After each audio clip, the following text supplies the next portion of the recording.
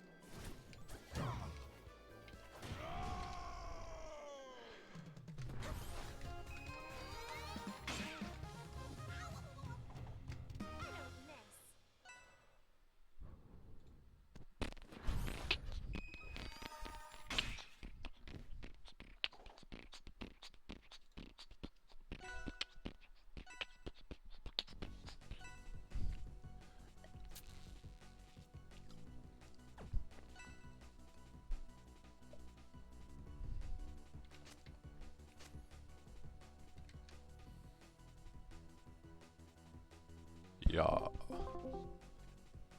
Let's go.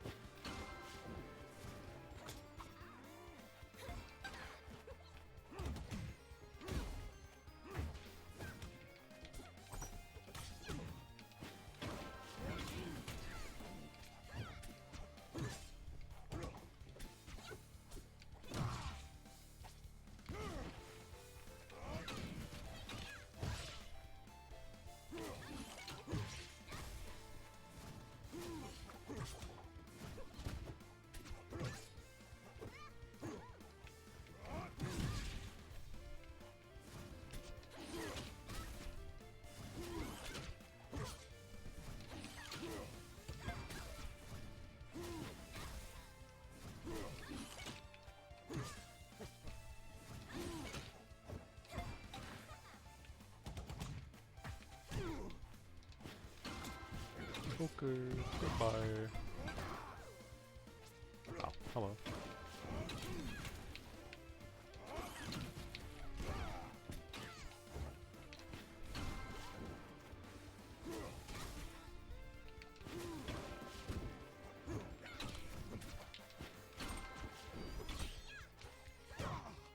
And goodbye.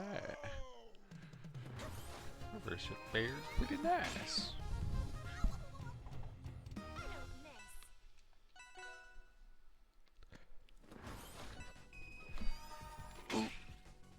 There it is. Here's the glitch. Oh. Okay, okay. Let's make this work. Come on, man.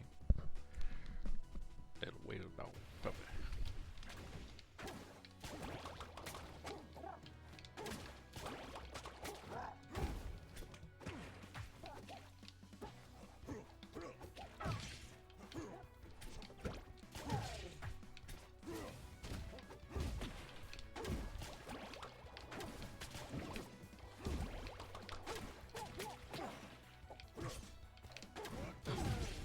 Oops.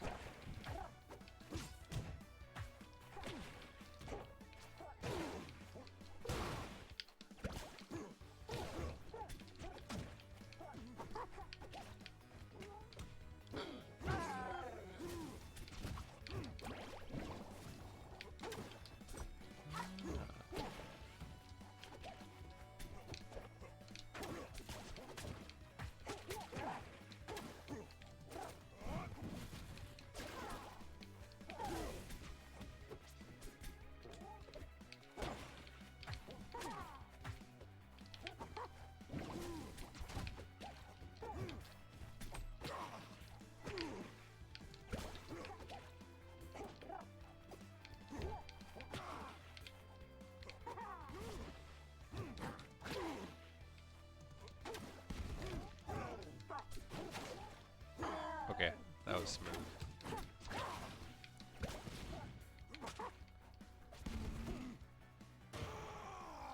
Oof.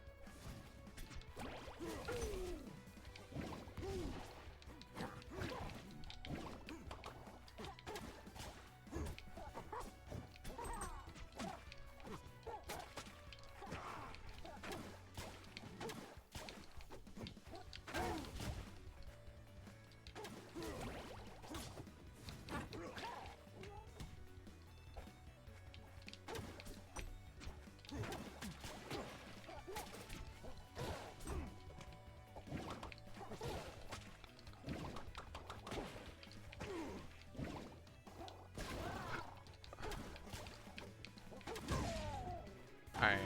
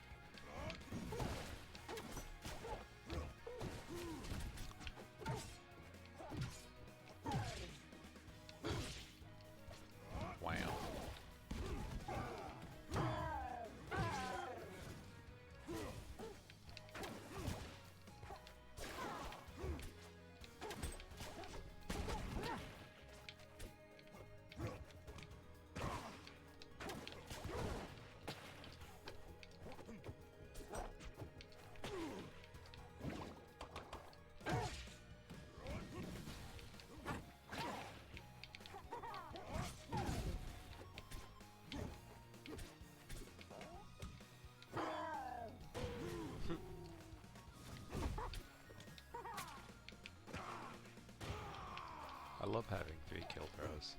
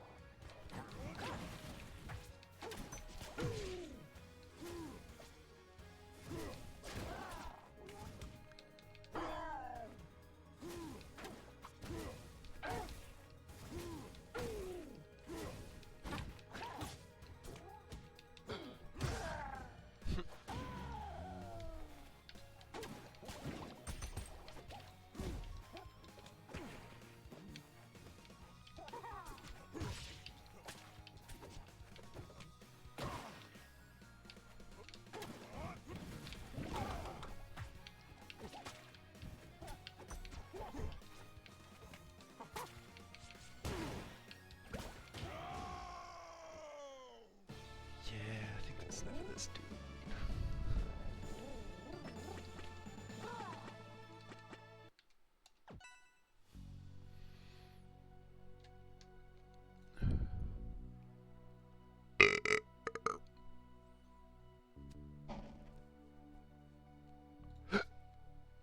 Okay. Excuse me. Gosh. Oh. A new rival approaches.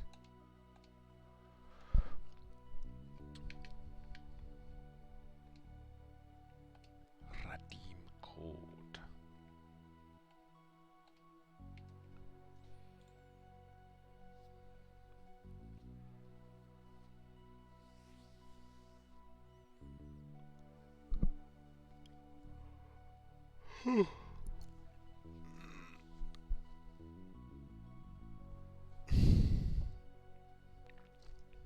What a day.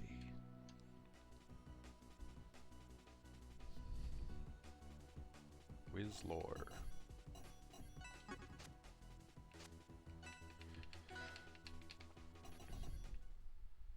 Never heard of a Wizlore before, but I hope I don't get bored.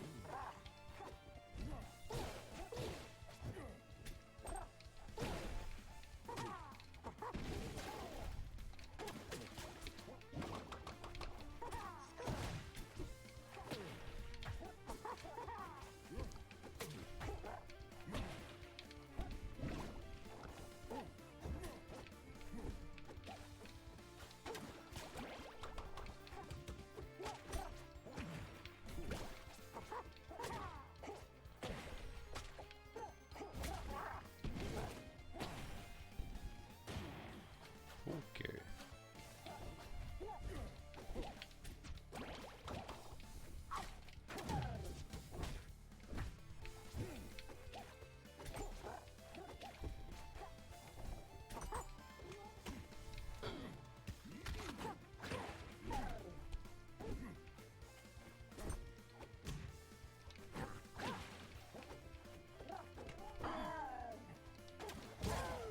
Ow.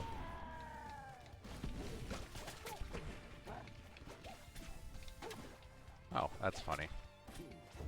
Puddle causes pillar to fall still.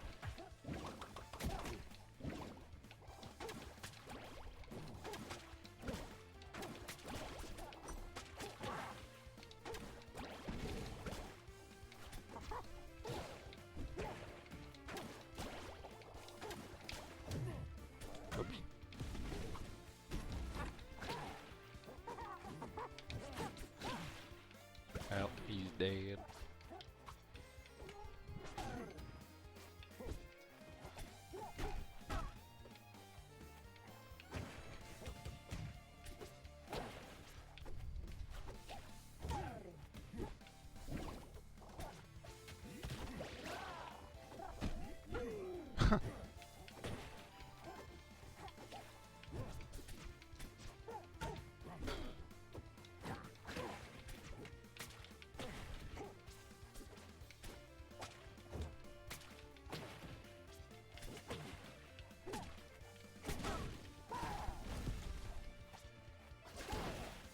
Ooh.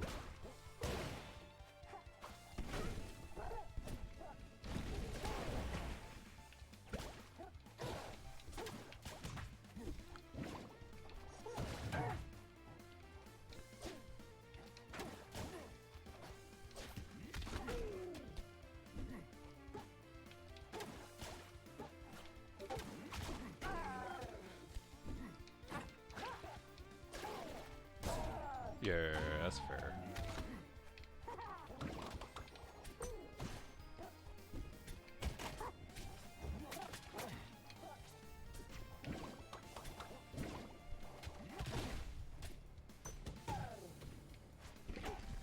Uh-oh.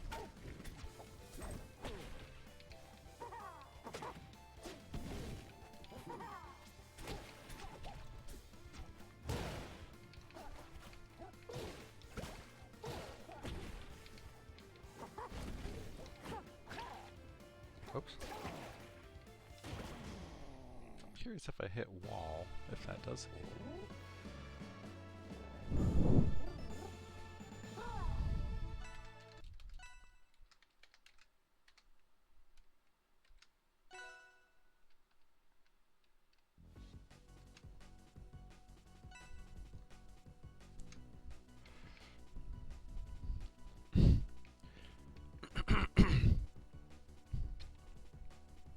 I think Wizzle was a little new, guys. I don't want to bully new people.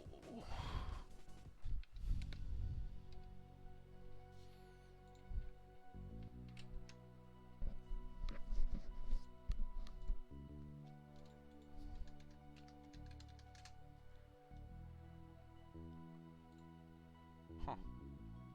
Board game card shop. Interesting.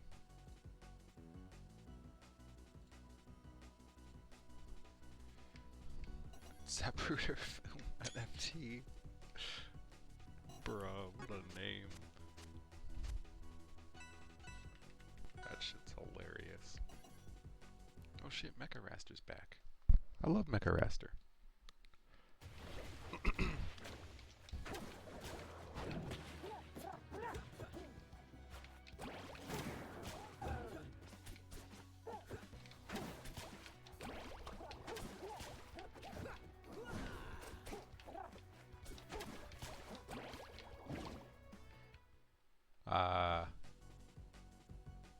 Okay, that guy, I don't know what. Huh? Am I friends with this person? Nope.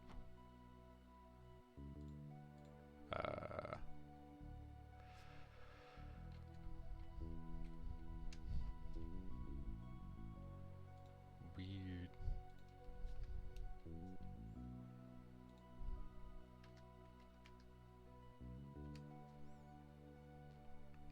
That is really weird.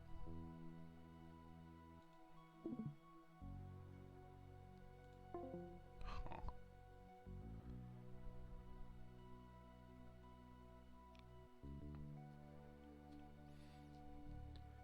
You know, I'm gonna actually redeem those pledge manager codes real quick.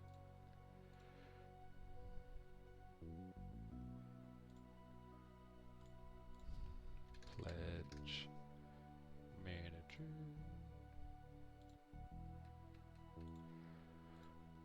Sign in, yada yada.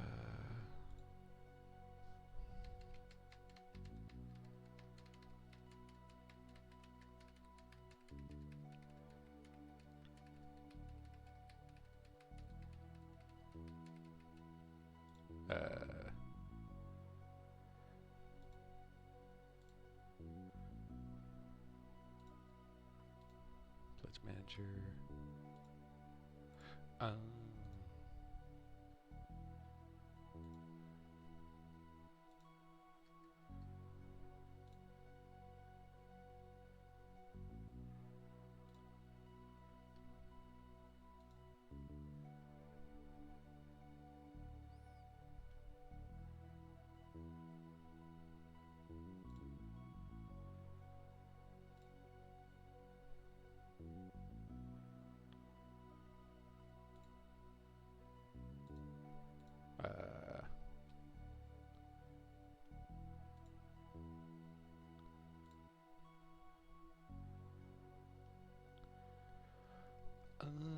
I see.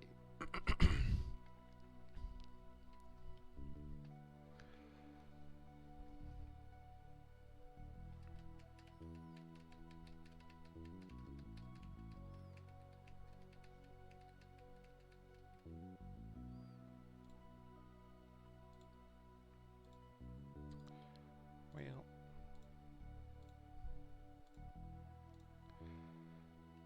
I see.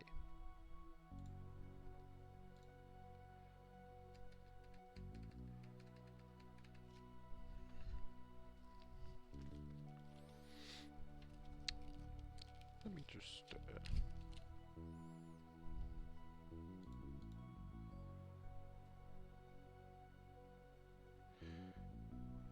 Oh.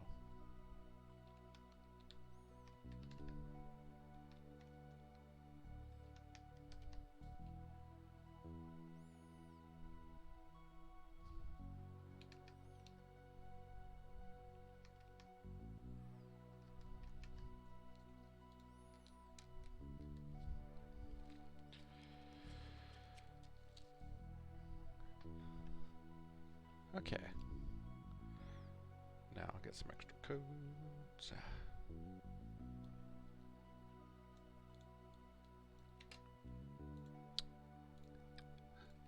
Redeem.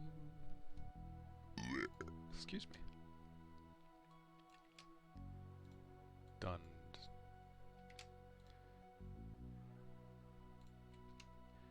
Very nice.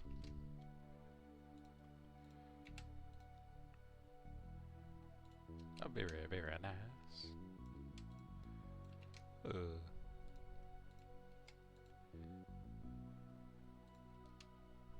Nice. Right, crikey.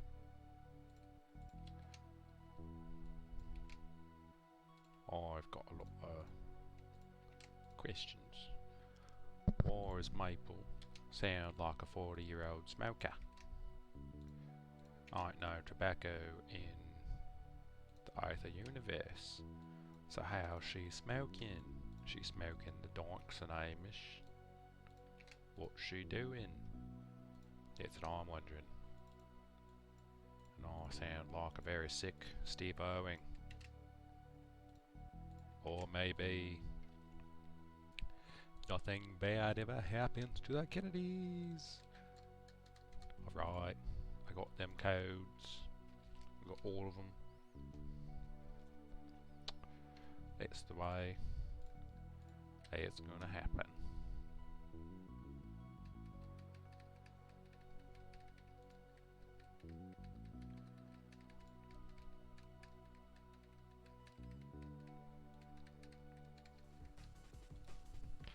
It's just how it is, mate.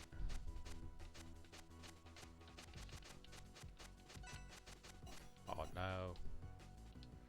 My arcane skins didn't come in.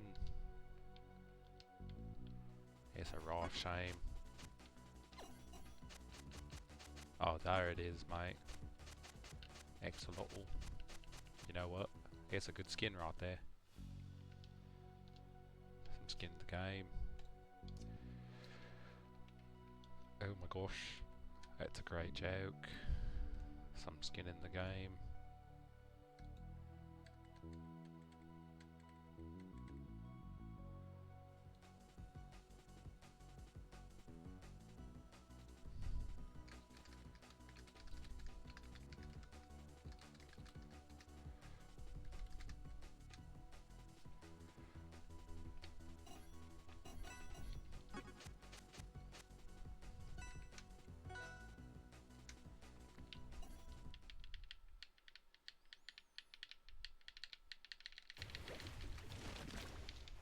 He's adorable.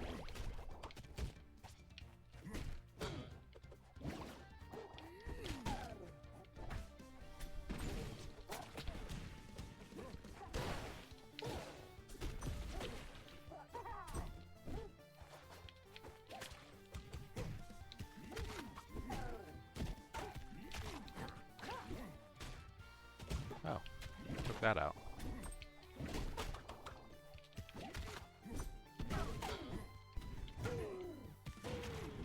Took out, going against a wall makes you go up as arcane and side special. I'm like, what?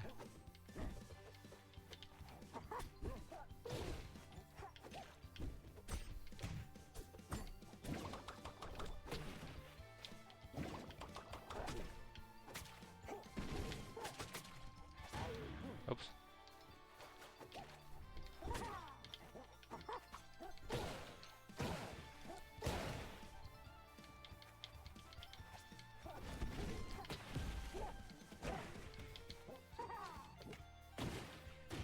Oh my gosh, he just died from that.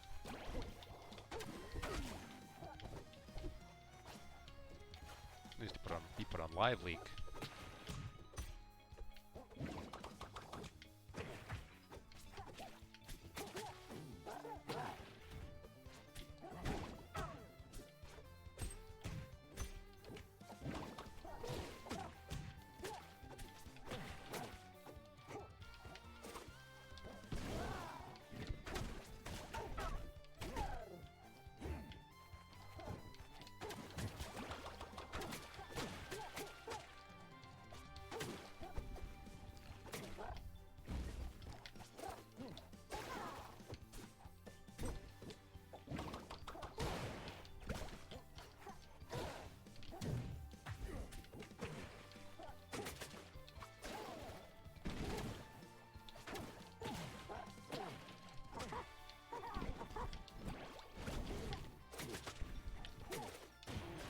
Aw, yeah.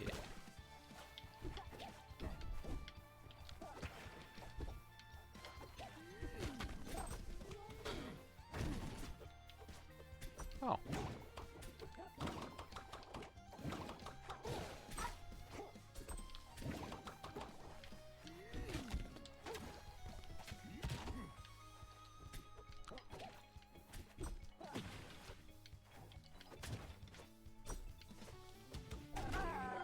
Uh-oh, I think I'm dead. I'm not dead.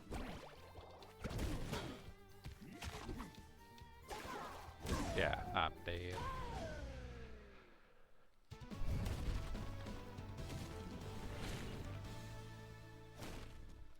Now, who in tarnation?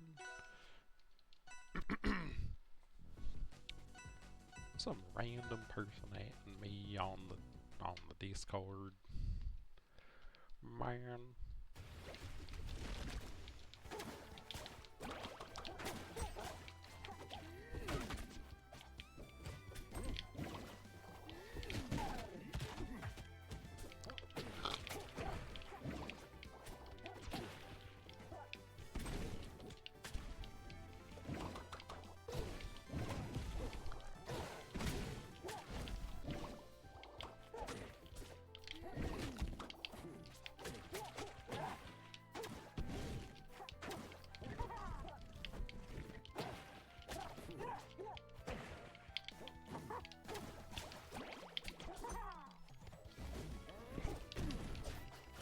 Oh, whoops.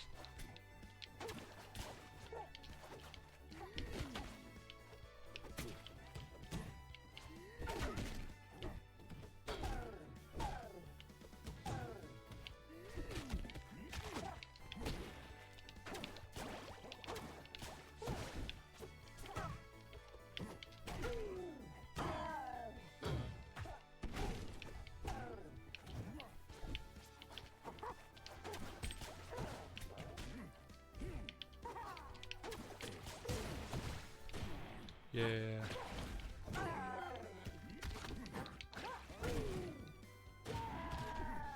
Ow.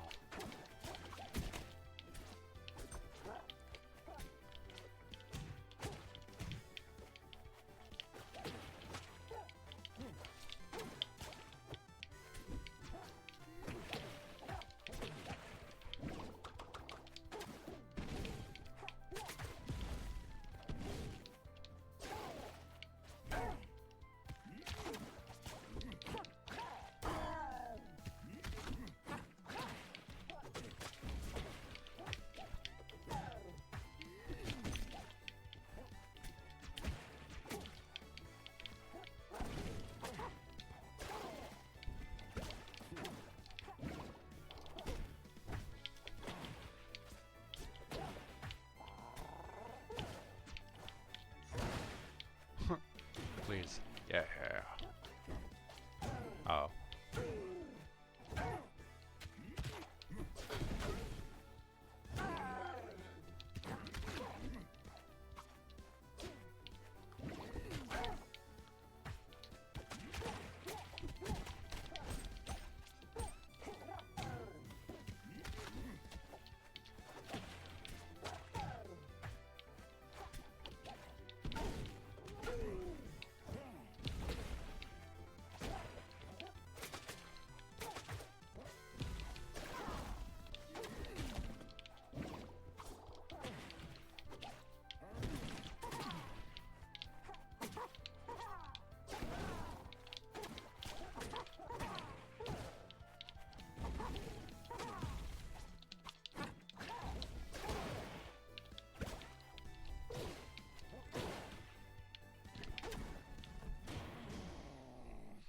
Oof, that was rough. Poor John Chan. That needs a clip. Gosh. I'm editing that later.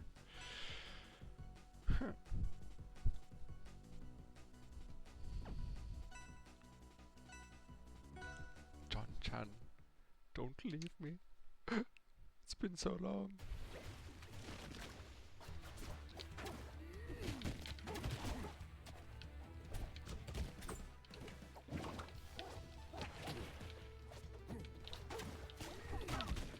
Oops.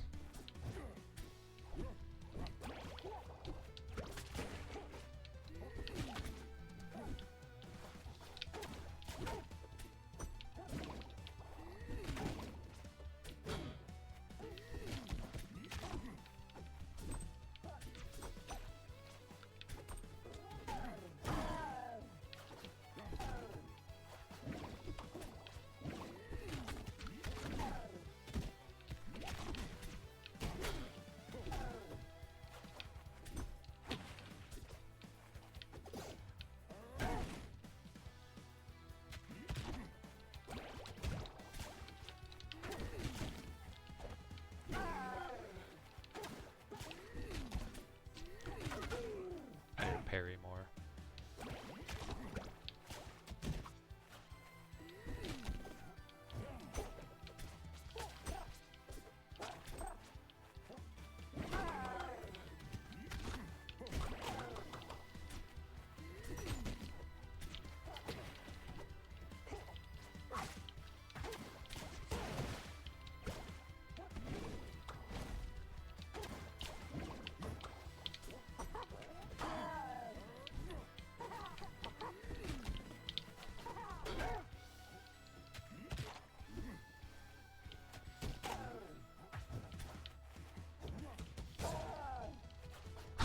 I was at 210.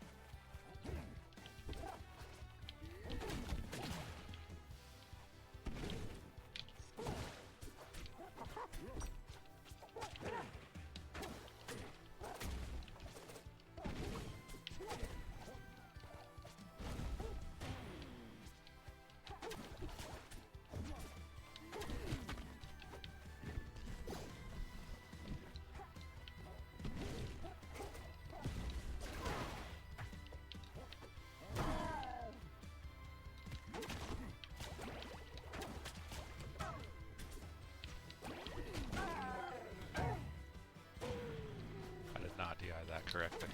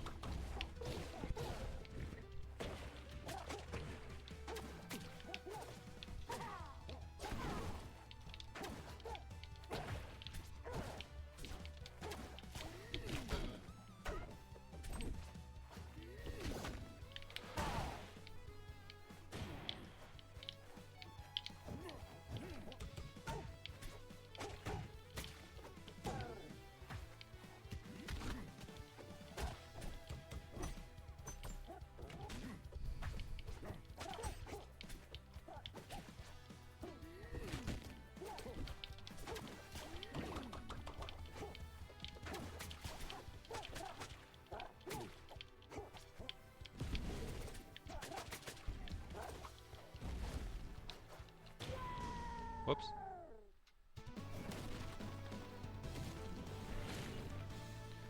Okay, weirdly sounds like Crash.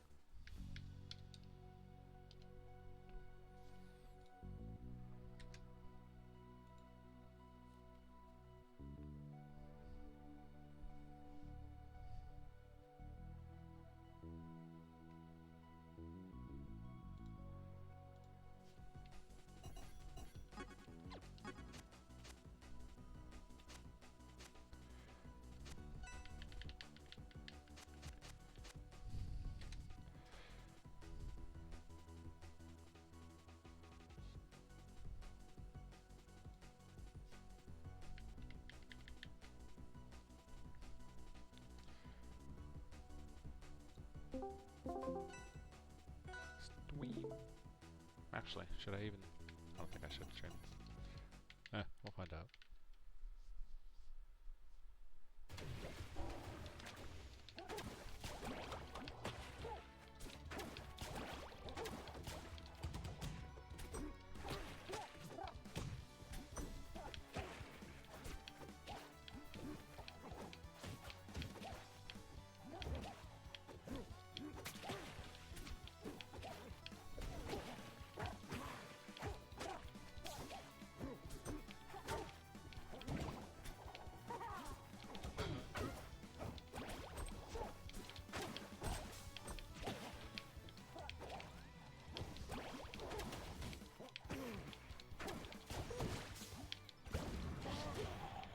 Oof.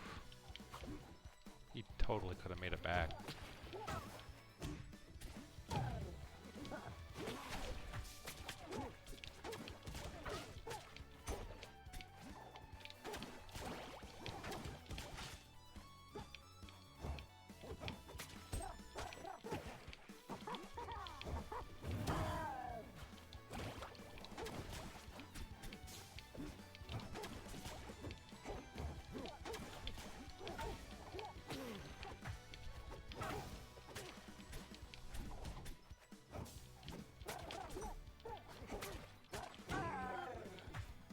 Ow.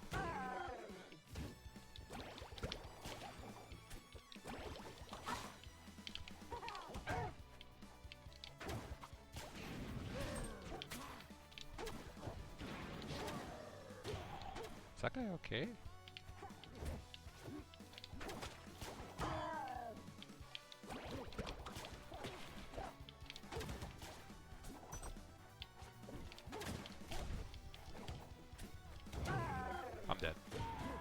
could have lived, though.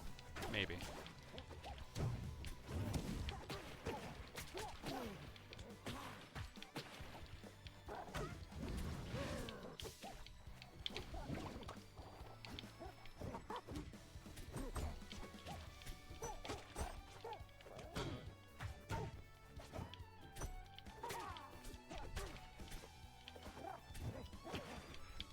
Oh.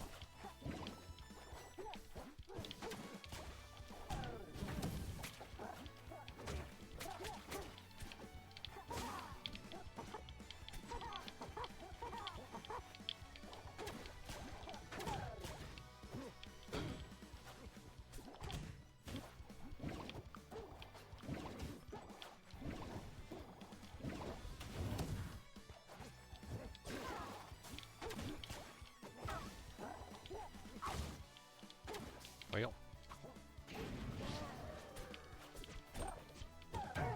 Oh.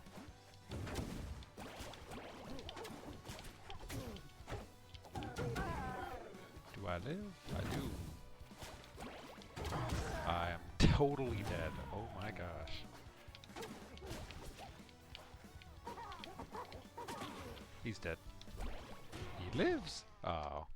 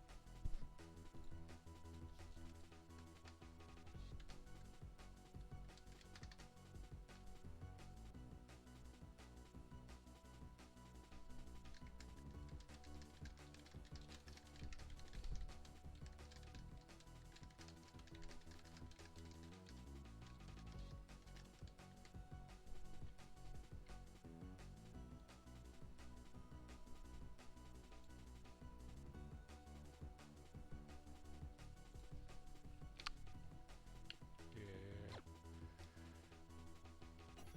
Time to do some lab work.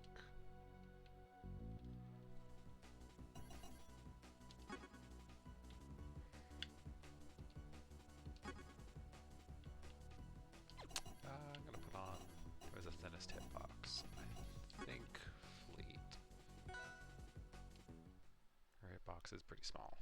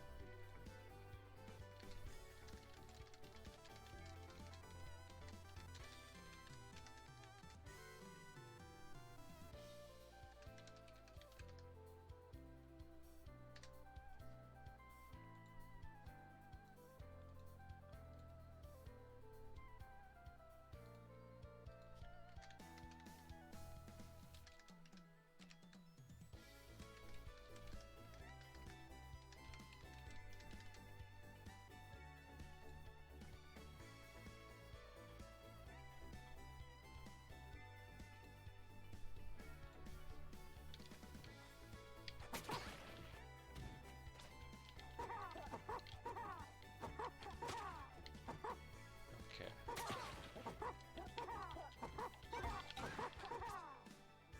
That is so annoying, but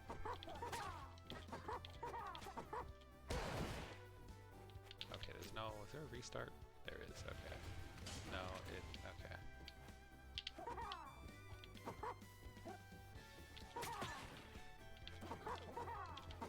So it comes out.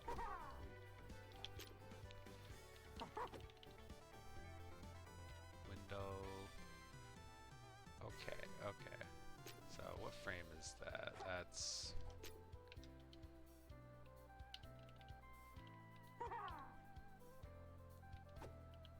8, 9, 10, 11, 12. Okay, frame 12 for the hitbox you want. Actually, let's keep frame advance. Active for 2 frames. And for recovery is 16.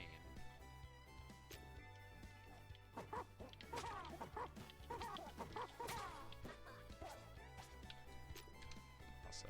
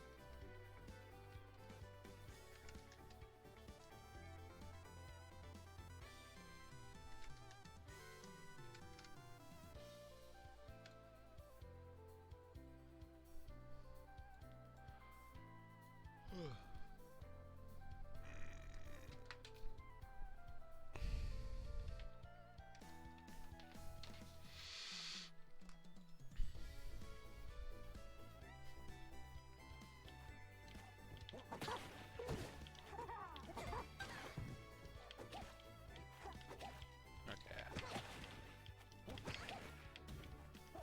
Can I change D? I can't change DI.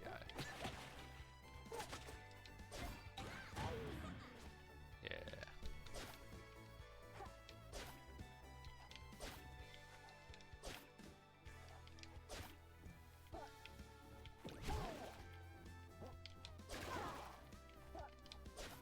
Okay. Orca hopping still works.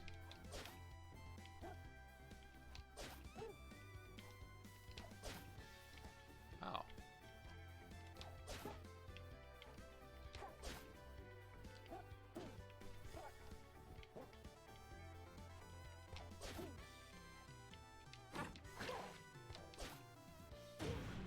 Gotta get used to that.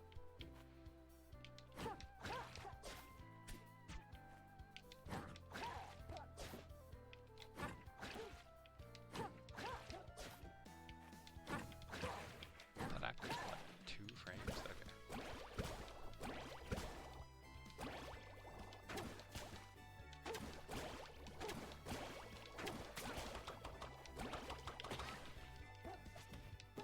So yeah, how much does a single bubble do?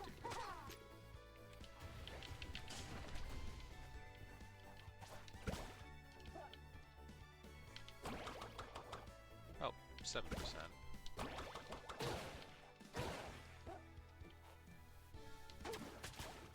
Let's say I can't. Can I turn CPU on? I can't, okay. Oh.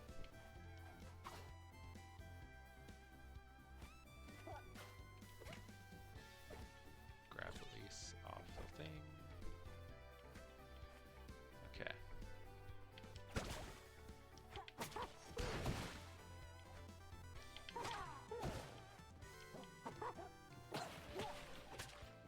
Oh, do I have to go in the frame advance to see if that's... That kind of sucks. Oh well.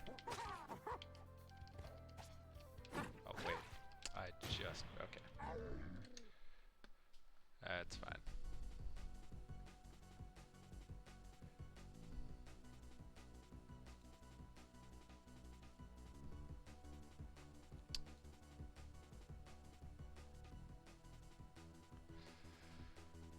Oh, gotta take a week.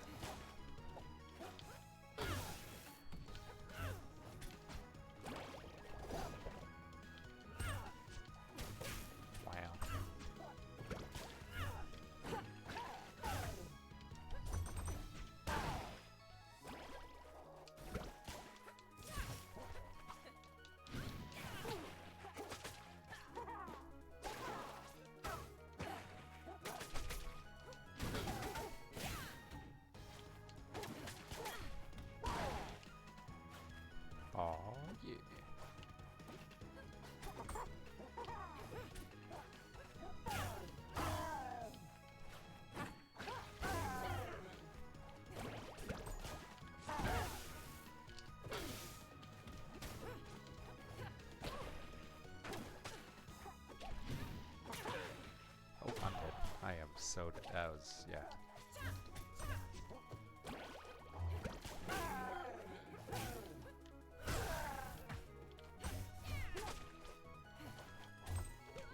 Aw, Stu tried to get in the way of my purple.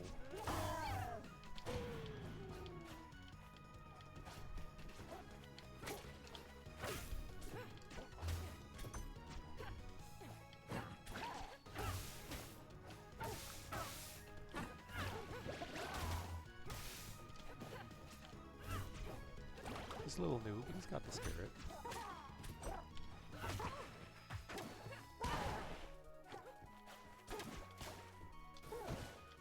Ah.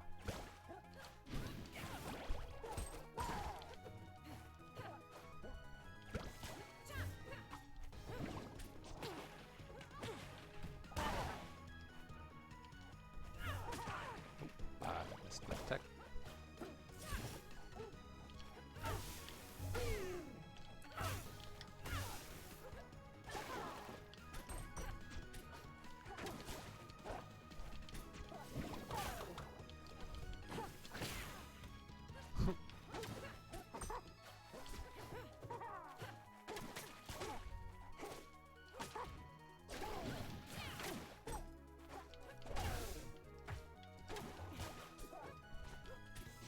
Come on, do it. I know you want to bubble. I don't think he's gonna bubble again.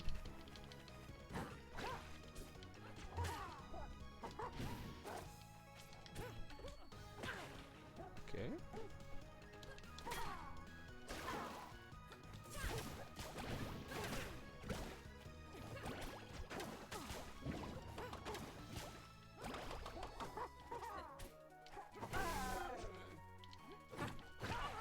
Oh.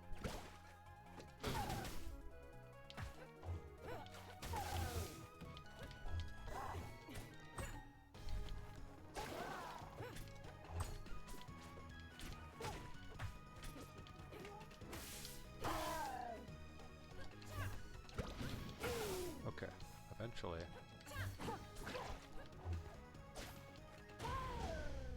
Well, that was unfortunate.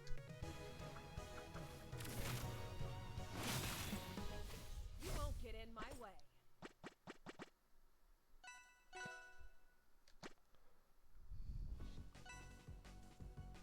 You won't get in my way.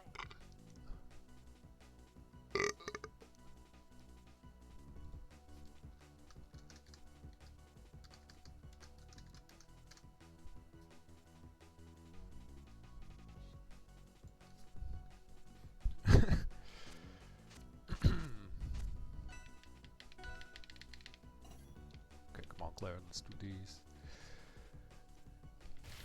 Tipper, tipper, tipper, tipper.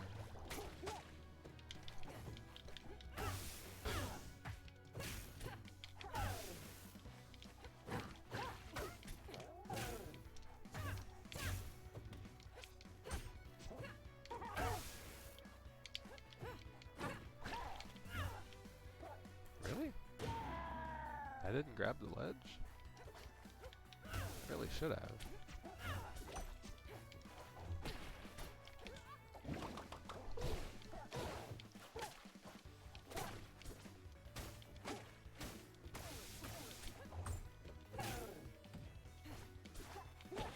Yeah, even if you do crouch cancel.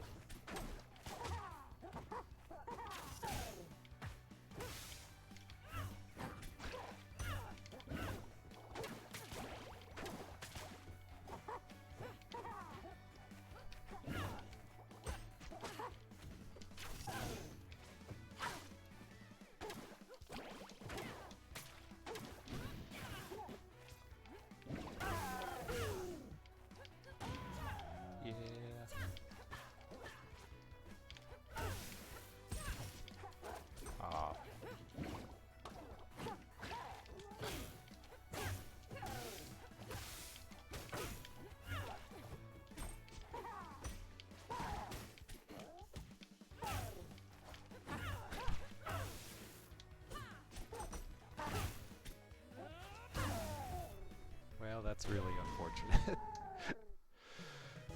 Classic. Just charge it. You won't get in my way.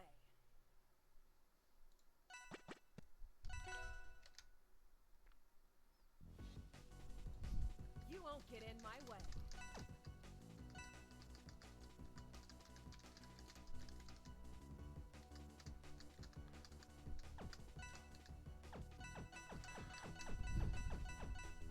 Yeah, sorry, I meant a goodbye.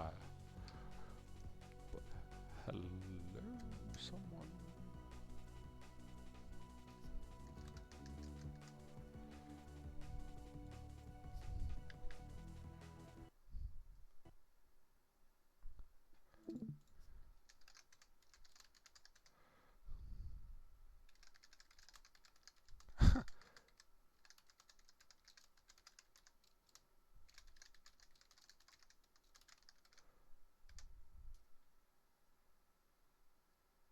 Oops.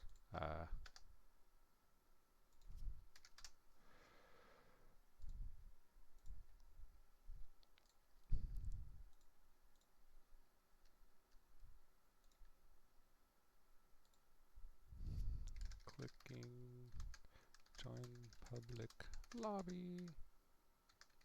Crashed the game in the menu. I think that's menus UI, yeah.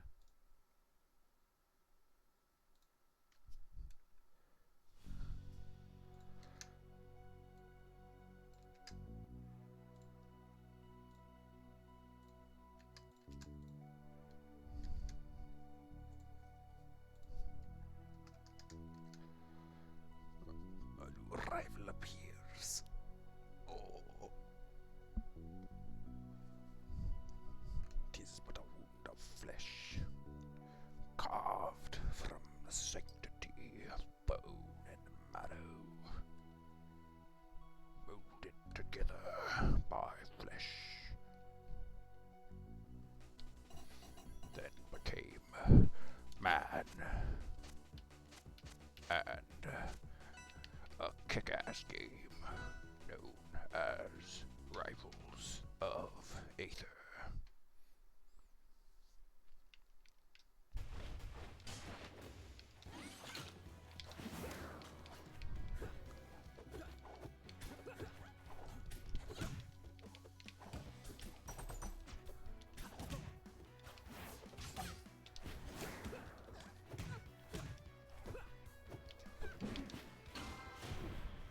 Oof. I'll homie stock that.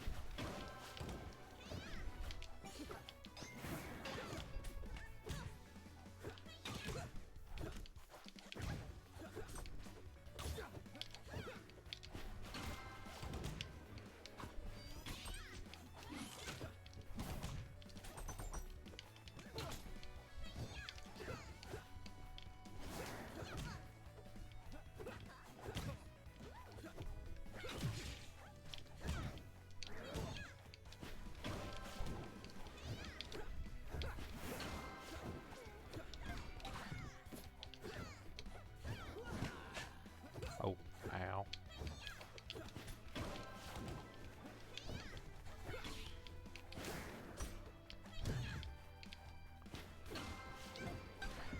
Aw.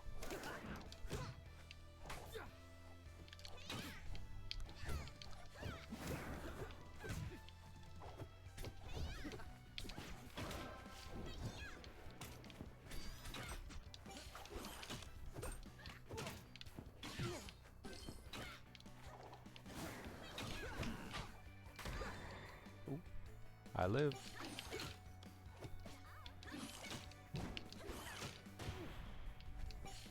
Okay, that was one homie stock for the game. Oh, interesting.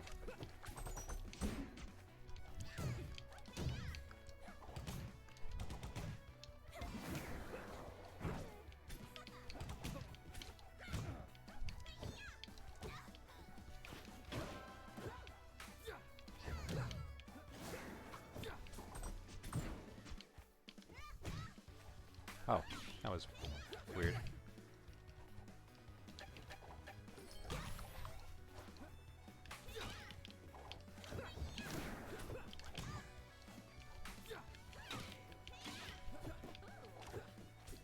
Oh, honk. Text on my phone, massage. Wait. Oh, I am dead. Oh my gosh, who's texting me?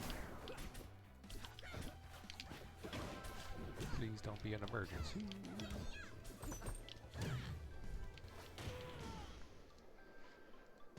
Oh jeez, okay.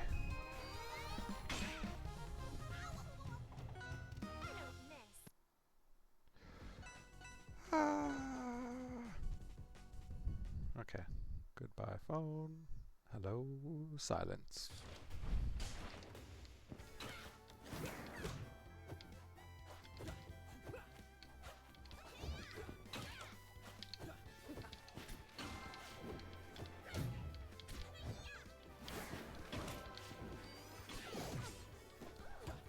Okay, that was a really solid parry.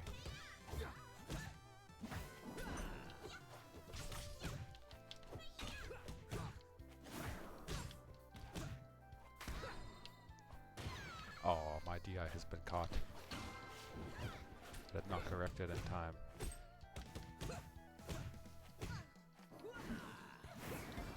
Oh, I was hella out of jumps too.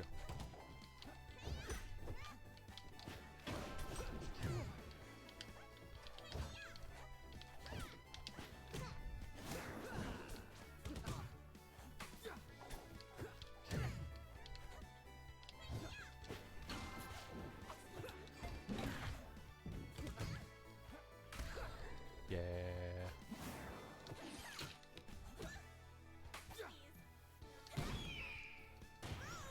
I totally missed that tack.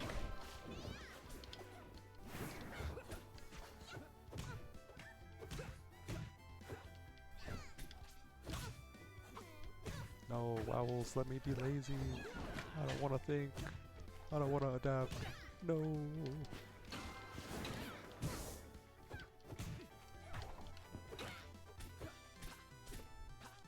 Why are you calling me out? No.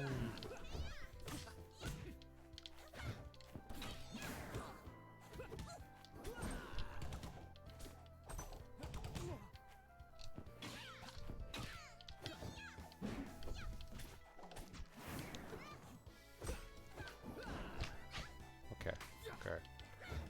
Try and space them out.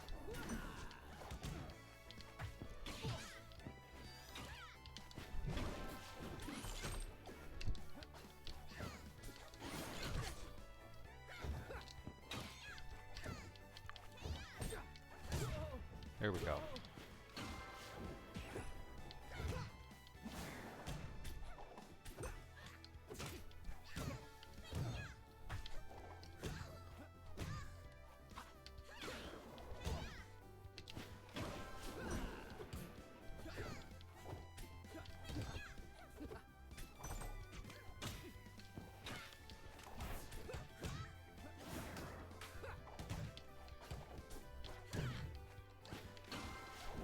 Okay.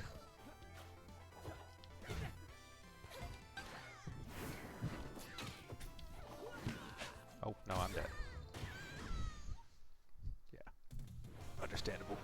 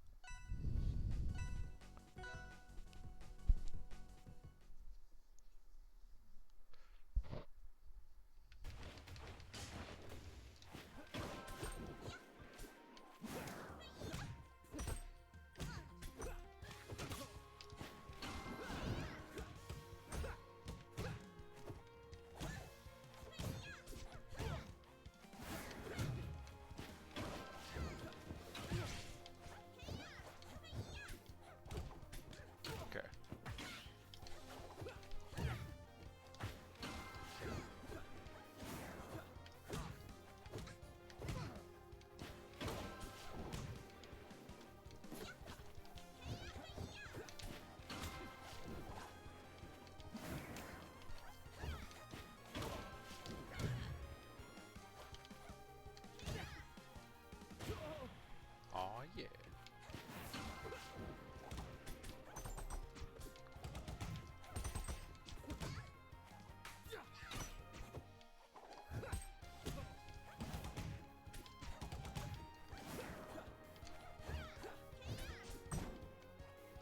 That was a very good guess. I was so close to pressing a button there.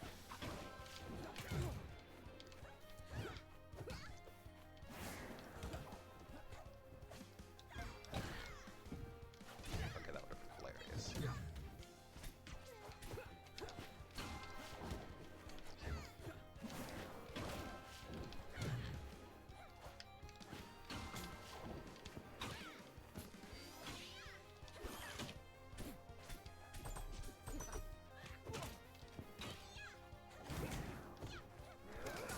Oh, whoops.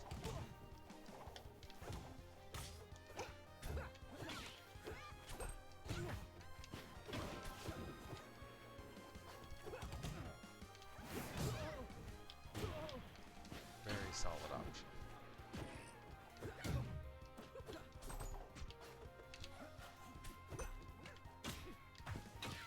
Whoops.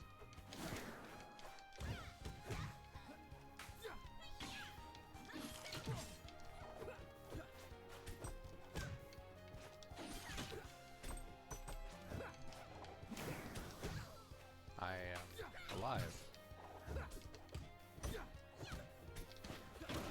Okay.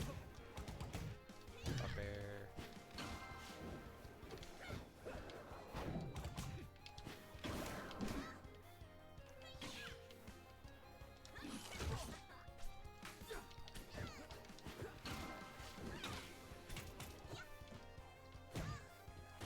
Ooh. Wow.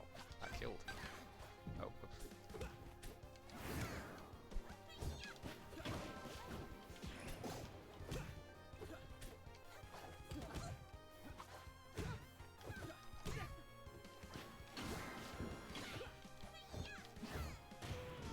Oh, I ran out of jumps.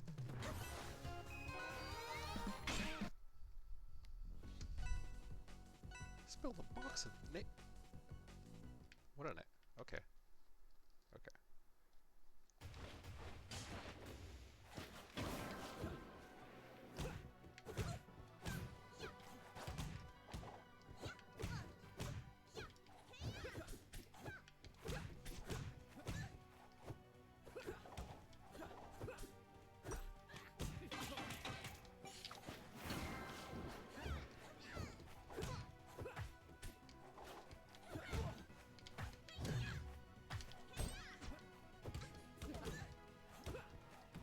Okay, I can't crown cancel that.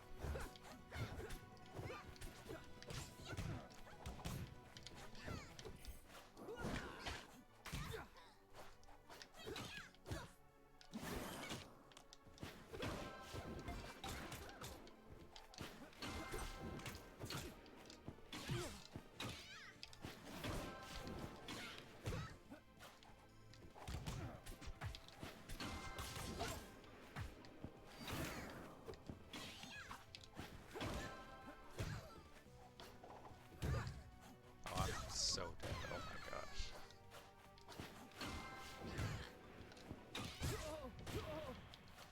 He almost lived.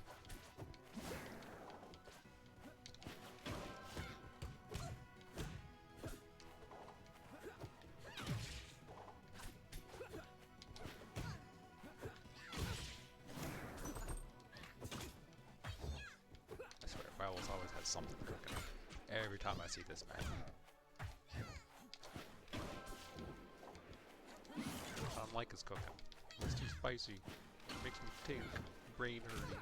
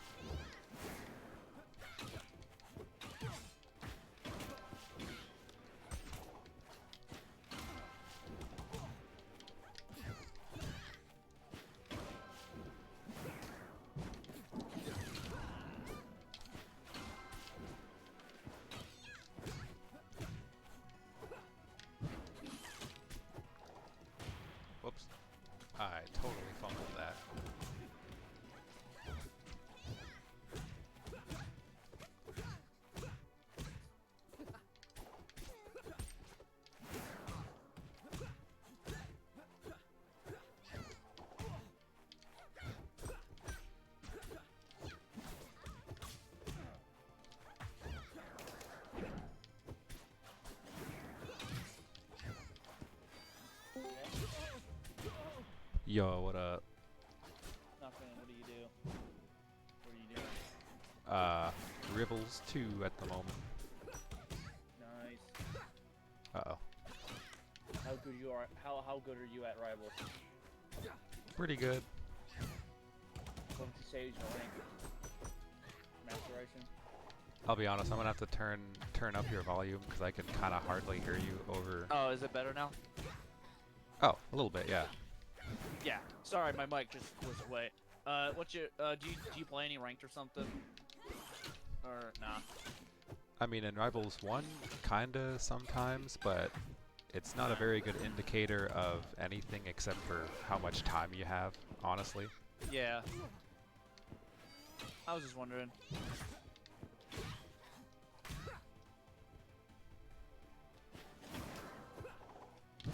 So you draw stuff, right? Oh, yeah. You take commissions? Oh, 100%. Oh, nice. Uh-oh. My legs. No. Okay. What happened? Oh, am I not I'm not streaming anymore. Okay, whoops. You're not streaming. You're playing a different game, I assume, other than Rivals 2? Or you're... Oh, no, I'm playing Rivals 2. Oh, okay. Yeah, that makes sense. I just died, so I was like, no. Alright, who do you main? Oh, you main Fleet? Until Sylvanos comes out. But I'm jumping the fleet ship soon. Is she fun, though? Oh yeah, she's totally fun. A sortie with float and range. Oh yeah, totally fun. She's just not that great.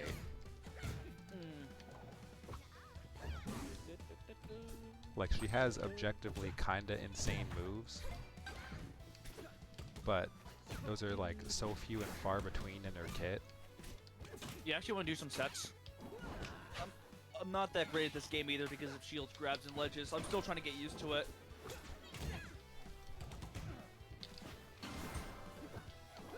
Oh, I mean, at the moment I'm playing Yeah, I know. a dude. After he leaves, Yeah, though. but I gotta go out for a jog in a bit. When I return, I'll probably play some sets. Epic. It shouldn't take me too long to get this jog. Oof.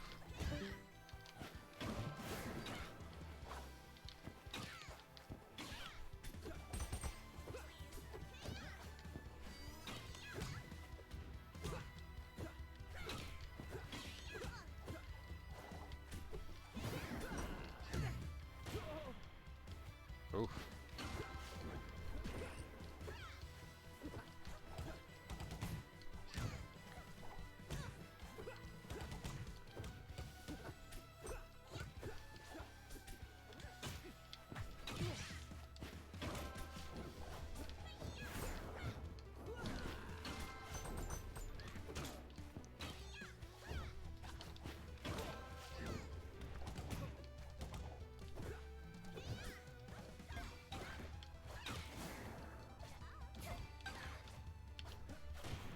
Ah.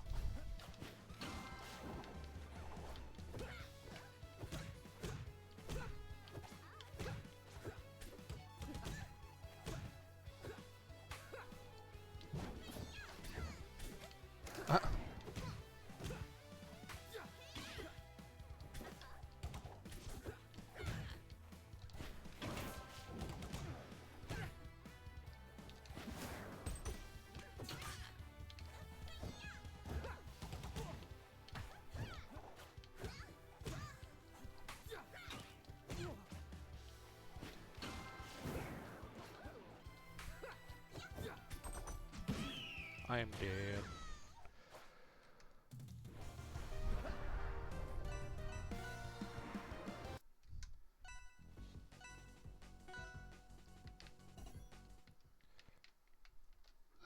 Oof.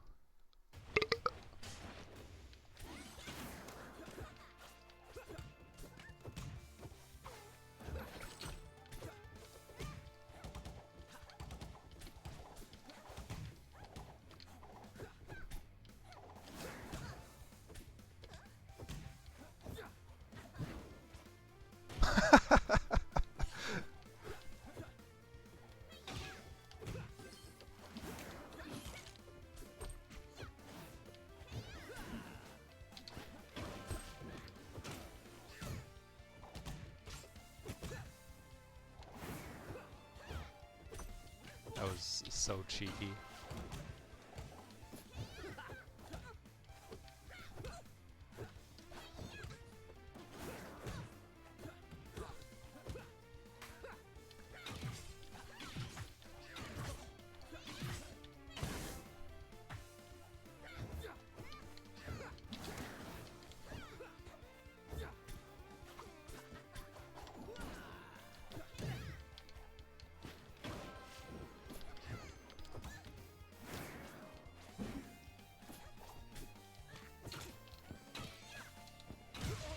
Oof.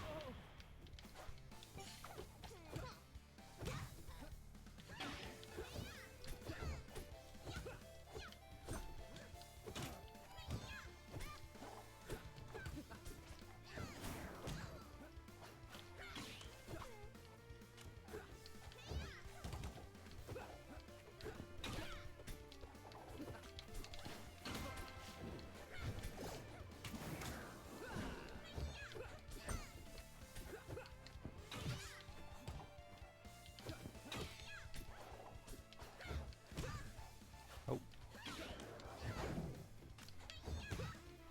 Oh.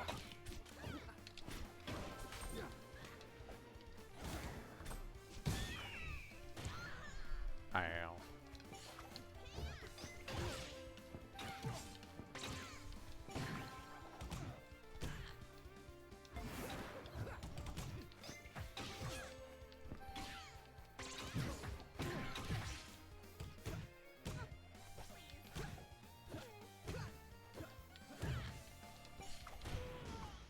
Oof.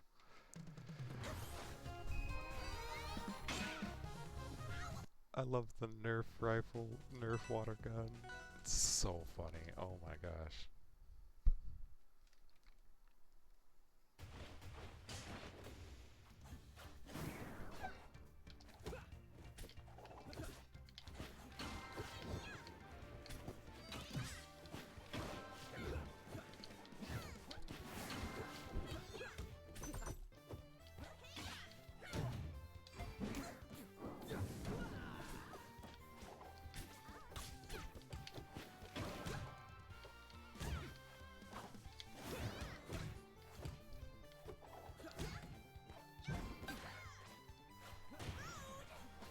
Oof.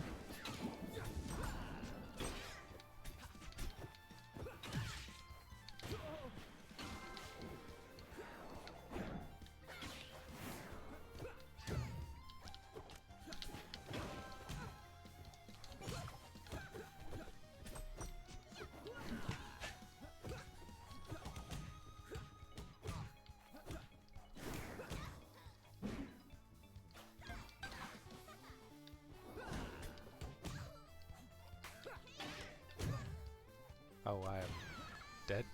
Wow.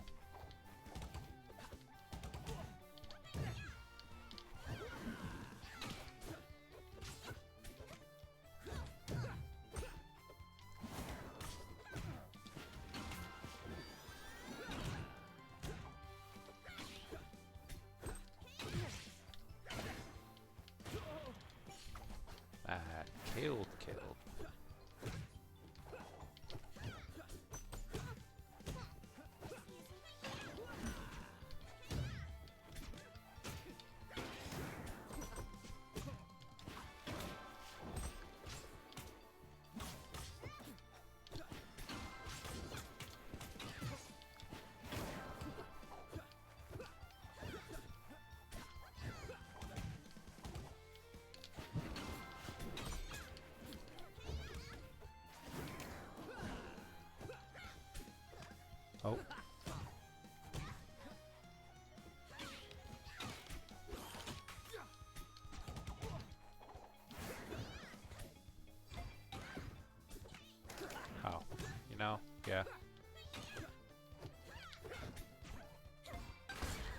I really should not have done that.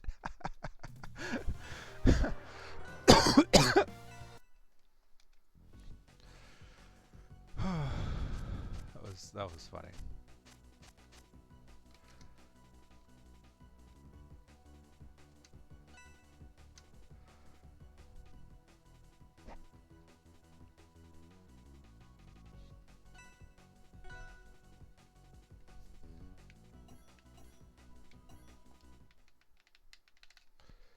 Now I'm blue. Aberdeen, Aberdeen, Aberdeen.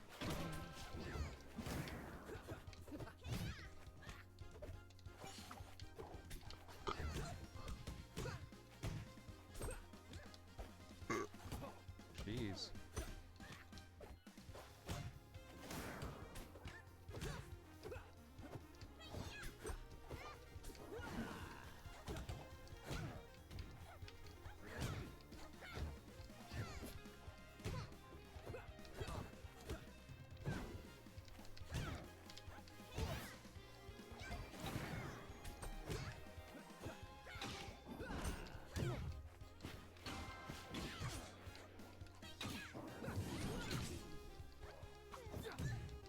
Whoops.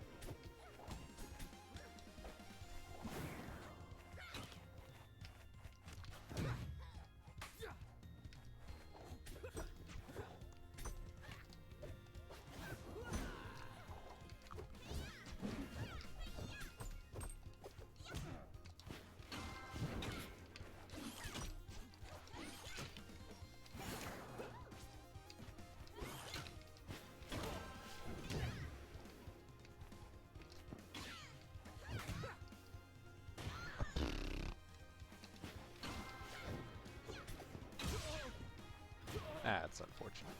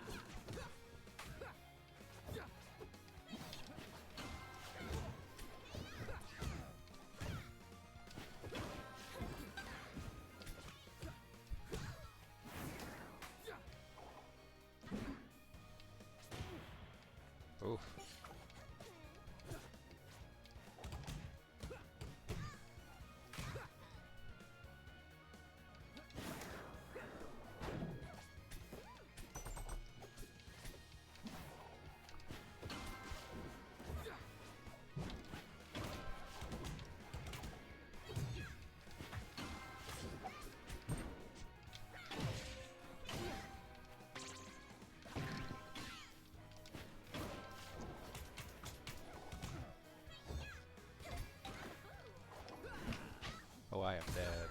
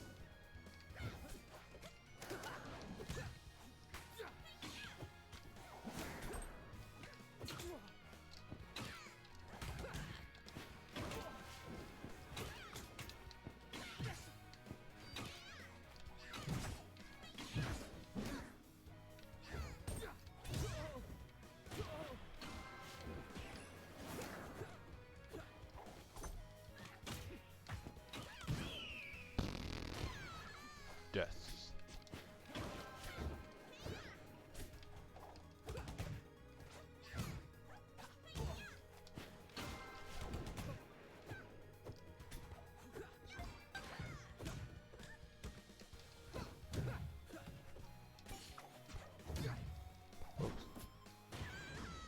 Well, I have died. Anticlimactic.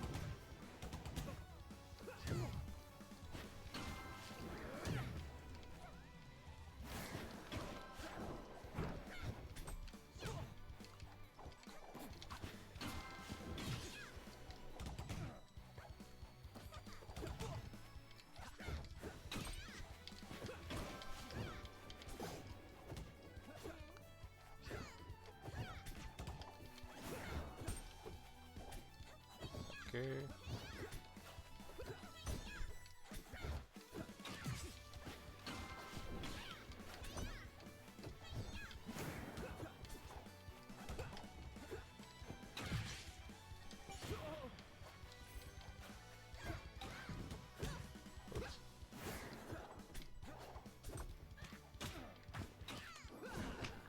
Oh, cannot spot dodge that.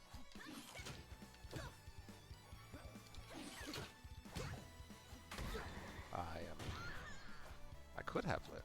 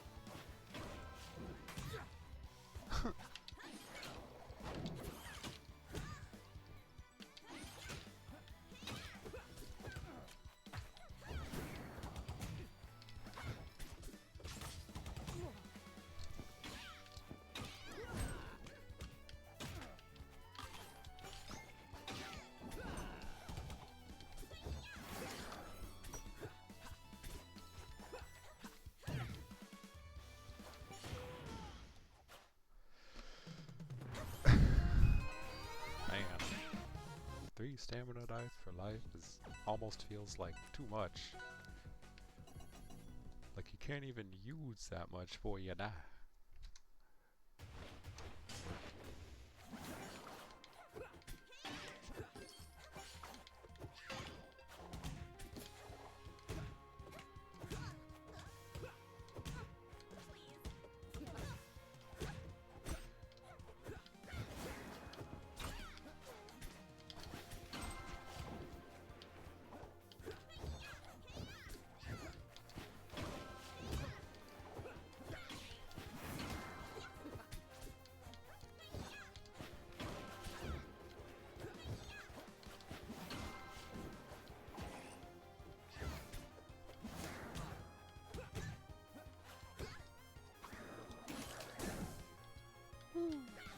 I could not punish that.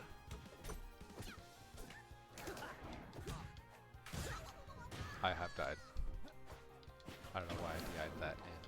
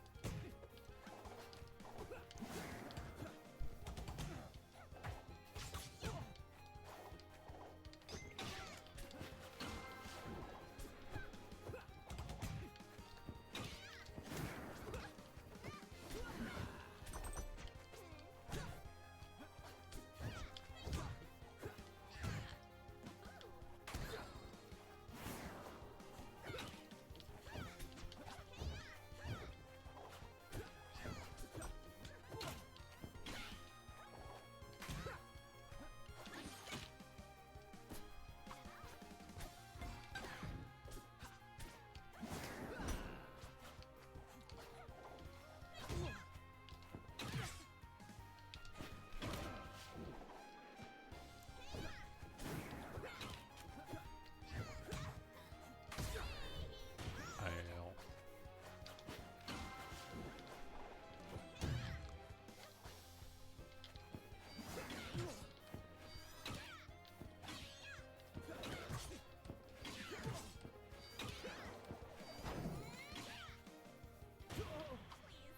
Yeah, out of jumps.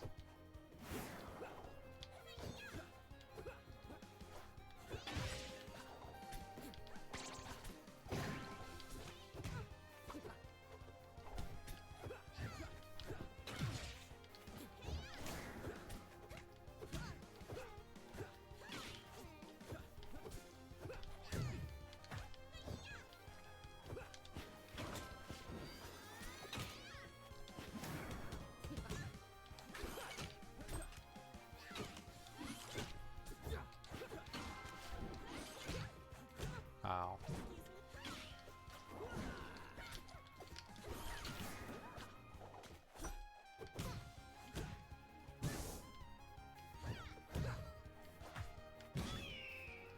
Ow.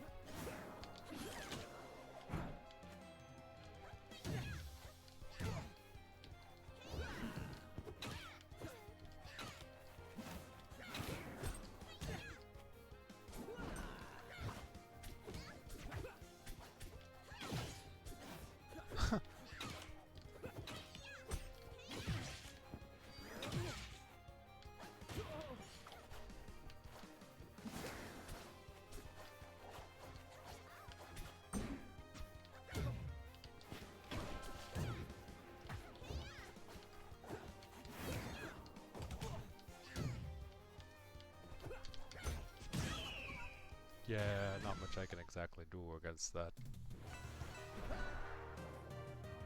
big owl.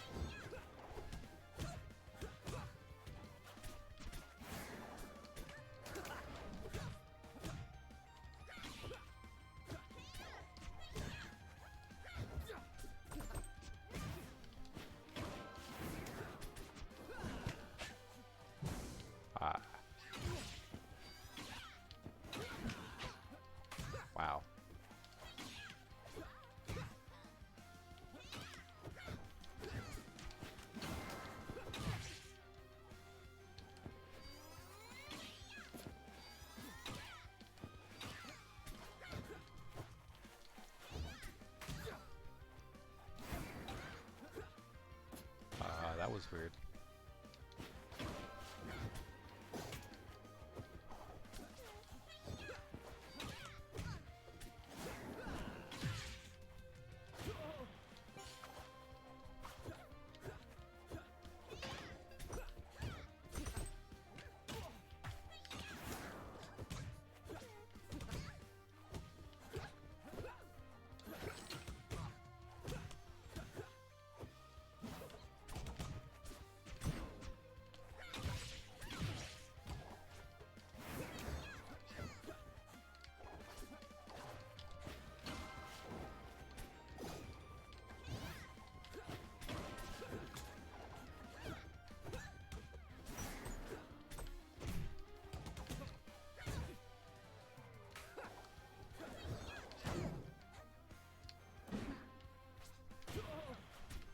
Got him.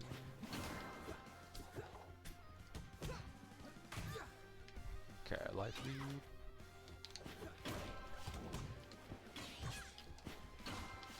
Nice and slow.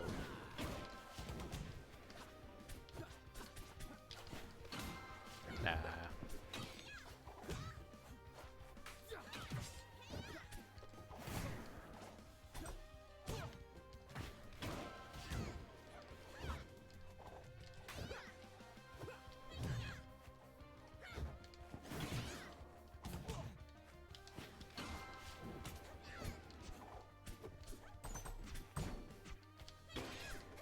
Oh, whoops.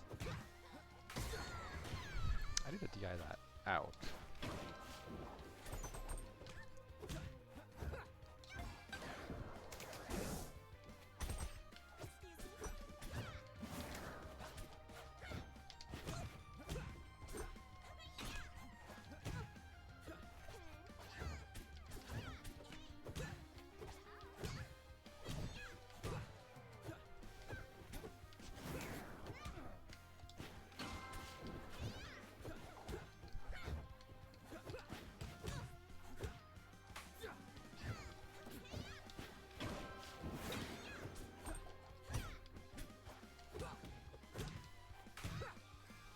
Jeez, bro.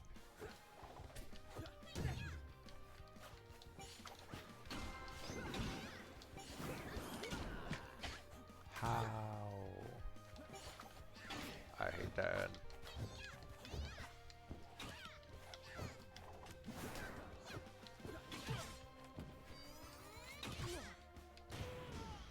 I love Dan.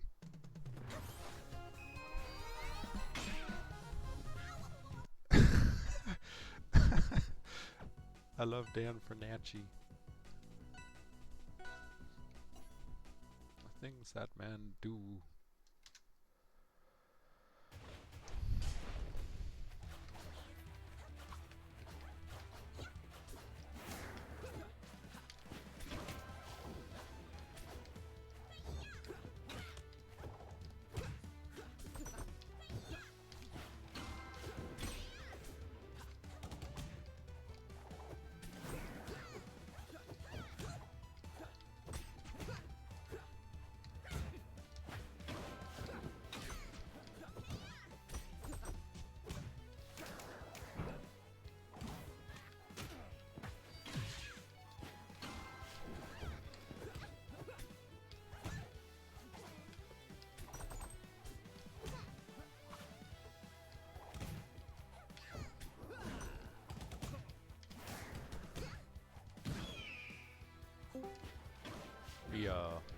What up?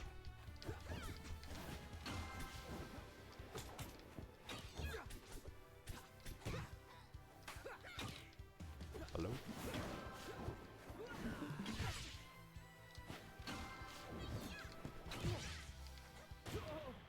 Oh, that killed. Nice.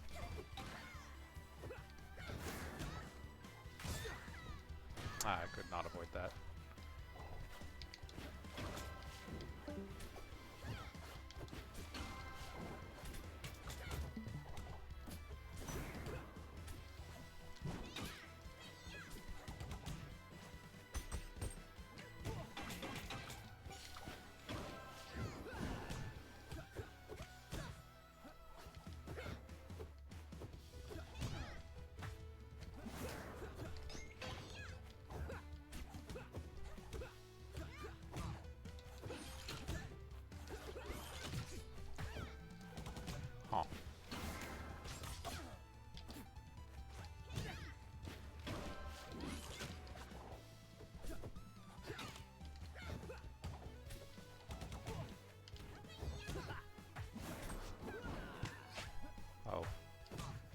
Ow.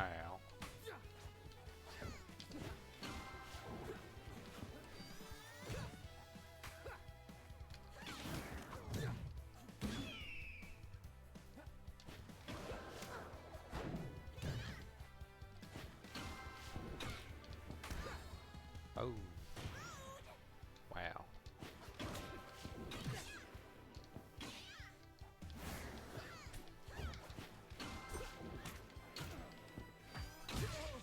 Well, that was death. And destruction.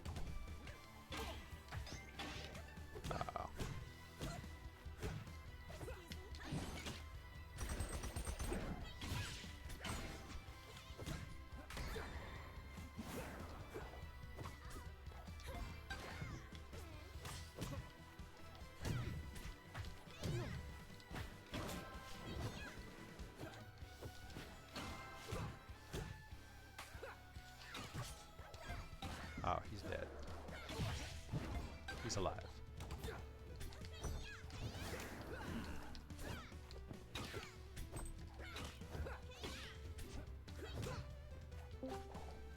Alrighty.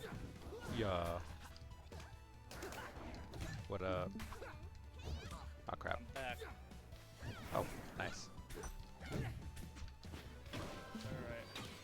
I hope I didn't take too long with that jog. Not long enough. No, I'm kidding.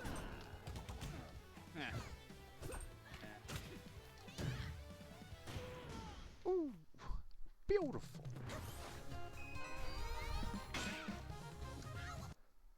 Whew. Alright. So how you doing? Doing fine. Nice, nice.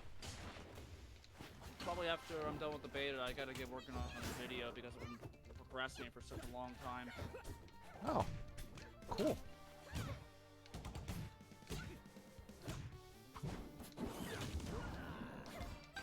Oh, whoops. I have deaded. Oh, I can purchase this now. Nice.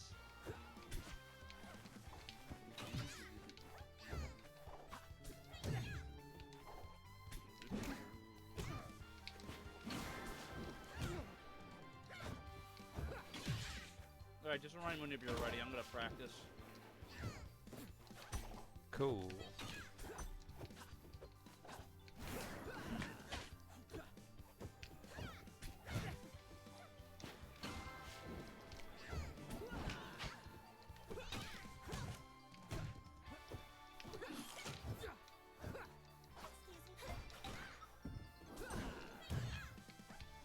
Come on.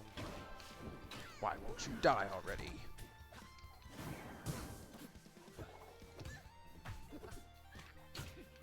Get out of the way, you little crap.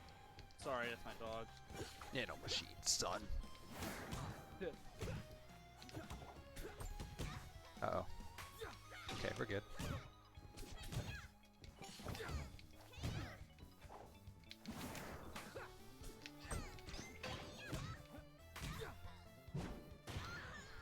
Aw.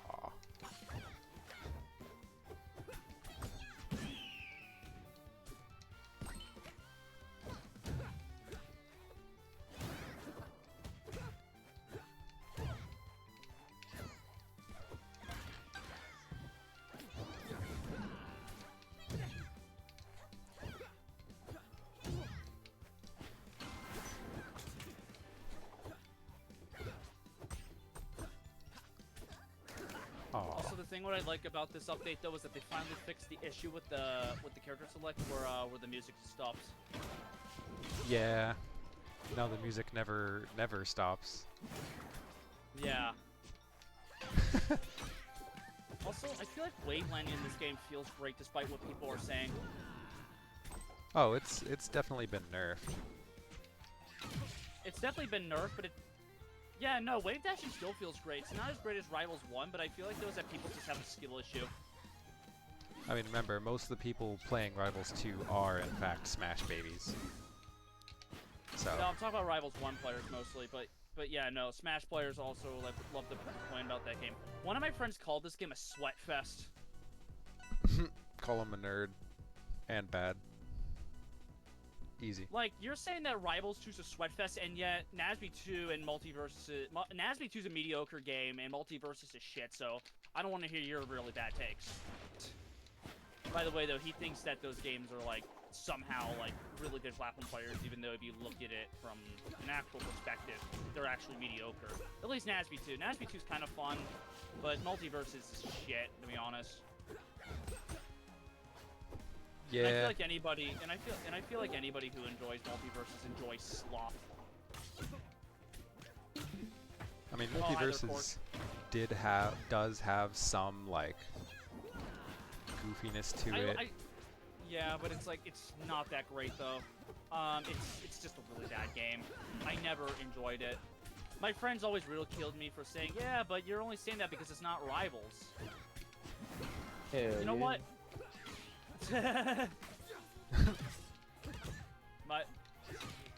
Bro, don't call me out. No, I'm. But in all seriousness, though, Multiverses, I'm gonna say this right now, is a worse version of Rivals 1 in some aspects.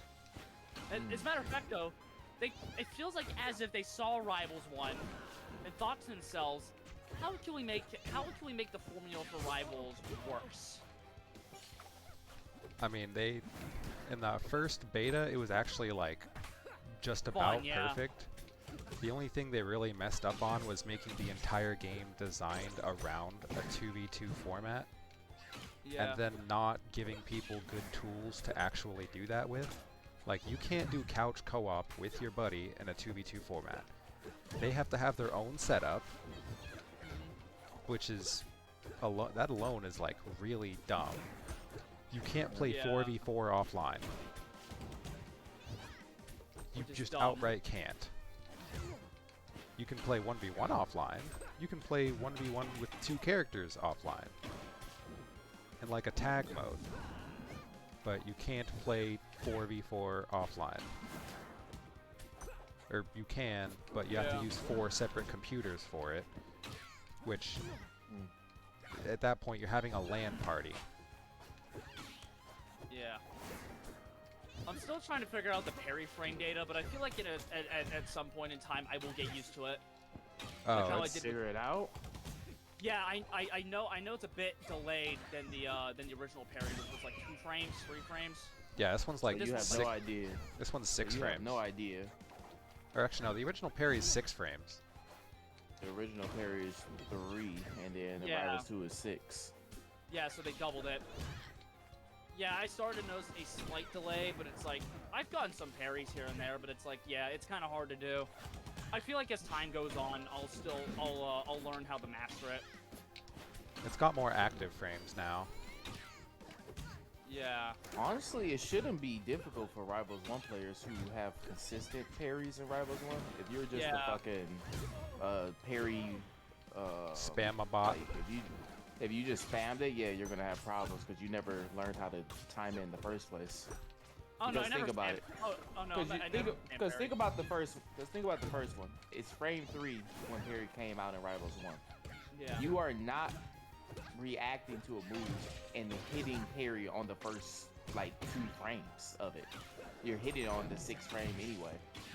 So the fact that this one comes out on frame 6 should be very simple for Rivals 1 players because nobody was hitting frame 3, frame 4, frame 5 of parry anyway.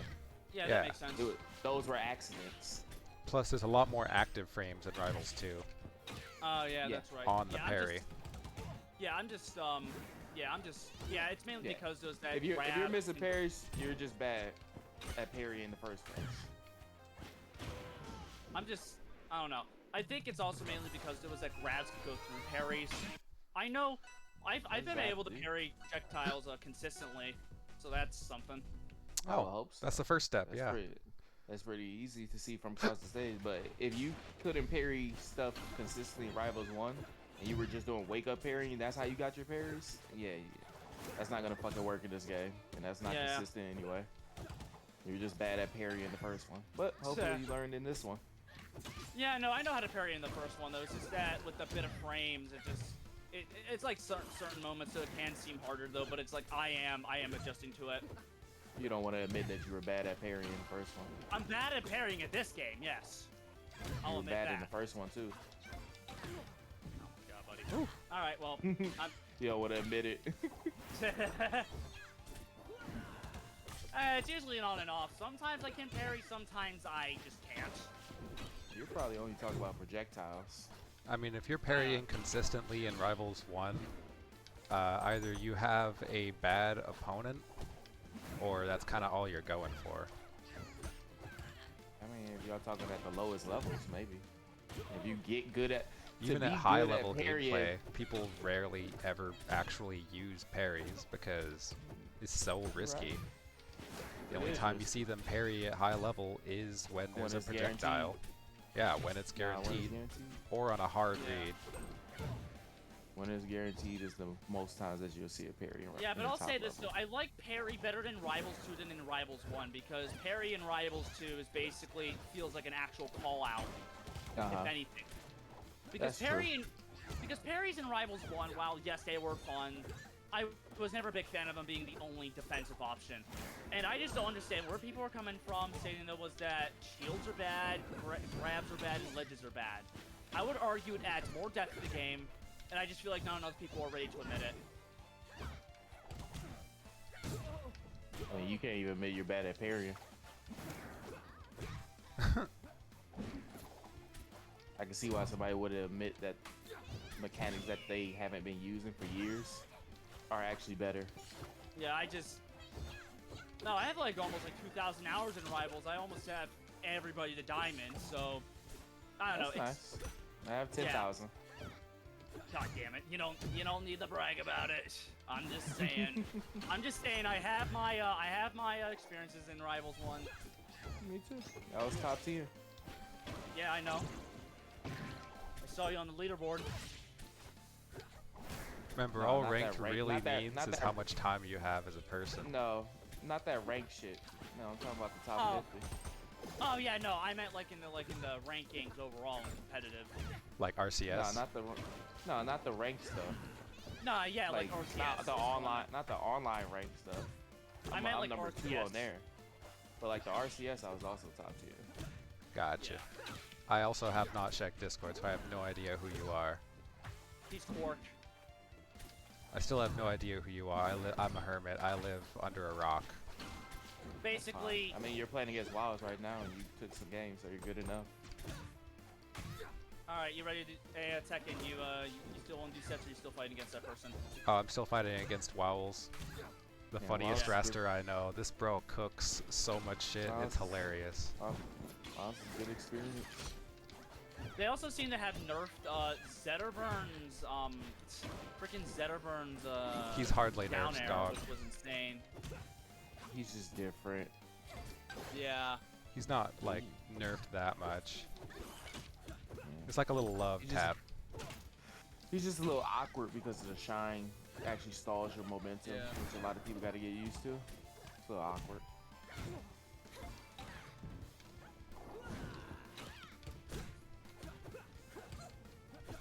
I don't mean to be there. Frame rate, Yeah, both No. just whiffing. debug. Full info. Here it is. Ooh. Nice back air! I love Fleet, but she's also Yeah. kind of like hard mid. Oh, really? Okay. I mean, she's got a lot of really, really good tools. It's that she also has a lot of really bad tools. Her throws, actual dog shit. That's Genuine. You basically can just DI out on every throw, and she gets nothing. And then her special pummel is actually pretty solid, Mhm. but that's honestly about it. In terms of like bad moves, like her tilts are all kind of mid Wait, and who's here? situational. But at a minimum, at least forward tilt and down tilt have insane angles for tech chasing. Like genuinely, you are not teching that shit if you're just Yeah. above 80. Yeah, I'm still waiting on you, Tekken. By the way, I'm just practicing. Oh, I'm sorry for your wait. No, you're fine. I'm just still trying to get used to the movement of this game. It's pretty much the same as in Rivals 1. Yeah, I know. But it's not as like heavy focus is the thing, you know. I have literally no idea what you mean. Like essentially, they're like wave dashing in Rivals. One is like one of your main defensive options, if I'm guessing correctly.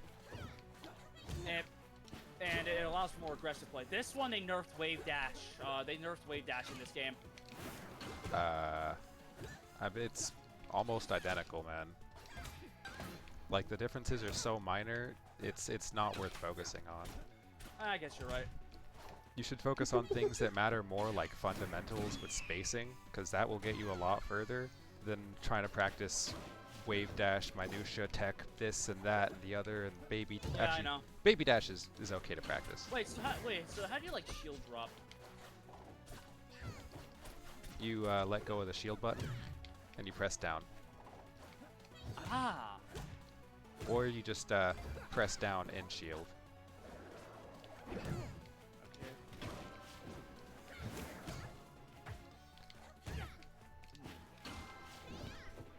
Oh. Oh yeah, Fleet's down special is legitimately kind of broken now. Like, it has so much hit stun, it leads into literally everything, and it's so stupidly safe to just throw out.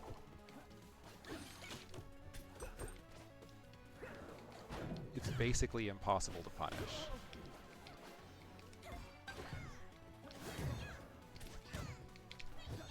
Fleet's back air is also kind of insane, because on DI in it combos into itself. Which, in itself, isn't that, like, insane. Especially at low percents. But then you bring in her up air, and Sour Spot up air got a little bit of a buff from some of the system changes.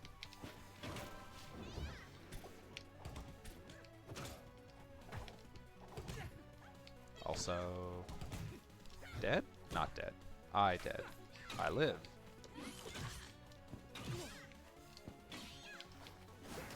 Also, the thing I like about it though is that when your shield gets broken, you can't tech out of it. So it's like you actually fucked up. Oh yeah. That's a nice thing. I was worried about that, to be honest, because when I was doing a test on it, I thought you would be able to tech out of it, but yeah, no, that's not the case. Uh-oh. Let's see who texted me. I just need like one more beta icon. I have everything from this beta.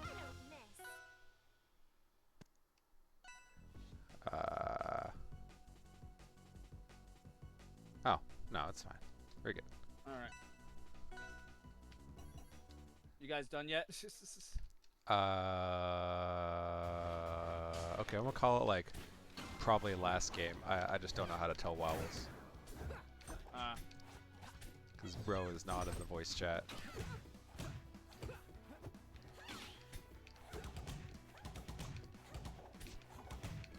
Also, Fleet's forward air is genuinely kind of fucked up. Yeah, it kind of is. It's also really bad. I guess I'll practice a little bit with Arcane actually, since he's like the new character. I just love the little goober. Orcane is really good right now. He has Yeah. 2 kill throws and kind of a third with down throw. His grab looks insane. All 4 of his throws are relevant Yep. and strong.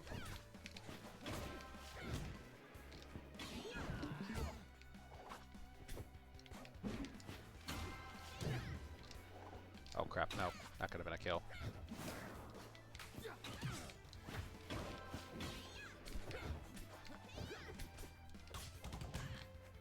Dead? Not dead. Almost dead.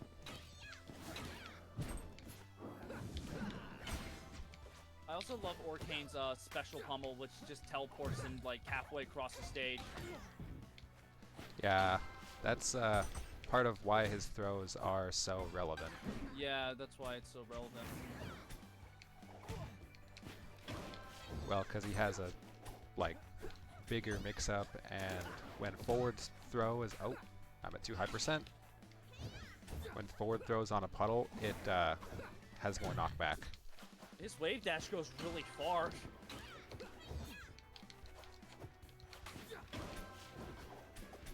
you think that goes far, you should try as Foxtrot. What? So Foxtrot's basically you just press forward and cancel it into a crouch, and then press forward again. Yeah. Another thing what I like about those is that they brought back hydroplane. Yeah, it was an okay mechanic. It didn't do all that much. Yeah, but in this game they seem to. I feel like they buffed it.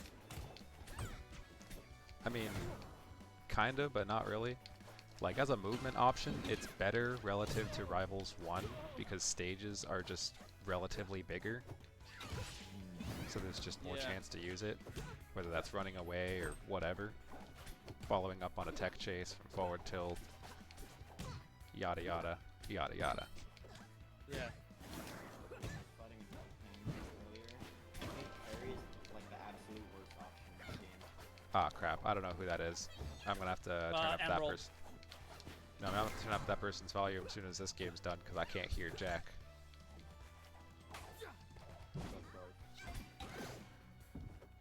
Like, I hear you speak. They can't hear you, Amber Blaze again. They cannot That hear better? you. Oh, yes, That is actually. Alright, my mic was away. I Yeah, was you got fighting them soft Orcane lips, earlier. brother. I was fighting an Orcane earlier. I think parry is the single worst option in this entire game. Because, like, Bad players. I can't parry bubbles at all. There's no sliding parry. Now, you No, are right. there's sliding parry. Having no- You have to practice it. Having no sliding parry sucks. No, there's sliding parry. You have to do a There's no cactar sliding dash. parry. There just isn't. There's no sliding parry.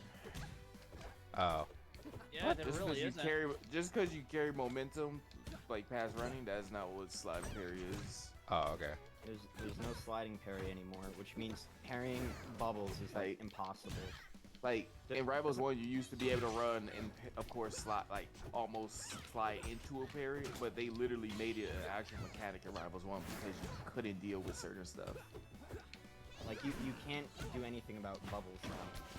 Yeah, you can. Dan will bring it back. I parry Either bubbles. add back sliding will. parry or just nerf the shit out of Orcane bubbles. Like Yeah. They're gonna have add. to do one or the other. Either you need to be able to. Either we can be able to fucking just run in and then shield it and be able to parry in between shield, like, and then that still works, or they gotta do something else, like, cause yeah, it's impossible to deal with. like doesn't parry come out in like frame 7 or something now? 6. 6. Yeah. It's- But I it's just had this. such I a just had this terrible- talk with. I just had this talk with them. Is that it doesn't matter that it comes out on frame 6 because most people in Rivals 1 weren't hitting parry on frame 3 anyway. You were Yeah. hitting on frame 6 when you fucking went for a parry.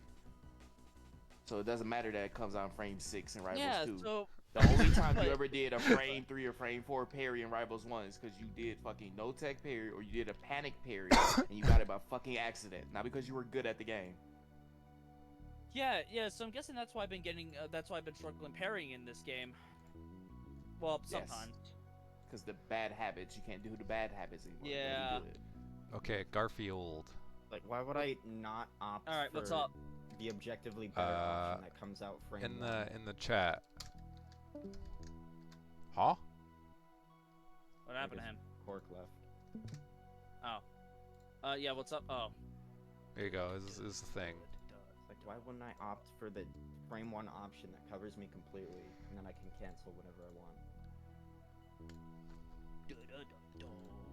Okay, I put my balls in your jaws. Yeah, you gotta go to join private lobby, slap in Yeah, I that. know. Oh, okay, okay. And, like neutral just feels so bad in this game. Like I thought it was good, but it just sucks. Oh. All right, online and private lobby, right? Yeah. Also, that was hilarious. Whoever just joined and then Yeah. Vine boom and left. That was great. It's probably just Hold because on, I'm so- bad, but like I feel like I just get outmatched in neutral somehow. And then they just magically take me to 80%. I still like Rivals 2 despite me sucking at this game. How long have you played Rivals for Senior Emerald 87? Oh me? Yeah. How long Yeah. have you played Rivals for? I have like 500 hours in Rivals 1. I got about almost 2,000 hours in Rivals 1. How many of those hours have been spent like practicing neutral? Quite a lot, actually. But I don't usually do it in practice mode. I usually do it with friends because we usually learn off each other. I think even though I still suck at neutral in Rivals 1, I think I'm better at it because it's just like All right, it's time for some Craig of the Crag. All right, I'll go it's first. a lot less mashy. All right, we're going to Fire Capital. Yeah, to learn the basics of neutral, you kind of have to have good fundamentals of movement. Kind of understand. Fundamentals and movement. God damn I it. love those words getting thrown around. I mean, the simple part of it is every game has a certain fundamental set of skills that you're gonna need. And in Rivals, if you don't have only those do fundamentals, it doesn't matter how many hours you have, you're just not Yeah, gonna do well. But like, what even are those fundamentals? Because I love it when people just like they say you need good fundamentals. And So then in Rivals, the they don't fundamental tell you what skills those are having the ability to move, movement, Oh, okay. combos, and literally just general game knowledge. DI, well, specifically DI branches off into two sections of combo DI Damn. versus what's the word? Combo DI versus survival DI, and being able to know Yeah. the difference. There's also Oh, the minutia of spacing, which alone you could write a thesis on the idea of neutral alone. But gotcha. I thought I got you right there, dude. you almost did. All right, anyways, yeet. Sorry, I just love that move.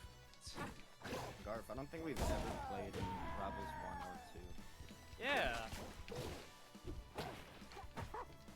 Yeah, we But- talk to each other a lot. I'm surprised we haven't even fought against each other. Yeah. I also got second in RAS 2 days ago. Oh, nice. All right, anyways, block time. Oh, fuck. Fuck, fuck, fuck. Okay, we're good. But that's the main like fundamentals you have to learn to be good at Rivals. Yeah. You can get a game sense feel for certain things, I'm but sorry, I thought that was hilarious. That was... I'm not laughing to be rude, you know? I just thought that was hilarious. oh no, you're good.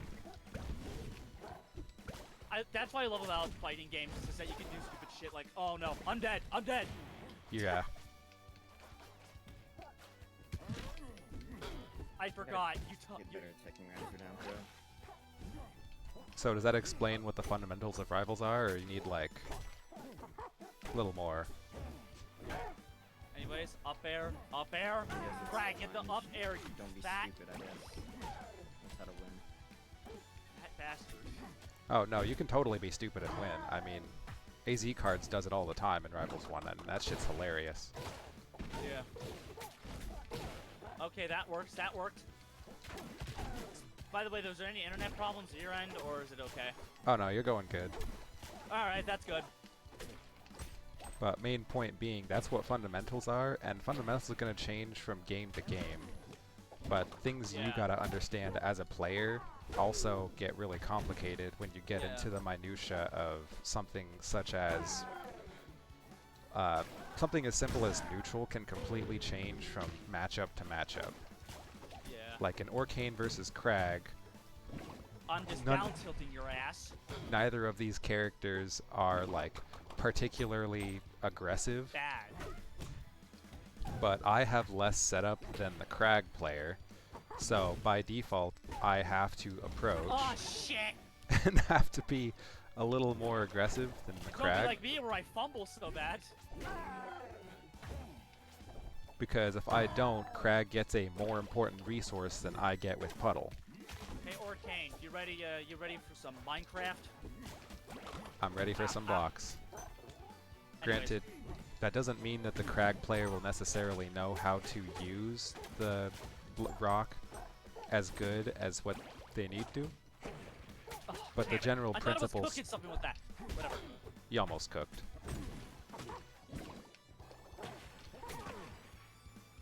Yeah, no. No, buddy. No.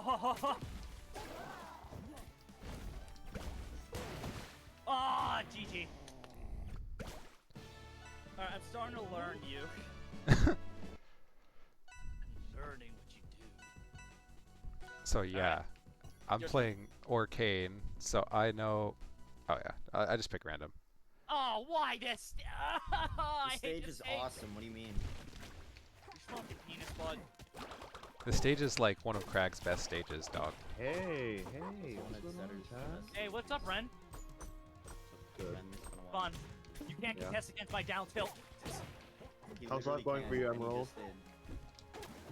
What was that, Ren? How's life going for you? Fine. I got second class. Damn it. for that. Oh, But- nice. But yeah, the reason a lot of people keep the idea of fundamentals vague is because genuinely there's just a lot to learn. Yeah. And saying the word fundamentals saves people a lot of wording rather than having to say you have to learn combos, you have to learn this, you have to learn that, you have to learn this character, you have to learn this character. Like, rather than saying all that, it's easy to just say you got to learn fundamentals and leave it at that.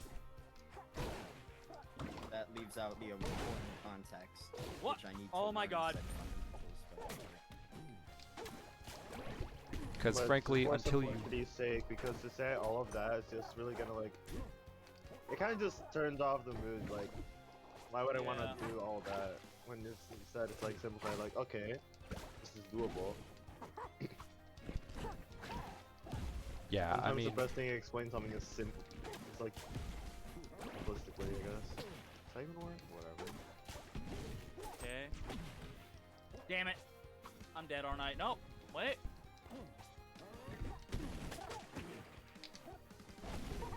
Okay.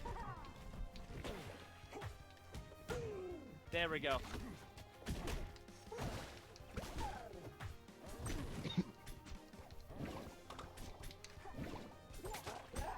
God damn it. Oh, okay. but yeah, if you just want somewhere to start, learn every movement option except baby dashing. You don't need baby dashing. No one they needs made it baby way dashing. easier, so Just learn every movement option and get familiar with just moving around, because that alone will just make you a better Yeah. player. Uh-huh. I feel like baby dashing Fuck. in 2. I'm so glad it's easier. It's just like less Yeah. useful, I guess. Like baby dashing is really annoying. Like, you can use baby dashing, just learn it later. Not now. You don't need to learn it now if you're a beginner. Yeah. What you do need to learn as a beginner is DI and movement. Learn those two things and you will be just fine. no, I already know DI. except I played a No, full no class, you don't. but- Yeet. What do you Learn mean, how no, I don't? learn all of your What? survival What? DIs for every What the fuck you character. mean, no, I don't? That's what I mean. Learn survival DI for every character. Help. Learn combo DI for every character and every situation, and then you're fine. But with 500 hours, that's hardly enough to know Yeah. that. So wait, then how much hours is it supposed to take? Like, you, on average, just practicing that type of DI caught maybe like 50 hours. But I almost guarantee you haven't actually, like, studied what angles to take. I mean, because, frankly, There a we lot of go. people just don't. Finally, you're dead. Like, it's not a you thing. I'm not literally just going after you. I don't know you.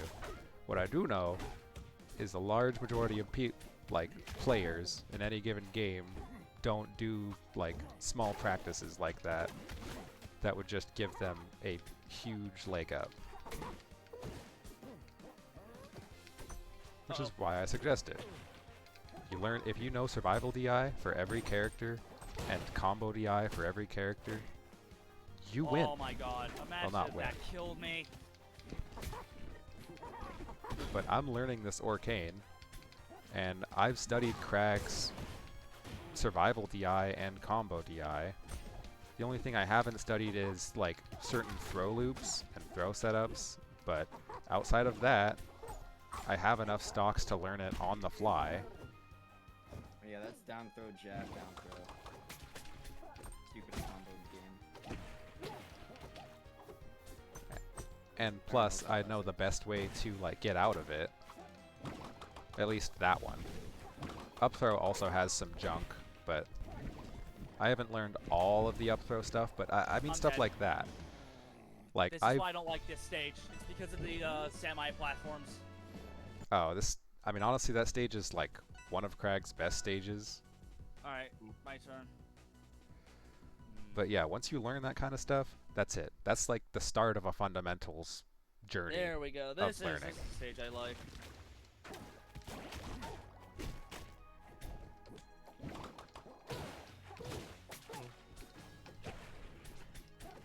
Plus, it would be, you could also break it down honestly even further, like so on and so forth. You could break it down into cactar dashing or foxtrotting. And you can break foxtrotting and cactar dashing back down into walking as an option to practice. Because not a lot of people walk, despite the fact that walking in Rivals is genuinely really strong.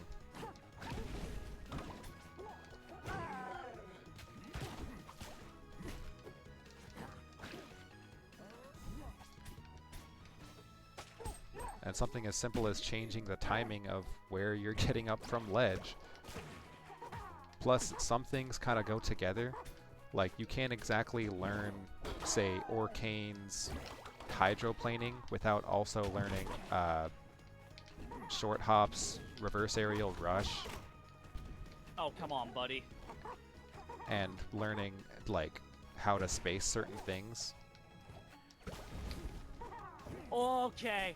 So, in the sense, something as simple as hydroplaning for Orcane ends up being really complex, even though it's as simple as turn around, gain momentum. Oh! Also, that was really funny. You knocked me off the ledge, so I didn't have shield anymore. Thank you.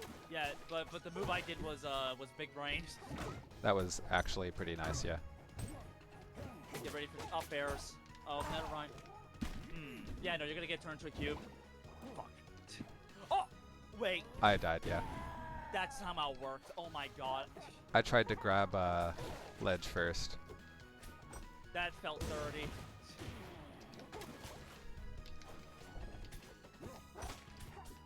But you get where I'm coming from, yeah? Yeah. God damn. Like, it's a lot of work, but oh my gosh, once you do it, dude, oh, you're set. So your name's Takken, right? Do you play Tekken?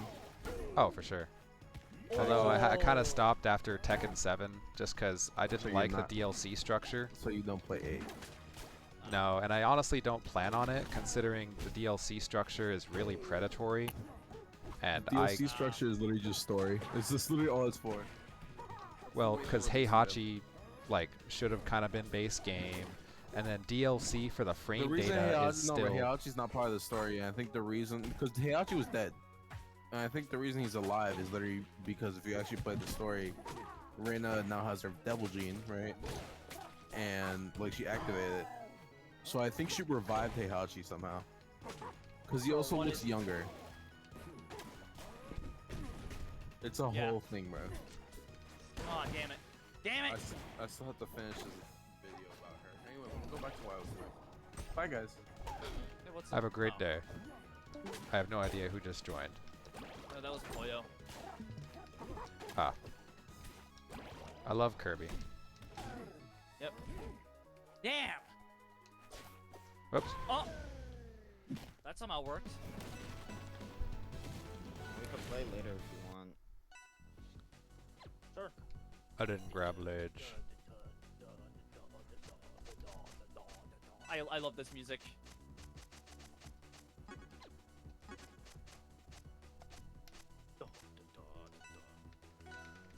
Yes, Red or Kane. Alright, your turn. Oh yeah, yeah.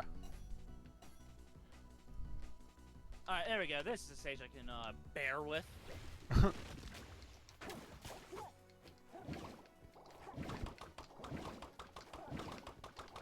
Oh my god! Ugh. Remember, they changed SDI so you can get out of things multi-hits faster by tapping it. Do not do that. I would love that. You can also do Alright, attacks to get out of bubbles. He's kind of trying to teach you on how to do something. That makes sense. Because theoretically speaking, if you can't learn this, then I mean, you're just Alright, there we go. you're just losing. I got out of it. Alright, there we go.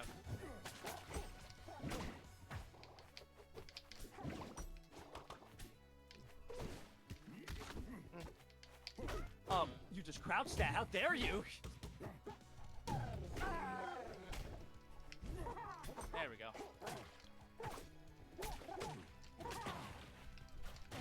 For real though, Okay. bubbles on shield is actually kind of funny and insane.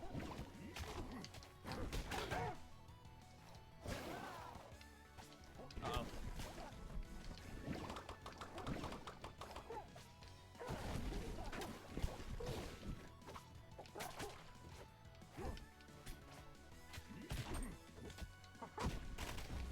Aw, that would have Yeah, been so yep. funny. If that worked, and I portaled like, and then forward throwed, aw, it would have been so funny. Yikes.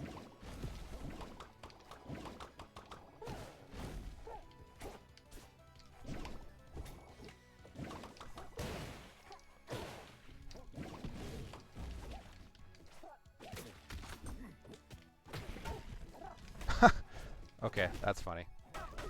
Yep. Alright, Get yeah, off. good one.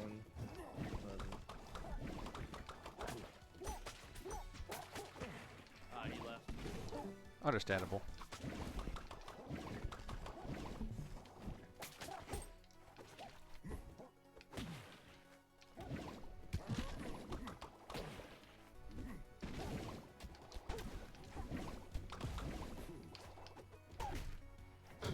Okay, that There was we some go. funny lag.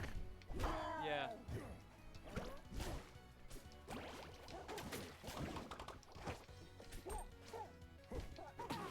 Huh? What the shit was that rollback? Oh, you had rollback? Yep.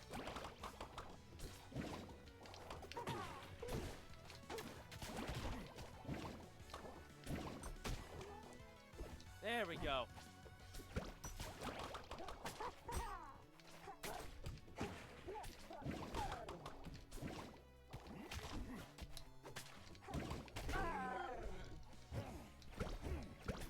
There we go.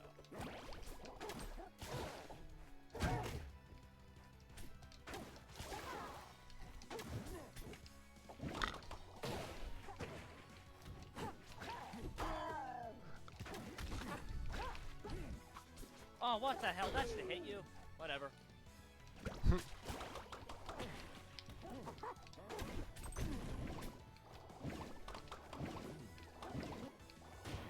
What the shit? Come on!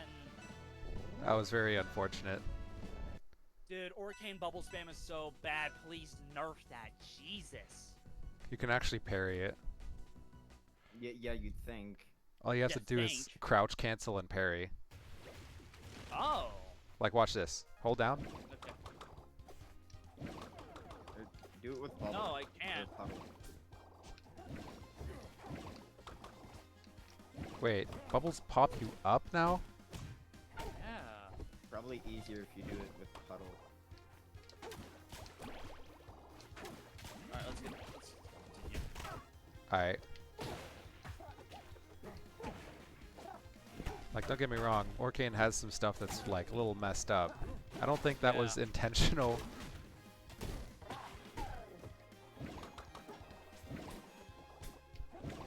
Yeah. That's right, buddy.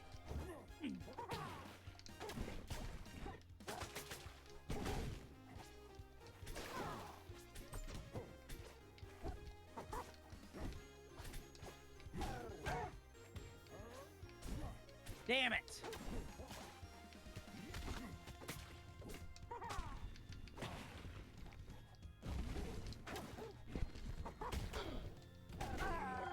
Ow. Ooh!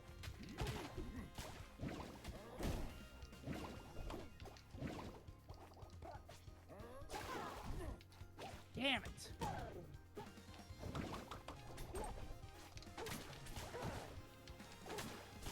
my god, a wave shine up strong. I haven't hit that in like over a month. Nice. Because it's like I can hit shine up strong with my eyes closed and Uh-oh. like, but in this, it's so much more inconsistent in this game. Oh, it's because Shine stalls your momentum now. No, I mean, well, even if it did, It does now, like outright. I know it does, but like, that's not the issue with it, right? Because it's omnidirectional. Depending on where you hit the shine, like your opponent's trajectory can change completely. Like, Yeah, that's a sometimes Sakurai you just won't hitbox. even get the up strong. There we go.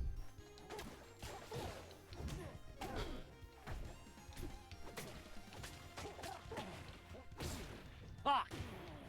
Like the stalling trajectory thing isn't that bad.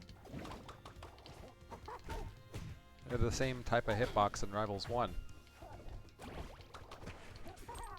Like, same stats and everything.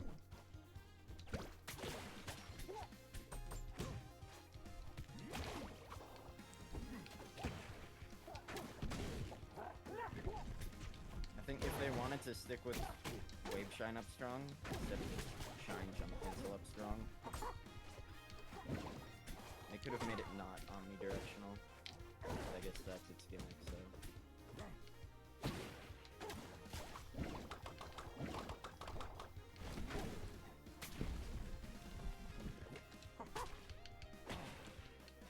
I just don't want it to be something I feel like I have to lab out instead of just doing it by playing the game.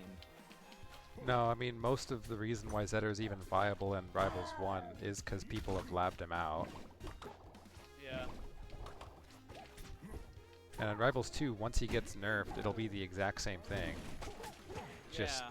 notably better. Like, when I Whoa. was learning Shine Up Strong in Rivals 1, I didn't lab it out. I mean, I maybe had like a few sessions where I labbed it out, but it was most of the time it was me playing the game. And just trying to implement it.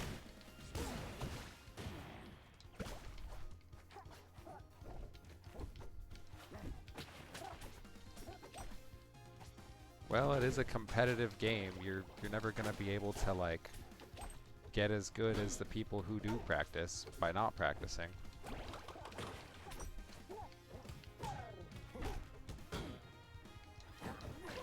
Which I totally get it. People have lives. Yep. I have a job. Takes up a lot of my time. Like, I'd like the majority of my playtime in this game not be spent in the training room. 'Cause I barely use the training room in Rivals. I've gotten somewhat decent at it. Well, yeah, if you're trying to practice certain things, you don't really need the training room.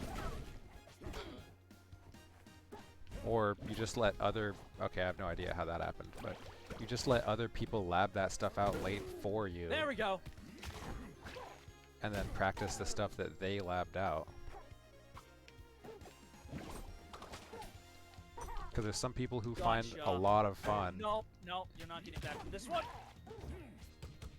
in that type of stuff.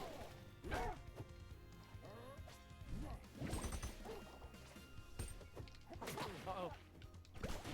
Are you kidding me? Nope. Orcane's back air is kind of insane. Like, off back air if it was a multi-hit and sent twice as far.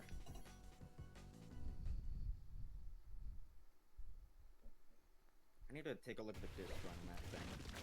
Oh, basically most of the tail is disjointed. Oh, okay. No wonder why I keep getting hit by it most of the time. Orcane's basically a sortie with like a few really short moves.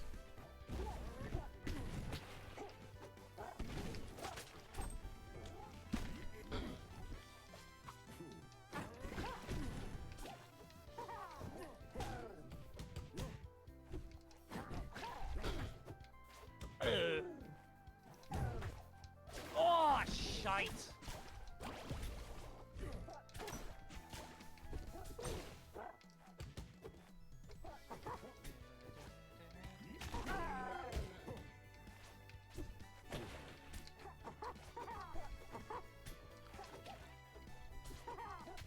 do you main Orcane or something?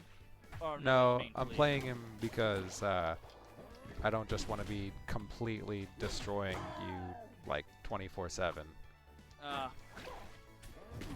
Plus, Orcane's very good for teaching new players because even in Rivals 1 he was kind of known as the scrub killer. Like, for that reason. Because to deal with a lot of his things you had to learn the fundamentals of the game Yeah. and how the game worked. Or else Orcane's just a much stronger character. You'd be very correct, yeah. So Orcane changes pretty much playstyles entirely based on how good the opponent is. Well, doesn't change playstyles, just gets less options. Yeah. Gotcha.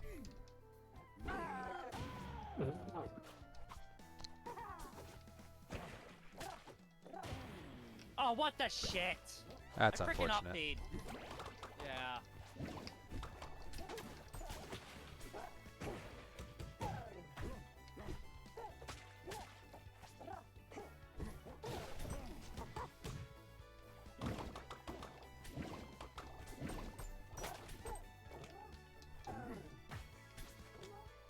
Gotcha. Damn it.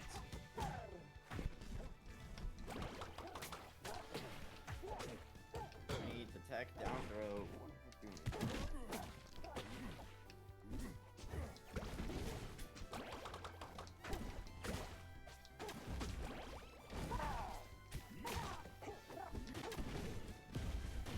Are you shitting me? Come on, game. Yeah, when you have Rock active, you actually take more hit stun. Oh, yeah, I know that.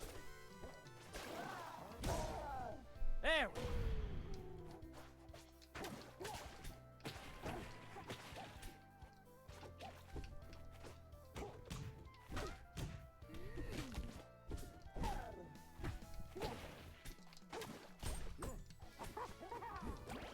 Oh, that's awesome, rollback. That's really cool. Just as I'm in the middle of an up tilt, just cut to a frame with my opponent grabbing me. Yeah. It is also important to recognize when someone's on Wi-Fi and then just not play them again. And to recognize this game's God, on... this Orcane. They really need to nerf his bubbles, honest to God. I think this Raster is in Wi-Fi. I've played like 6 games with it. That's like the only Raster I've had.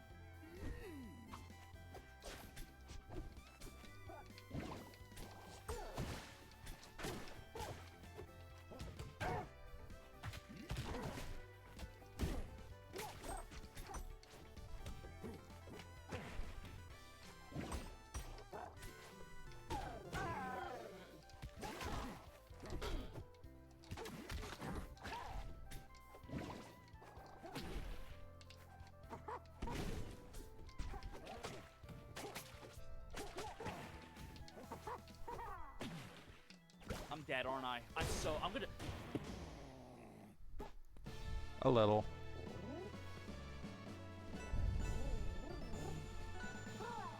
Crag doesn't have that many good landing options, and the ones he does have don't cover a 45-degree angle underneath him.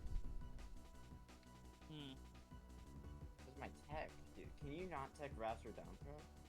No, They you changed can't. that. Okay, I'm just bad. Got Oh it. wait, down throw? Yeah, Oh, you can tech his down throw, it's just hard. got it. So I'm not just an idiot. Like, it's genuinely Alright, just really hard to. Yeah, you and I are having some pretty close games. Yeah. There it is. At least that's a match, I think.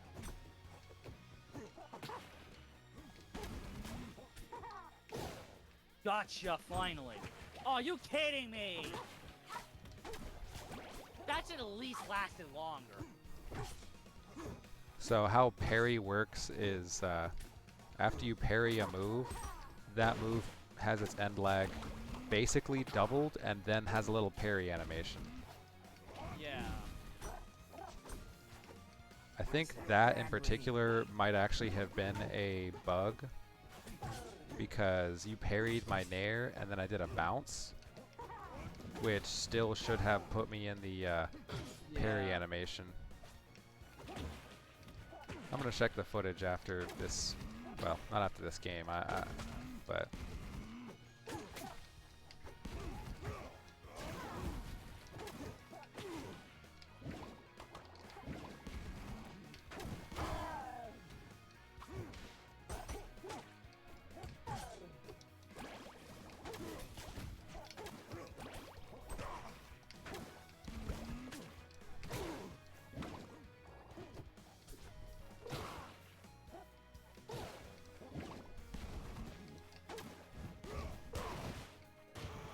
That should have hit you. Come on.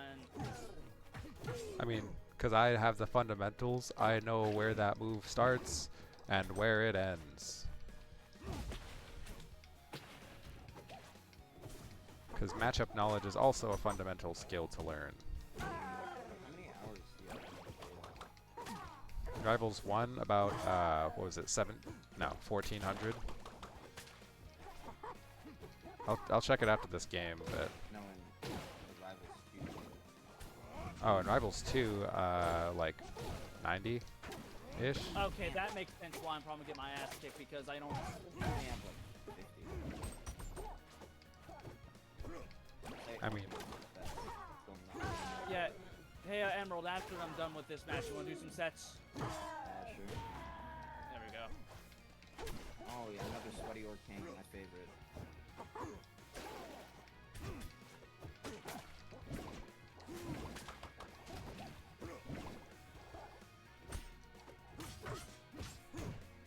There we go.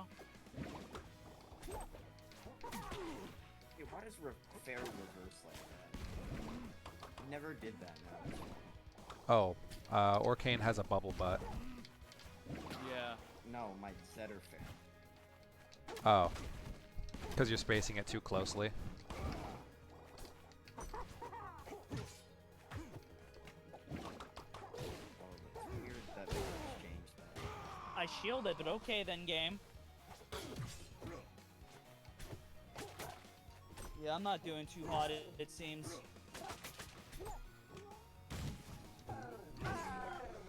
I mean, you're not doing bad, don't get me wrong.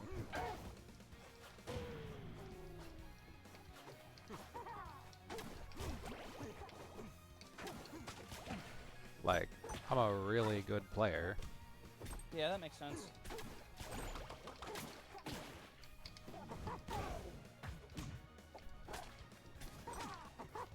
I wish you could just slide parry in this game, honestly.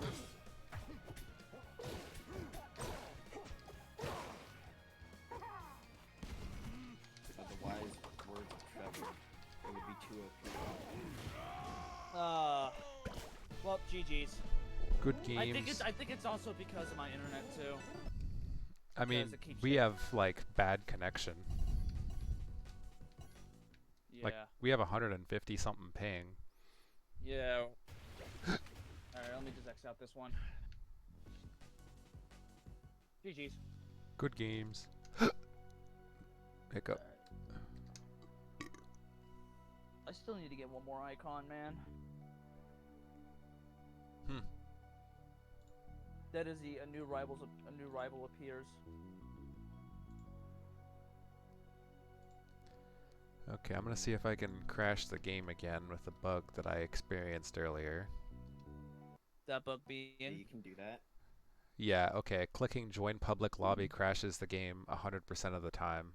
Wait, that's awesome. I gotta try that. Okay, let me try it again right after loading up. Online, friendlies, join public lobby. Nothing. Okay. I'm gonna create a private lobby. Queue that private lobby. So it seems like I can't see the seems like I can't use the retro Zetterburn right now. Okay, I don't quite know what causes that. That's so weird, but that's really funny. Dude, it's like already the beta, and it's like, and yet already got a bunch of skins to use. Dude, I bought the axolotl Arcane skin. Same, yeah. I bought every single skin that's available. Oh, for sure. What? A lot of money. I just Yeah. hope we get Artemis. I remember one of my friends said though was that the Ranger Clarence skin is awesome, but they said though was that even though that's not gonna happen, they want a Jetstream Sam character for Claren. Oh, that'd be so funny. Oh my gosh. And then like a Senator Armstrong skin for Lux. It'd be a pretty cool like skin crossover. That would fit super well. Yeah, Rishi did enter this tournament. I also remember some concepts from one of my friends though was that is that she would also have a Raiden skin too, and maybe Palm would have like a would have like in each character would get like a skin from Metal Gear Raiden. So like Crag would probably be themed to maybe themed to like the big mech or something. I'm fighting XX Mexi Jesus XX. What an Xbox ass name. It's like a throwback to 2002. Oh my gosh. I just think, oh yeah, Raster, like Raster with his mecha suit already kind of reminds me of like a mixture between Iron Man and like those things you'd see in like Metal Gear or something. I mean, he already has like an Iron Man color, Yeah, he does. which is hilarious. It is, yeah. Time to do some practice rounds against CPUs since I fucking suck. Nah, I don't really suck, but it's like, you know, I did pretty well against you. It's just that somewhere around the line I keep fumbling. Oh. I mean, part of it's just experience. Like, Yeah. I very specifically have like a lot of time spent like dissecting players' playstyles and just learning what they do.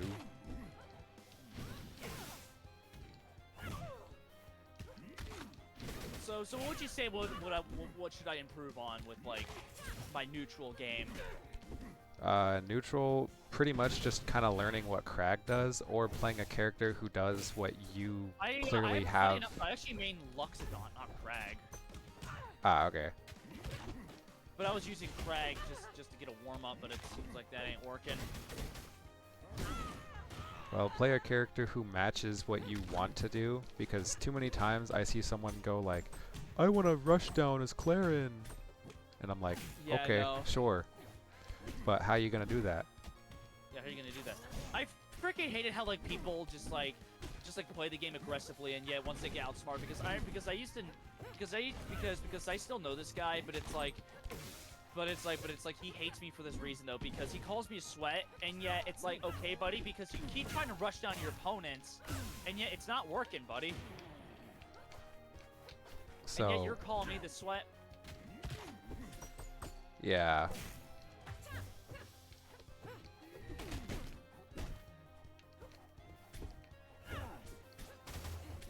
So that's the main thing. CPUs always go for the regular grabs and not special pummel. Also, you don't want to play with the CPUs, especially in Rivals 2, because they are not made. Not that great. They're all literally the exact same bot with very slight differences. Yeah. They're not good to practice on. Yeah, I know, but it's like, what else am I gonna do? Go Right, online no. and play real people. Yeah, but most of it's either people who sweats or they have the leaked beta build is my problem. Just lose, dog. That's how, like, that's it. I mean, you just lost 5 games and won 1. I guess you're right. I guess I'll go do that. Like, I'm not saying just enjoy losing, but it's how you Yeah, I get know. better. You won't get in my way. And most of the times, all I was really doing to kind of win was just letting I you have do yet to- stuff wrong Sorry. and then punishing like- you for it. But it's like I have yet to hear Raster's main victory music, so I'm gonna have to put the stock down to 1 and put the level to 0 because I never heard Raster's victory theme. Package you want to play.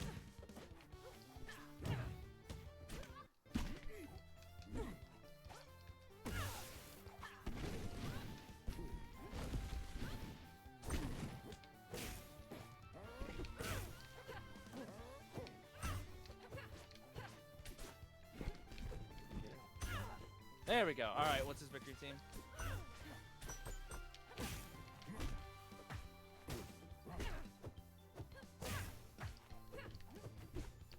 Ah, that's awesome. I like it how they give him like a voice that kind of sounds like Falco. Yeah.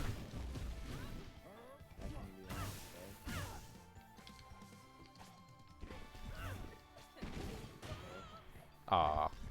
But I usually play Rivals, but I usually play the Rivals 2 build beta with my friends because we're usually on the same skill level and we learn from each other.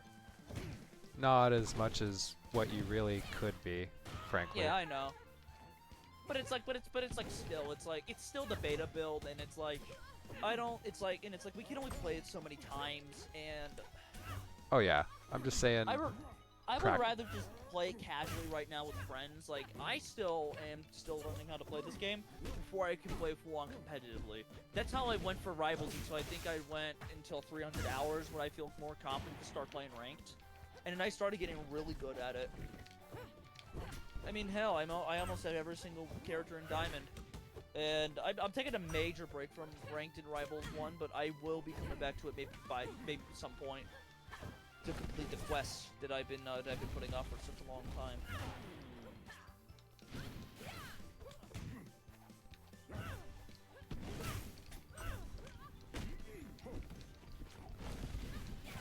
Oops.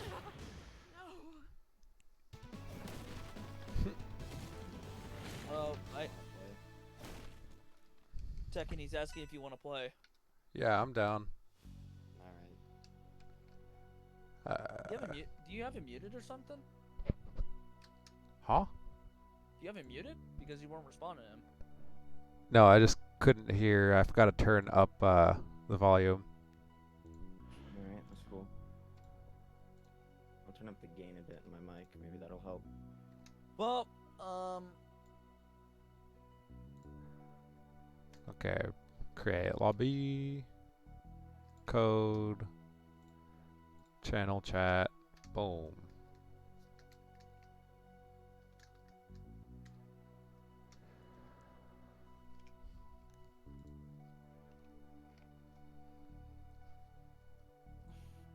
But yeah, that's totally fair. oh no. Okay, so someone by the main the basic guitar, yeah, just like frickin'. They're having another fucking kind of flank or like debate over the Becker R2 General, whatever Rivals 2 is Nah, I'll tab out of there. 90% of the people in there are bad. why is And- that? Because they're Smash babies. And or... No, this time it's people fucking complaining by the fact though it's just PM but with hit falling and blah blah blah or something. Yeah, Smash Actually- babies. Yes, no, these are Rivals 1 players by the way. No, they're just Smash babies. What is even Smash babies? People who think they're good at Smash. Yeah, you're right. They already did their homework in so many ways, but it feels so stuffed and skewed for no reason. Wait. The important thing is stay out of there. They're bad. Yeah, no. So you got Smash babies and Rivals 1 purists, which I've seen Rivals 1 purists in that channel before. Holy shit! It feels like as if they don't understand the entire like platform fighter genre as much as Smash fans as a whole. Actually, I would even debate because. Well, remember, majority of those players like backing the beta and Rivals 1 players in general came not for the actual competitive side of the game, but for Workshop. Most of the people who are in the Discord talking right now came for Workshop. Yeah, no, and they're and thank fuck we're in the backer voice because they would be fucking dogpiling on me. But I actually don't like Workshop players at all. I feel like they're nothing but leeches. Not the Workshop devs. The Workshop devs are okay. They make some great characters. And I do have some respect for other Workshop players, actually. I don't hate every single one of them. Well, the players are For me- fine. They're just bad and have They're bad just opinions. Bad, and some of them, I would argue, are outright leeches. And It's fine, dog. They're just bad. Yeah, but some of them that I heard from, the game has a bunch of rival unique mechanics, though. Yeah, you know what? DR Bet is correct, but unfortunately the rivals. I've been playing this character wrong the whole time. I should just do that. I mean, yeah, there is no counter to that right now, quite literally, other than like parrying in shield. Yeah.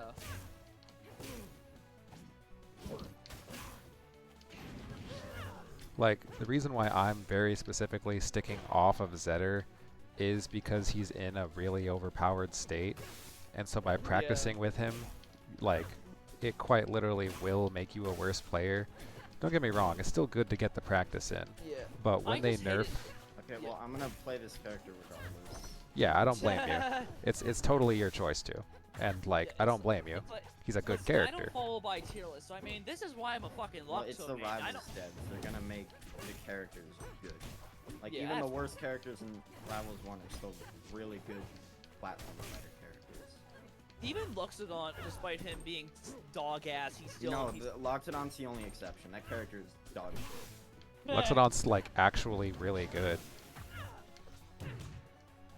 He just requires a because lot I'm of just- piloting and practice.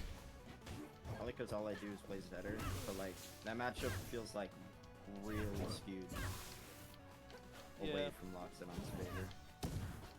yeah, I'm thinking that's why I'm thinking maybe switching characters until they fucking fix him. I've been thinking about maybe I'm switching to, I don't know, maybe like Crag, Zetterburn or something. Because Luxodon.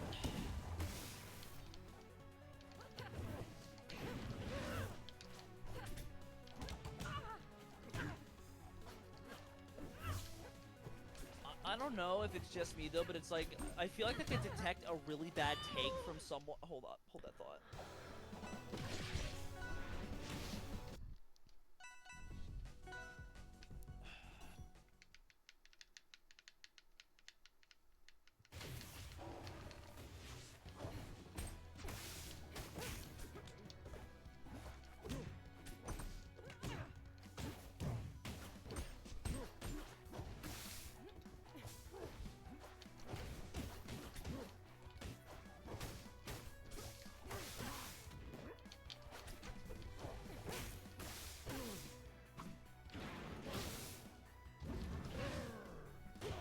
I'm just watching the fucking chaos unfold in the Becker R2 channel, just seeing people You're just. gonna lose brains.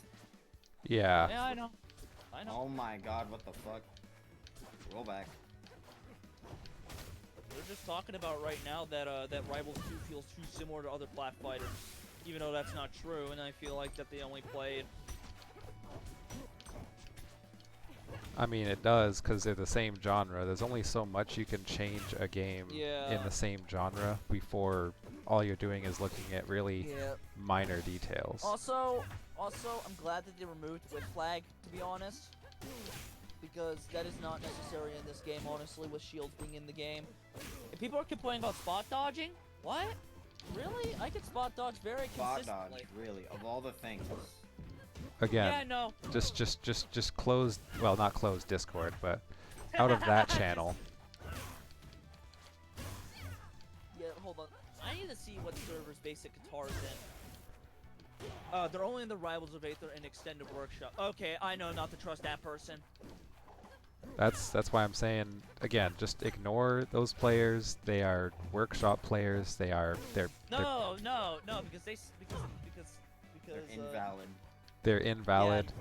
they're invalid. Opinion invalid. Workshop. Like when it, yeah, it's like whenever people Workshop say though is detective that being invalidated. is because whenever people say though is that Rivals 1 or not Rivals 1, I mean, or like Rivals 2 is removing his identity from Rivals 1, I'm just like, what? You guys are not getting the point here. The entire point of Rivals is the gimmicks as a whole. Like, you're not gonna see a character like Forsburn anywhere else. Yeah. And each character is structured uniquely that I've never seen from any other game. I would argue that Rivals 2 expands that with the special pummel system, where it's like it gives the characters more resources, and at certain points, if you try to spam special pummel all the time, you're just wasting your resources. So it's actually more so. I would actually even argue though is that the game's more unique than what people are giving it credit for.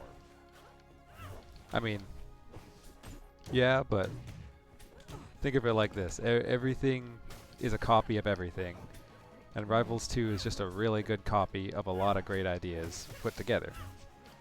Yeah. Like Zetterburn is literally just PM Wolf with like some of his moves shuffled around. Clarin is like 10 different sword characters, which I could name. Some are like Phantom Ganon from friggin'. There's like 4 different Ganondorf rework things on the old Brawl Vault, but some of those are from like Phantom Ganon. Others are from certain Ike reworks people have come up with, so on and so forth. And Clarin's a big mishmash of all of them, plus Marth, plus Hitstun.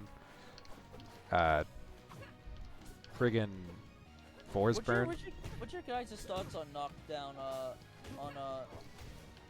On knockdown states in Rivals 2? Because I feel like they're an okay addition. They're just fine, like anything else. Yeah. Thank you, Dan Pornasius, for making me a game that doesn't require me to break my hand to succeed in. That's funny.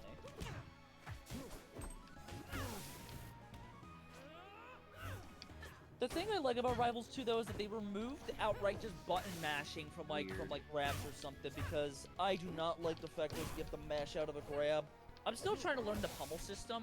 I would rather just learn that than just mindless button mashing just to get out. I'm trying to get my head around the fact that like nothing is hand lag in this game. Yeah. It's very minor at the moment, just because beta and...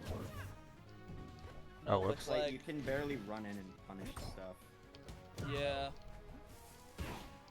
Oh, nice.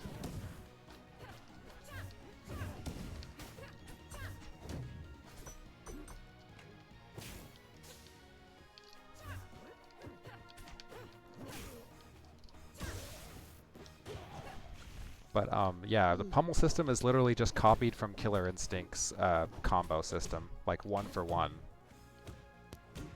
It just is a combo breaker. You know Killer Instinct? Heard of it. So, really old game series. The latest one was kind of doggy, doo-doo. Not because of the actual game itself, but because of the support for it basically just ending. Like, if you get the Steam version of the game, like I did, sadly, there is no online. The online servers are for Microsoft only. Yikes. Yeah. Actual gameplay itself is really fun. But the thing that KI pretty much started was the combo breaker system. So combos, more or less, to get out of a combo, you just hit the same type of button that the opponent is using. If they're using a medium, you press medium, you're out. And if you mess up, they get the rest of the combo guaranteed. All Rivals did was just extrapolate that, copy, paste, and then make it for one move, and that was it. Granted, it's an ingenious system, but Dan didn't design it. He just kind of went, oh, that's a great idea. Plug it out of there, plug it into Rivals 2. I don't think there's a patent or anything for that specific mechanic, so... There's not, and it doesn't need to be, but that's the point. I just wish the boss fights are gonna be pretty cool in Rivals 2, where it's like they don't stand there, do nothing for like 10 seconds. I want them to actually be challenging, where it's like, you know, they got like a certain weakness.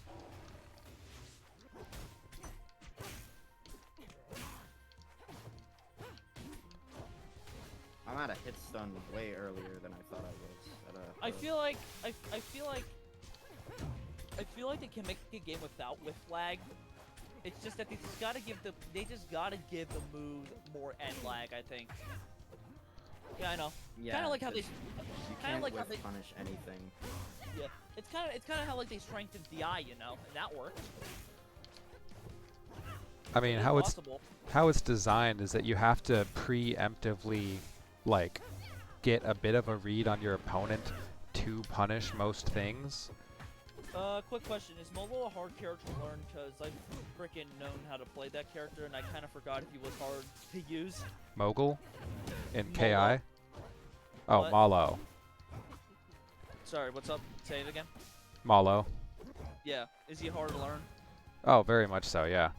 Easily has the, like, most amount of tech in the game, and has a lot of different weaknesses that have to be overcome by just knowing what to do and practicing a lot of different stuff.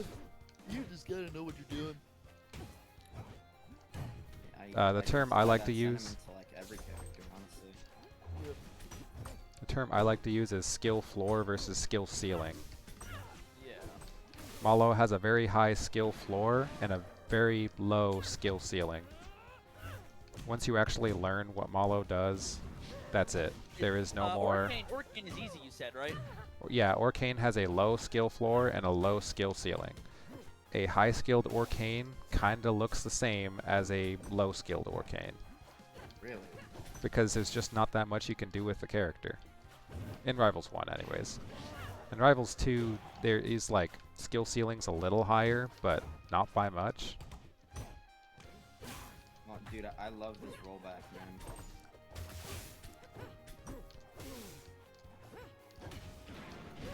Just want my up strong punish.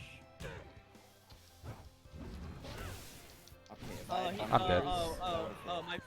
My friend said Forsburn seems like he isn't that good at though, and I'm sad about it. That's what he said. That Forza isn't that good? Is your friend stupid? No, he's just new to the game. I mean, Okay. Forza really isn't that good. He gets nerfed almost every time Cake Assault wins a major, Ah! which is really funny.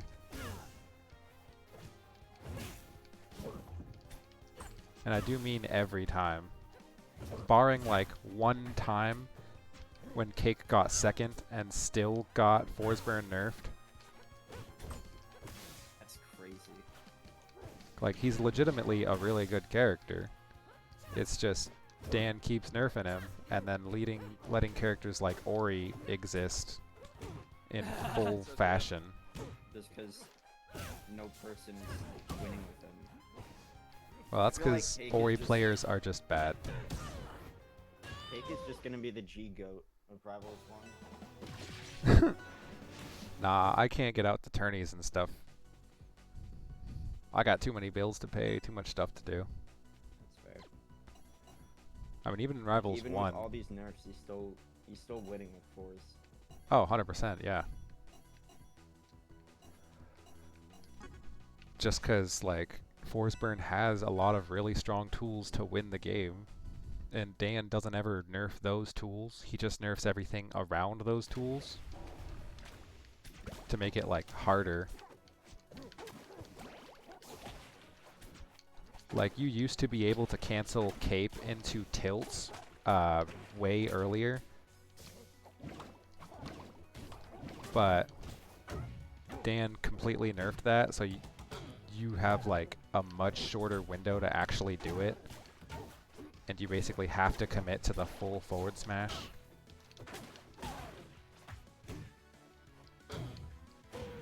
Oof.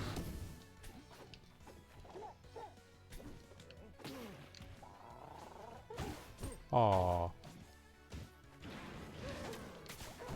When you playing Rivals 1, Oh, Sylvanos. And Olympia.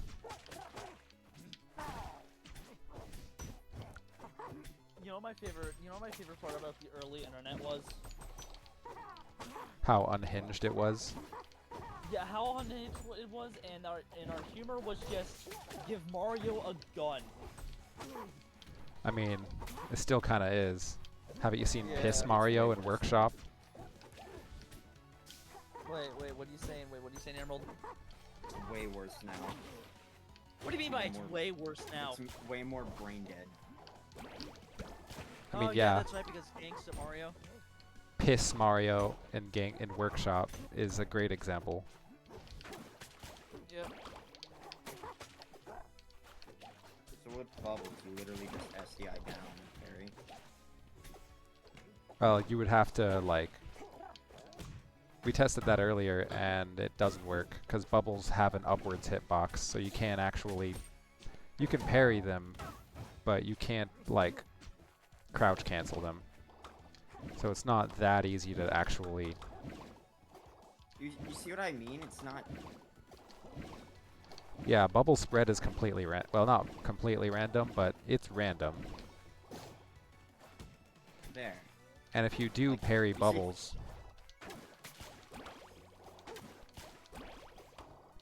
but I can also change the bubble direction, and it's actually a lot more random than it was in Rivals 1.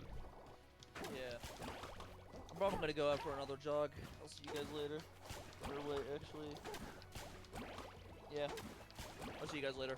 Have fun. Yeah, Tekken, I would love to do some games with you at some point, more in Rivals 2, because I feel like I learned a lot of things. I hope so. Yeah. Hey, listen. Since you're pretty good at this game, guess you could kind of mentor me or something. Or Cool. I don't know. I don't know. I'm hoping I can get a hold of a top player for Rivals 2, and so that way I can learn from them. More specifically, a person that has played PM, Rivals 1, and Rivals 2. I mean, I play a bit of PM, but when I play any project game, I mostly stick to Plus. Yeah, Project Plus. I heard. I heard there's like a mod, if this is true or not, that like adds like 1 billion characters. It's technically true, but it's not really. Smash Infinite just like reskins a crap ton of characters, and 90% of them are clones. Yeah. So it technically adds those characters, but they're just skins of other characters. Like Waluigi is literally just like Mario plus Wario, in there at least. He's just Mario plus Wario, and then they outright stole like all of Luigi's And he moveset. said, "Holy fuck, Orcane is gonna be hard." What? I mean, Orcane like does have some things to learn, but once you learn hydroplaning and work it into an actual game plan, that's it.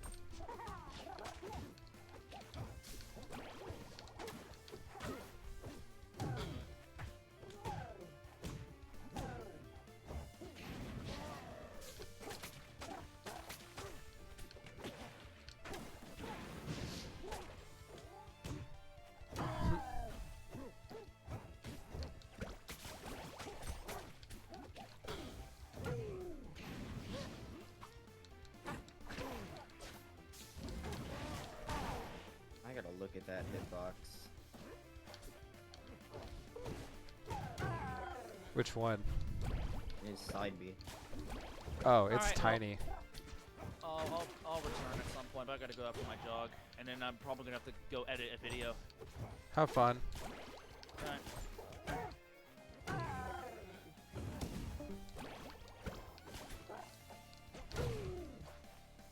Understandable.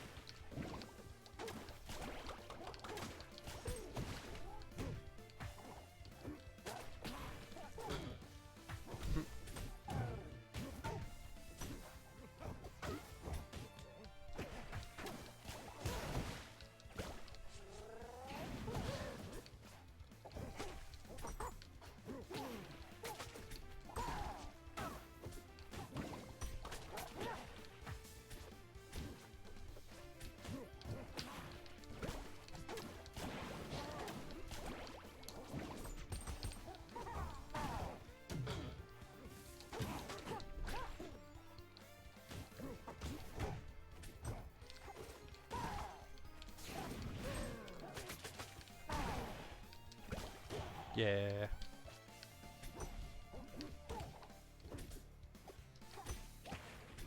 Let's start implementing China shit.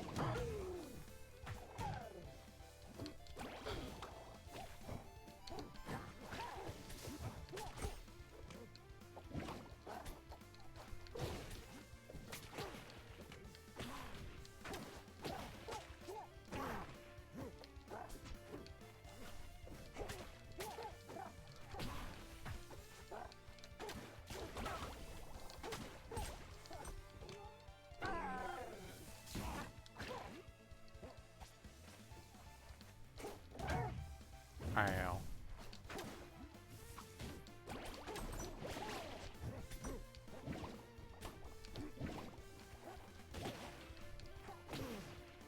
This is a really good big Orcane opening. It's an okay Orcane stage, honestly. I feel like bubbles just cover so much.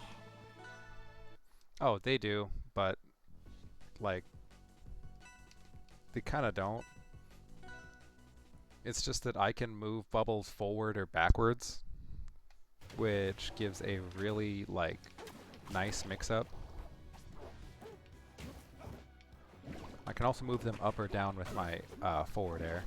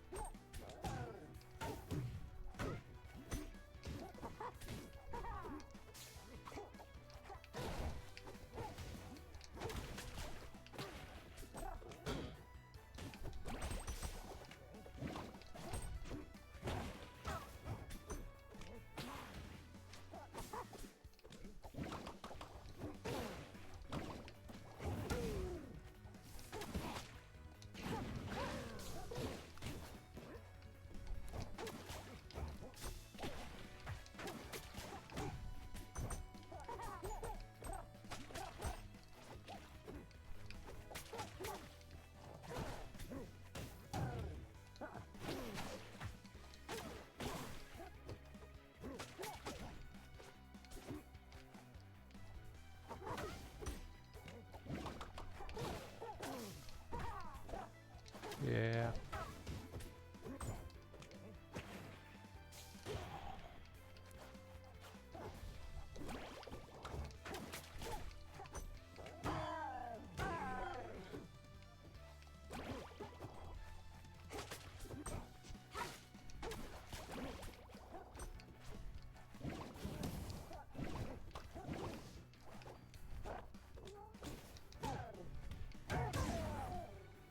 Nice.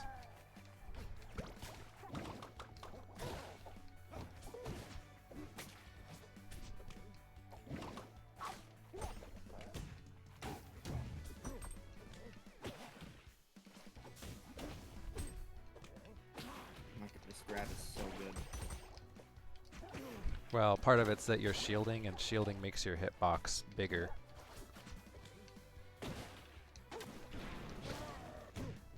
That's fair. Shield is kind of my go-to option. Yeah. To incentivize people to not shield, grabs are just really, like, strong. Well, generally speaking, some characters do not have good throws. Zetter. Oh no, Zetter's throws are actually insane. Or I mean his like grab hitbox. Oh, no one has a big grab hitbox.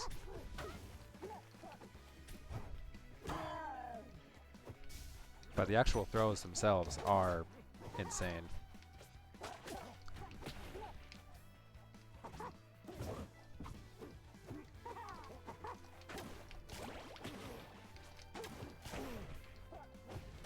Damn it.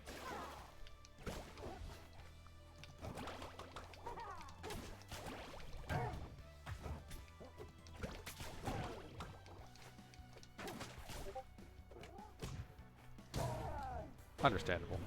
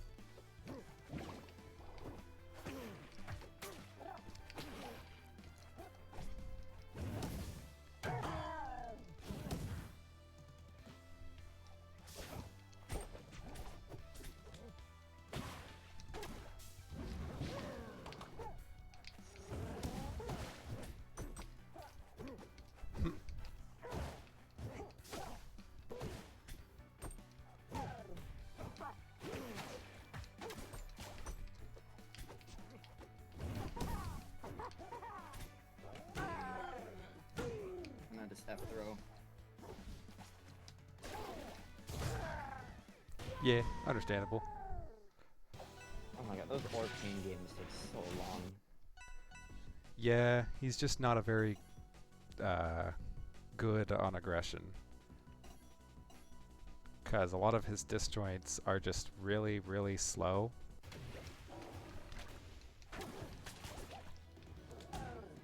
Plus, almost all of his kill power kind of just comes from mix-ups rather than actual kill power. I'm noticing I don't wave dash that much in this game. Not much reason to, frankly. Even in Rivals 1, wave dashing is only marginally faster than just running. The only reason to very specifically wave dash in Rivals 1 was that you couldn't really do certain actions with momentum out of a run, like a tilt. Or you could, but doing them was exponentially harder than just doing a wave dash. And in Rivals 1, you just can do stuff out of a run, making it so you don't need to quite as much. That doesn't kill, okay. Yeah, it kills at 175. It got nerfed. It Damn. used to kill at 130, which was kind of insane. Couldn't make the blast zones any larger, could they? They're the same size as they were in Rivals 1 for when stages are the actual same stage. But on this stage, they've been reworked. They just feel big on every stage. The actual platforms themselves are the same size relative to the characters. Or the main platform, at least.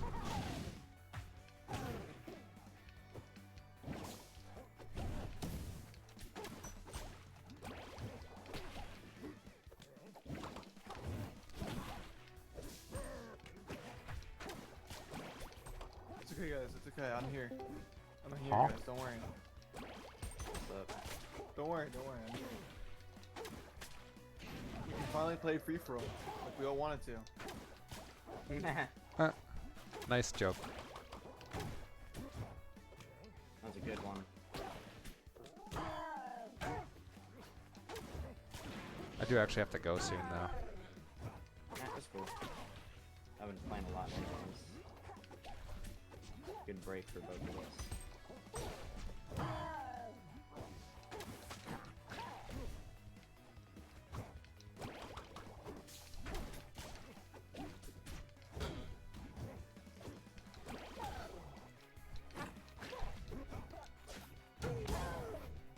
Ooh, that was too high.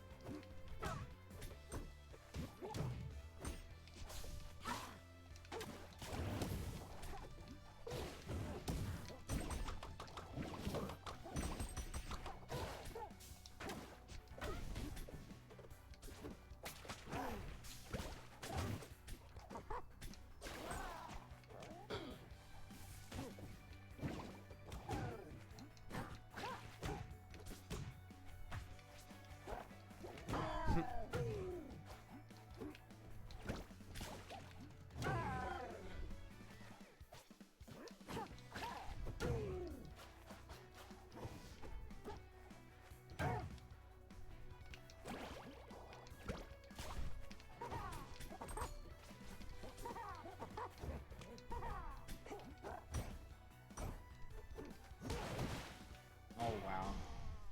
A good hydroplane. Yeah. You up for one more? Yeah, I got a few more. Alright.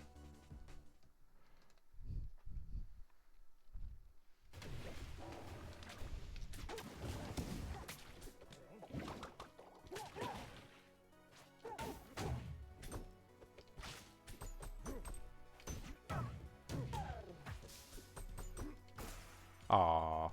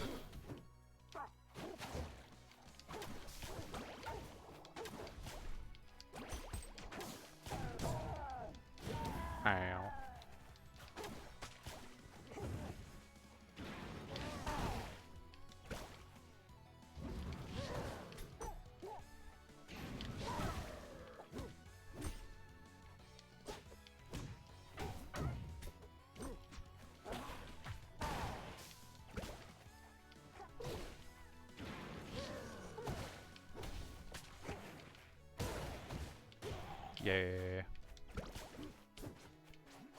You can also attack his support cane. It goes like really long distance.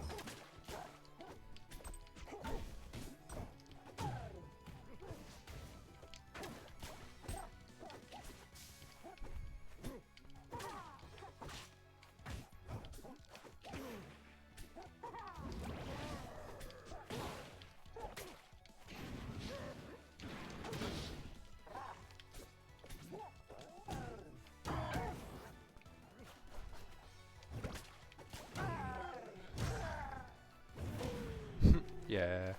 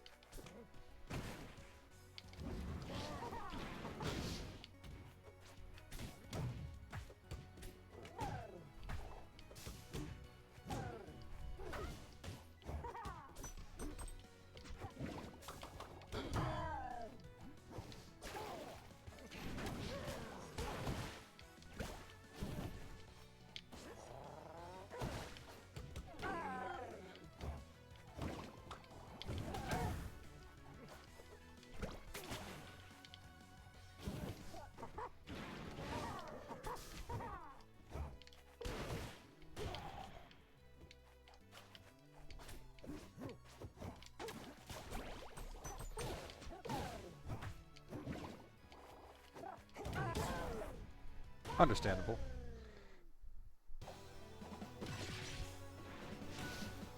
Yeah, I have like 20 more minutes till I gotta go. Alright. Oh my god, go die again. No, I'm taking it. I keep hitting random and it keeps taking us to this stage. Okay. There we go.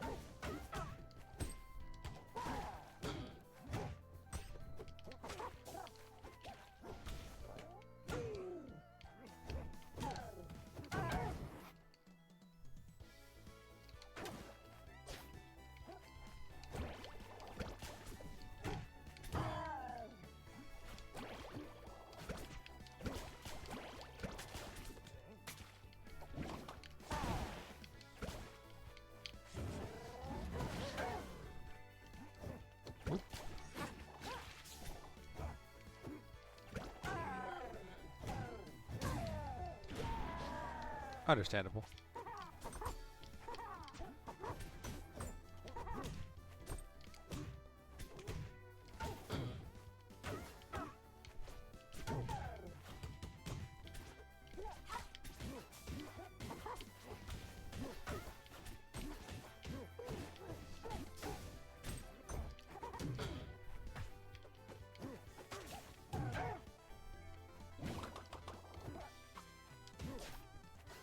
I have no idea how I didn't grab ledge there. Can't break shield.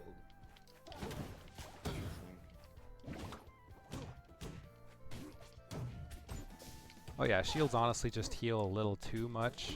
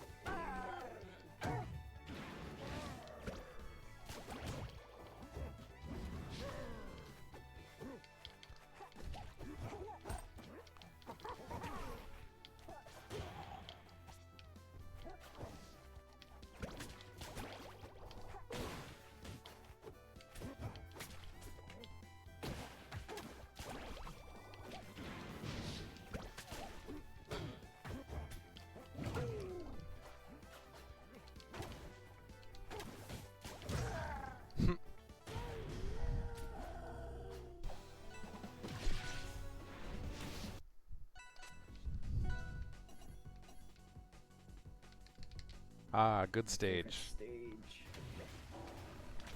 Everyone up top you said the stage sucks. I don't get the hate. Probably because it's very unorthodox. It's basically a Lilat without tilts. Yeah, it's like the Tempest of Rivals 2. Only there is Tempest in this game.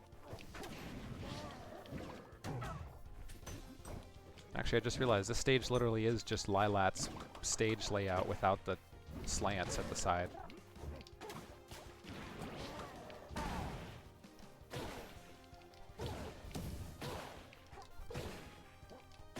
can see it.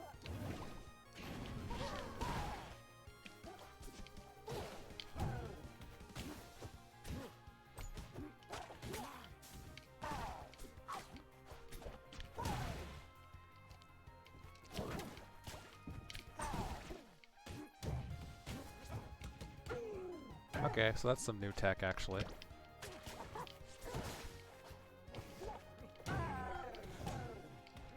Oh, that you ledge grabbed after the hydroplaning. Yeah.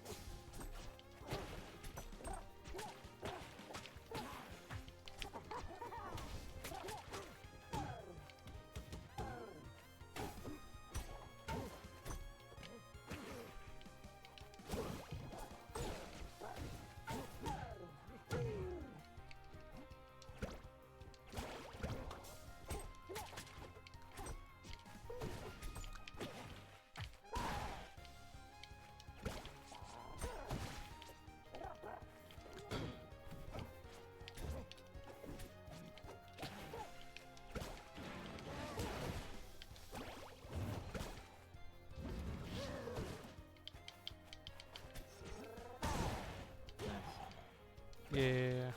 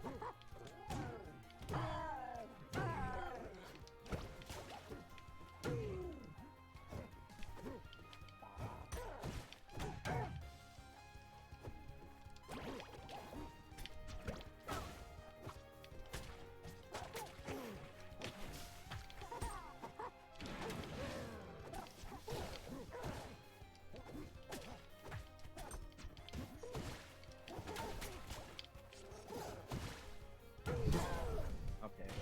The one-time parry is useful. Very understandable. I'm gonna do like one more. Alright.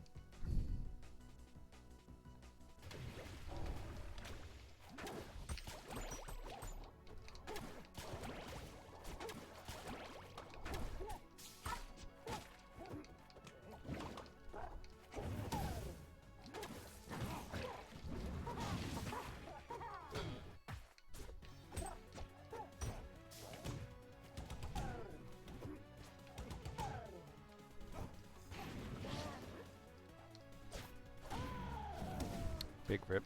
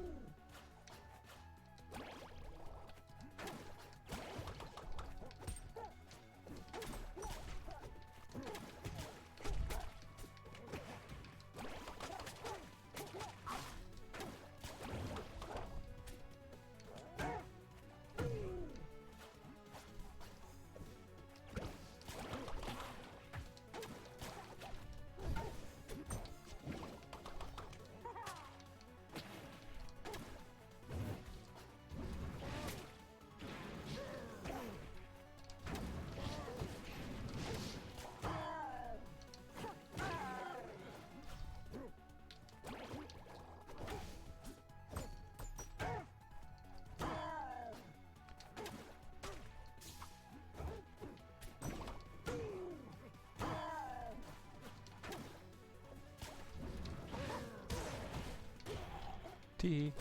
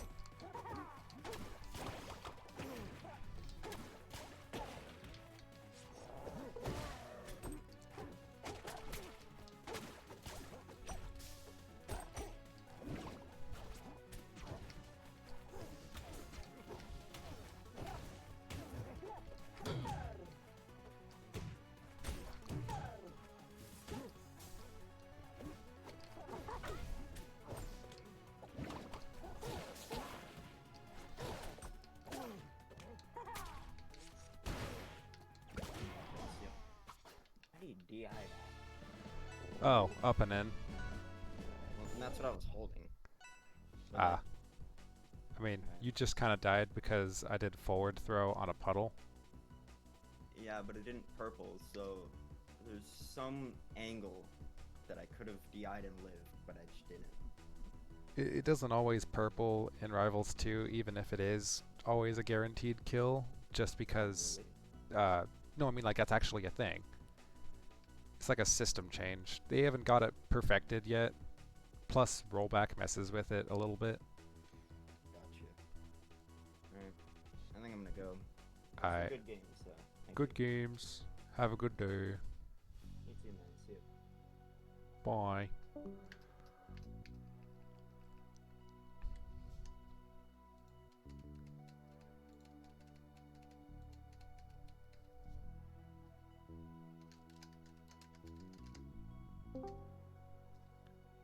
Hello. Funny timing. Why? Cause I'm leaving right now. So, have a good day.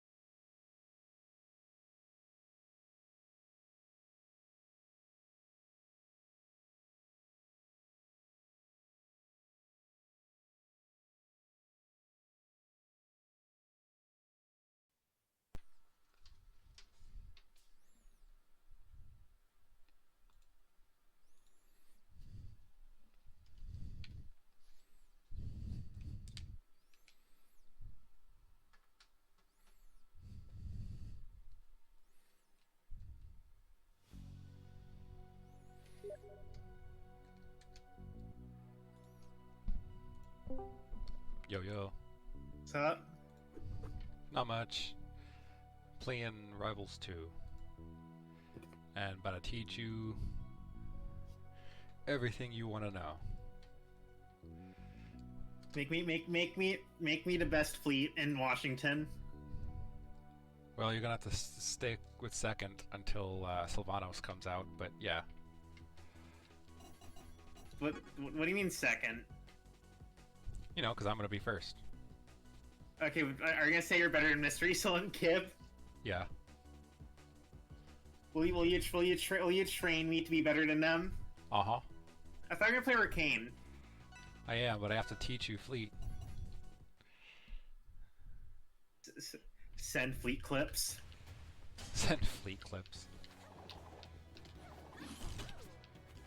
Do you know how to insta-float?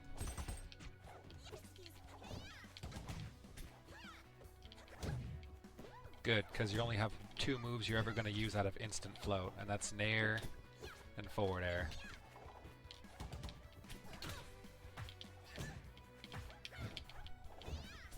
If you ever use back air, you're basically just doing normal RAR. There's no reason to ever float back air, like, on the ground. Not really.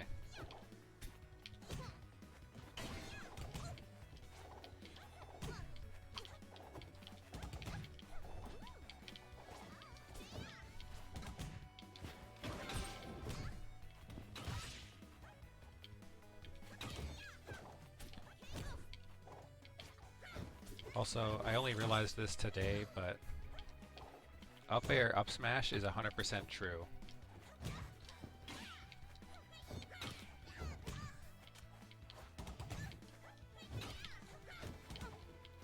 Especially on sour spot.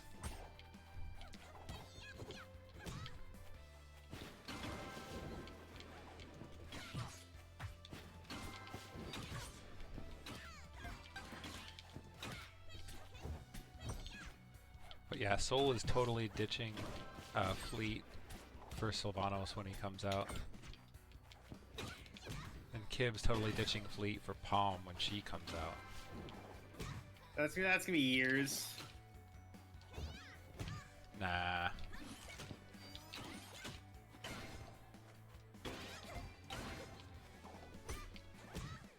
Please die.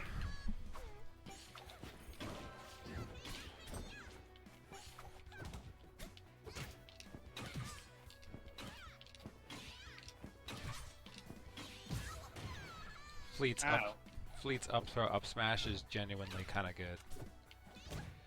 Minus the fact that her up throw kind of up throw up smash. Minus the fact that if someone DIs out, they get out of the whole thing.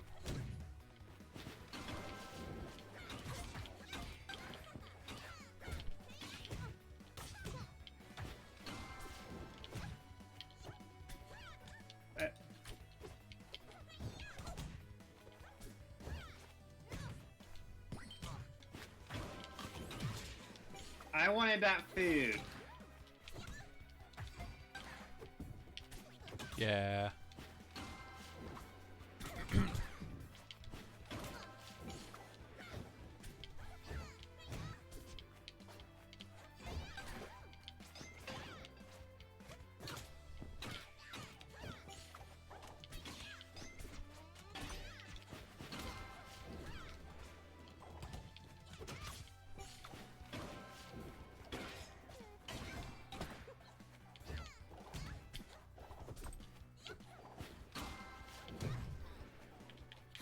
Yeah, you actually could have just killed there if you just did up smash.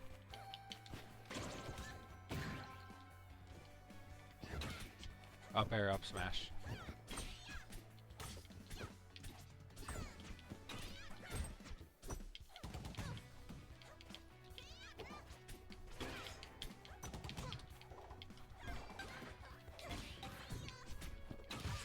Please die. How did I not kill? Fleet's forward smash is still awful at killing.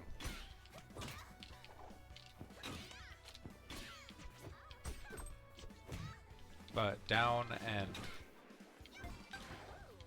up are actually still really solid. Are we in Are we in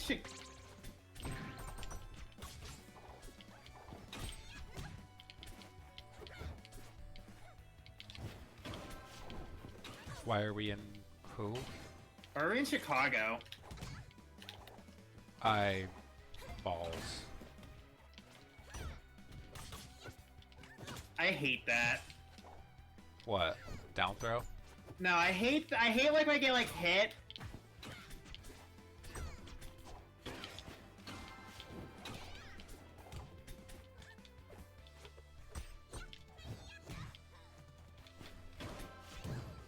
Yeah, I hate when I get hit too. No, like when I get hit like off a plat. When I'm like shielding, I get like hit. Oh, and you get slid back, yeah. Yeah. That's to make shielding on platforms weaker if you misspace it. But it's still really broken. You just don't stand on the edge of a platform. Like a dummy.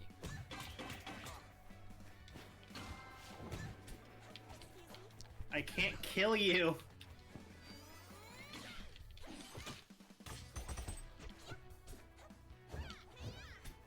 You aren't using any of Fleet's kill moves.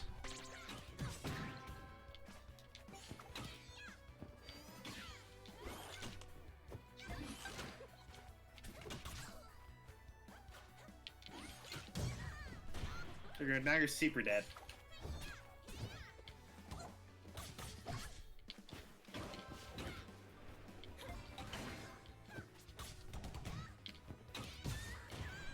I held away. What?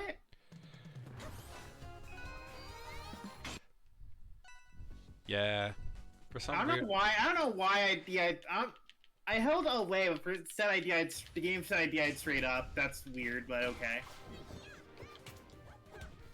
It's because certain moves just... That's just how it sends. Up tilt, it doesn't matter how good you DI it. You're getting sent straight up. Also, that was hilarious. You spamming down special and just getting jabbed.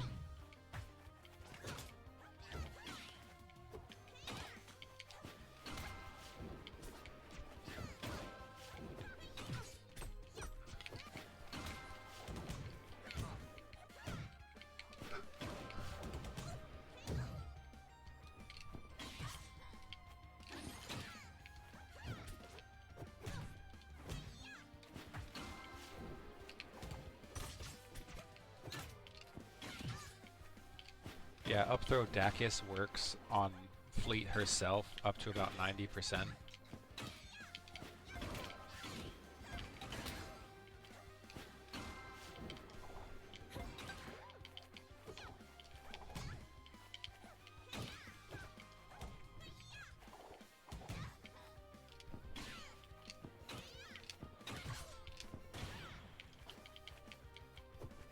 Yeah.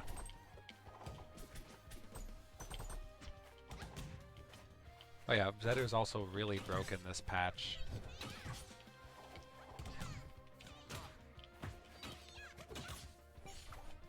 Like, legitimately just best character in the game broken.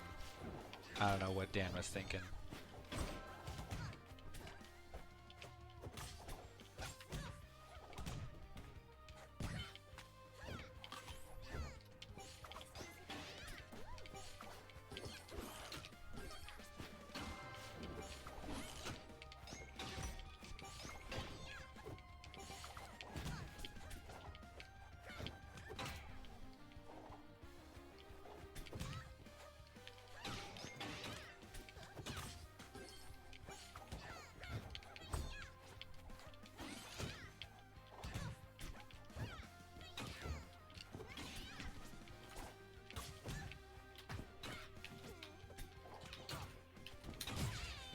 Understandable.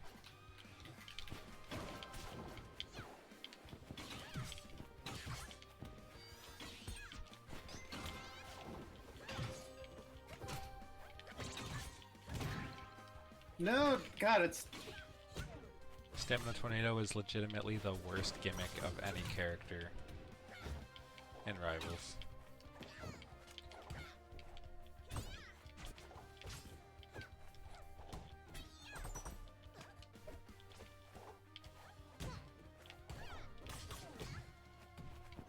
normal pummel sucks so bad.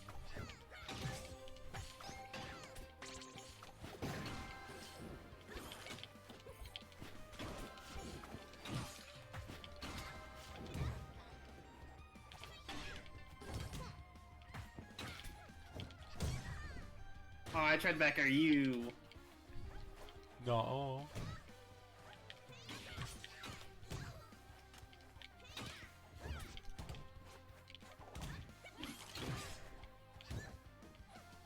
Also, the down special nerf was okay, but also it's really weird that the dev team is nerfing Fleet first. What? It's really weird that the dev team keeps nerfing Fleet first before like all of the other characters who need like way more significant changes.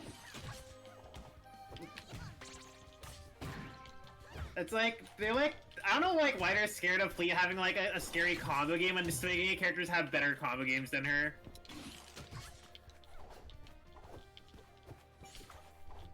Like she does have a scary combo game, but it's not great.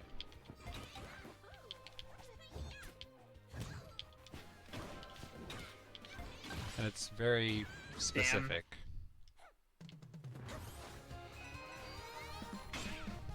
Her recovery is good, honestly. Like legitimately one of the best recoveries in the game. Yeah, yeah.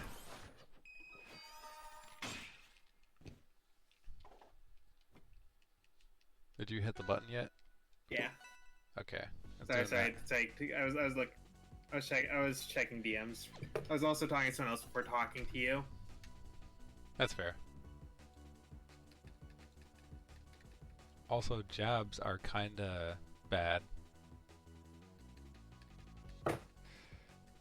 Also, if you want to cringe for a bit, go to the backer general and just look at like any of the takes people are having, and it's really funny how bad they are. It's in the Rivals of Aether. Like almost all of the people talking about the backer R2 general are just bad. And it's kind of funny seeing some of the takes. Backers Rivals 2 General? Yeah, the backer R2 general. I'll at you there so you can see it easier. Yeah, I see it. Yeah. Like the heck is a baby dash?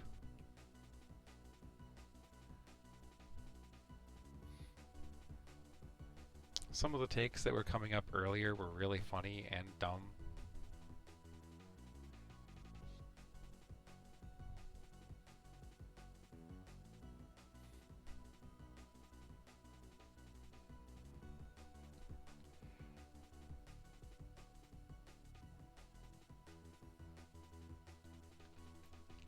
Well, in any case, ready? Yep. Cool. 14's kinda busted, but kinda not. Yeah, like, I wasn't sure like how good his normals are gonna be. Oh. Yeah, they're very, very strong. As strong as you would expect.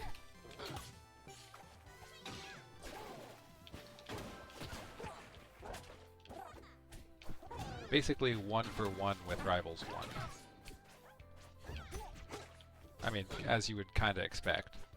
But his forward tilt actually a lot better.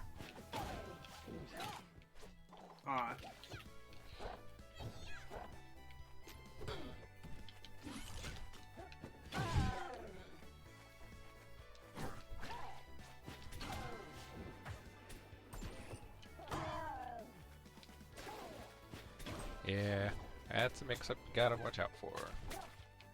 Yeah. I don't like how it affects the camera. I don't know. I love how it affects the camera. I might just need to get used to it.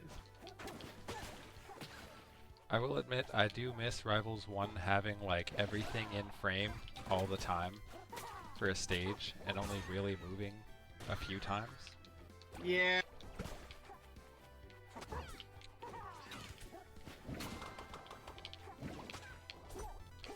That's the first time I got hit by Bubble Butt, I think. Bubble Butt's legitimately really, really strong. But I have to miss. Yeah. Fleet F-Tilt has basically no range.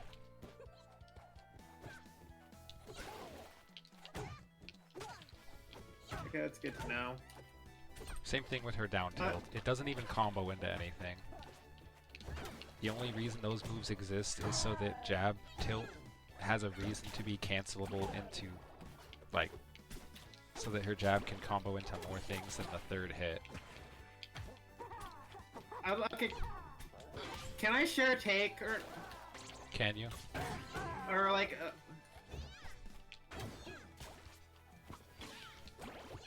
I don't know. Can you share a take? Or I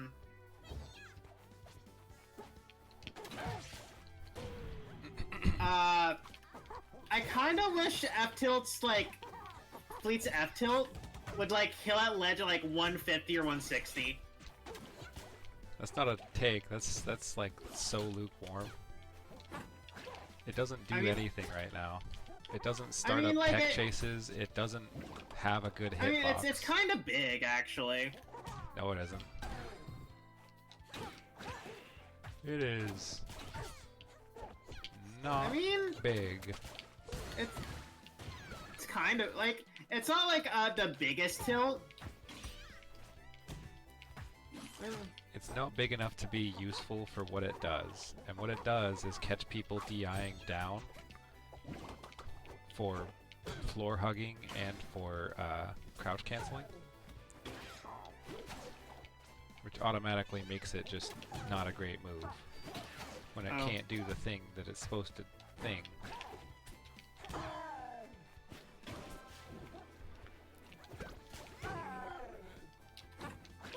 Yeah, I'm dooming on Fleet. Not really. Huh? I said I'm dooming on Fleet, and I'm like, not really. I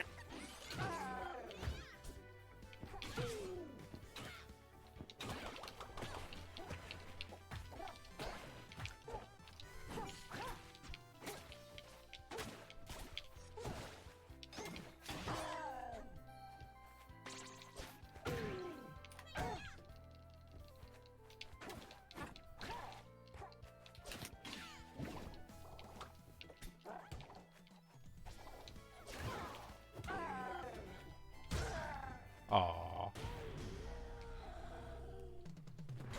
But yeah.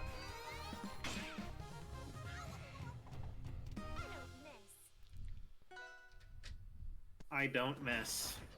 she don't miss. She just don't miss. Oh yeah, the Rivals 2 bugs regarding the sound. They haven't been fixed, but I don't know what causes them.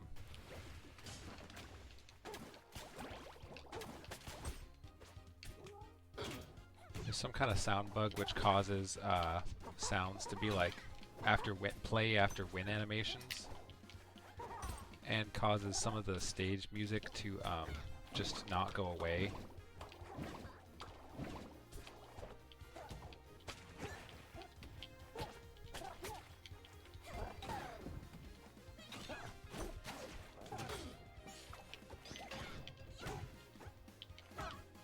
I do like the indicator. Oh yeah, that was a good change.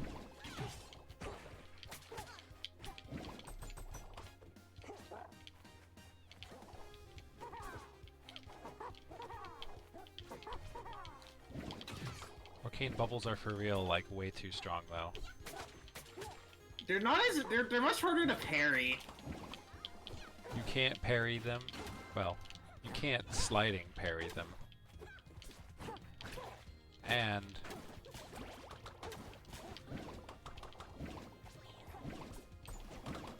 they're way more, there's less of them, and they're more random than Rivals 1.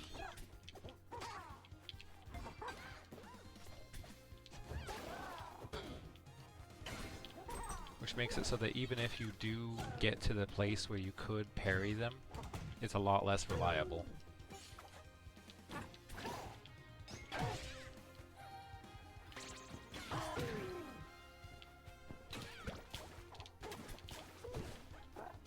I'm, a little bit I'm surprised my Upstrong didn't kill. I'm not. Kill and I- fleet are not in the same sentence. What? Kill and fleet are not in the same sentence. They just don't go together. Like, I used to do on fleet, now you're doing on fleet. Which I find very funny. That's because I found something better. The way of the dog. You weren't even a fleet main before.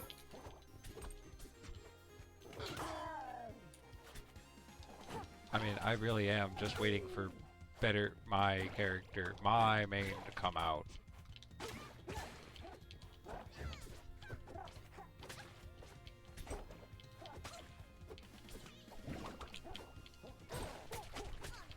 Also, Please die. Orcane's up throw is actually really weak. It's a 50-50 between that and down throw, because down throw is the tech chase.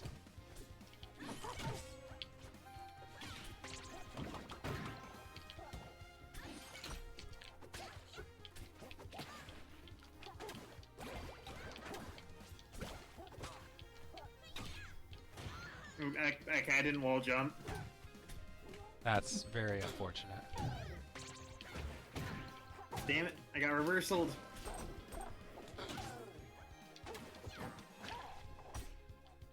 I like that they removed the mashing on down special for Orcane, because that was really lame before. What was? Having to mash to get lower on Orcane's side special. Now you just hold the direction.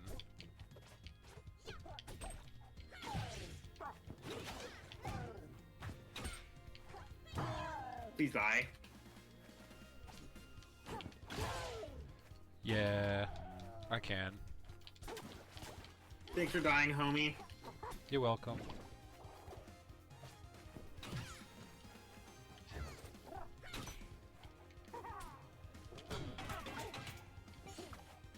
Also, that was really funny. Orcane's flailing body on the moving platform.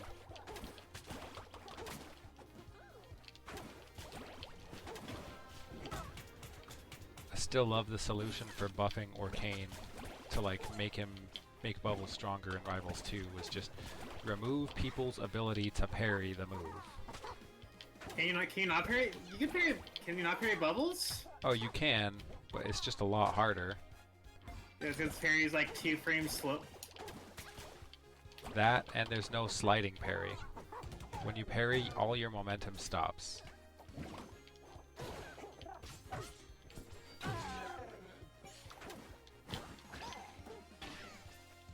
So you basically have to preemptively place, or that.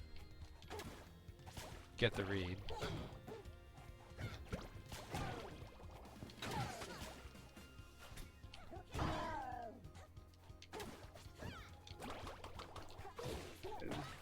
I'm dead. Yeah. Especially because you air dodged earlier. Yeah. Big Sag.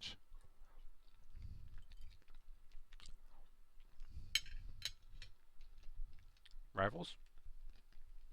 Oh, I didn't. My bad. Rivals, please. I still find it funny that Cameron's like complaining about like Fleet's range. When she is like one of the longest range characters, the longest range character in the game. Claren? I genuinely like her move. Like she has dish, but her moves aren't that big. Like her up tilt's decently sized. Her up tilt's like she has like I don't know like. Oh, I mean all Fleet really has is like forward air. for again, F-Tilt's route is decently sized. It's not. Every other character has a longer forward tilt, except for Orcane.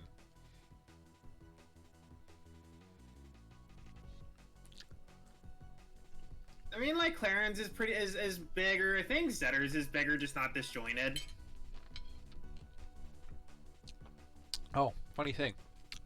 Zedus is disjointed now. Oh, not okay. Now you're on back your the switching characters. Cat girl waifu. I mean, honestly, I would rather learn Claren. Because I know she's only gonna get buffs.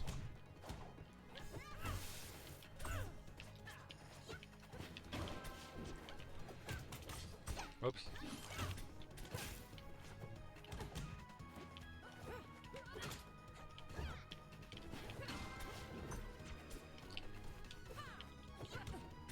I did actually get a really solid kill as Claren. With the tipper.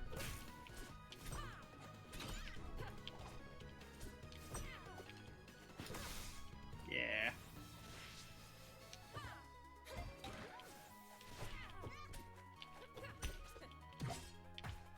What I think you could have upstronged. Probably. Anyway, killed, but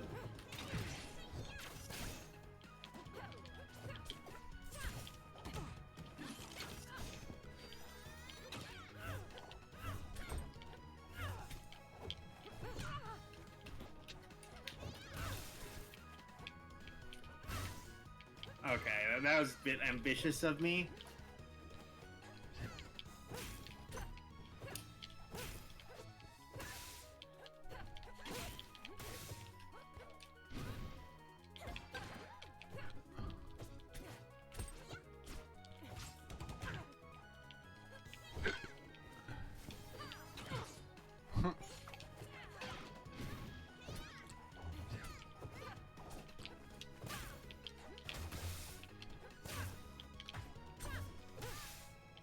Oh, I tried to parry. Oh shit. Yeah, you did almost die there.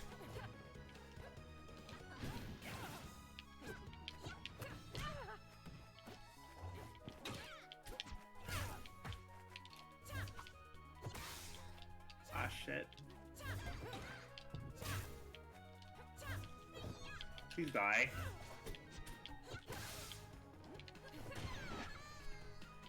I do like killing with Fleet is kinda hard.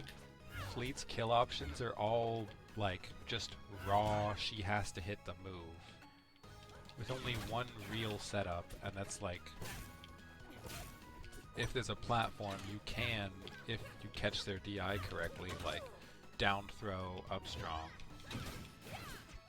Oh, that's unfortunate.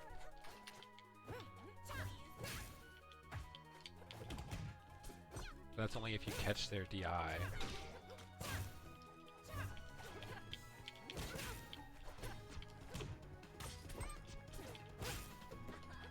A lot of people kind of realized how strong crabs are.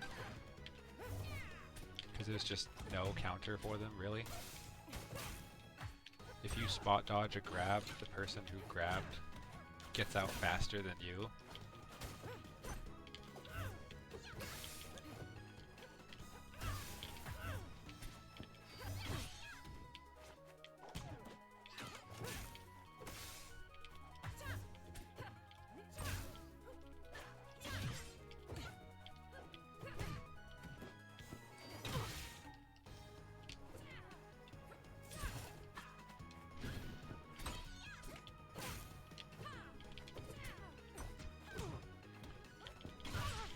I'll...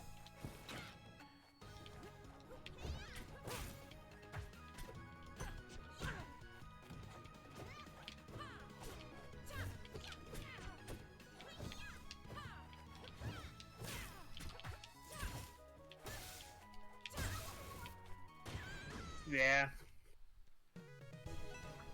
But Fleet just don't work. You won't get in my way. No, I'm gonna blame Chicago You won't get in my way. for this, for that weird like lag spike. Yeah.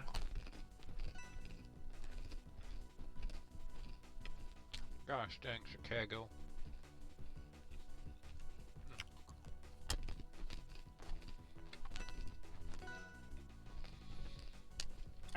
Last time I was playing, what? Did the game disconnect for you? Not me, no. The game disconnected me, what? Uh-oh.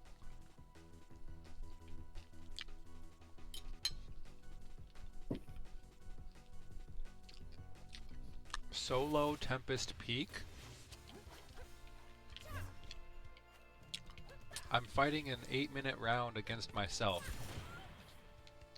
I'm alone, with 3 stocks and 8 minutes to go. Guess I have to wait 8 minutes then. I'm gonna SD and then see what happens. Okay. Oh yeah, I won. And it just skipped past. Okay, that's really funny. Oh my gosh. Yeah, the game just kicked me out.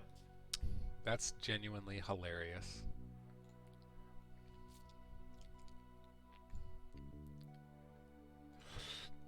Send fleet pics.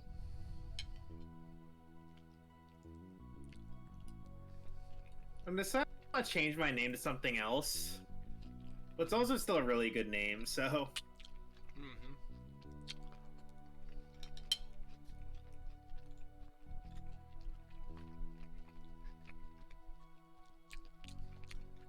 Q lob. There we go.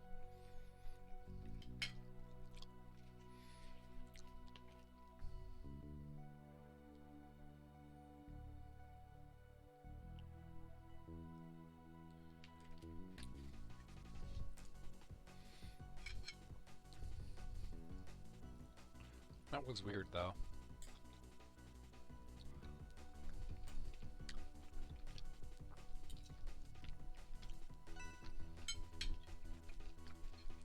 Alright.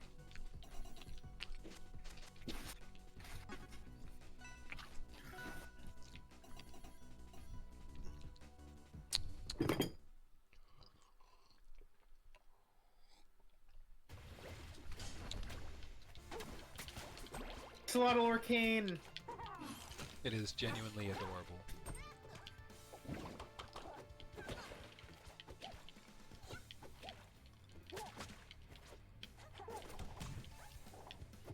Also, Orcane's grabs are genuinely kind of broken.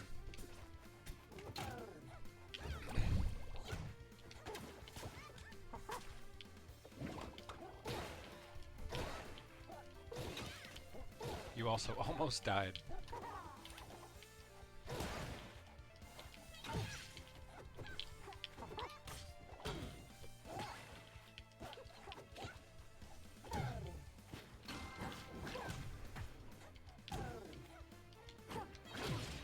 Oh, I still got hit.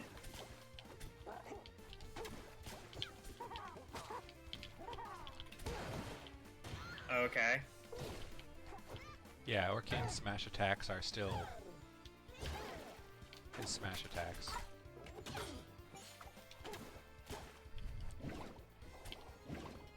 As far as I can tell now, Puddle doesn't. Ooh, Puddle doesn't actually increase the knockback anymore.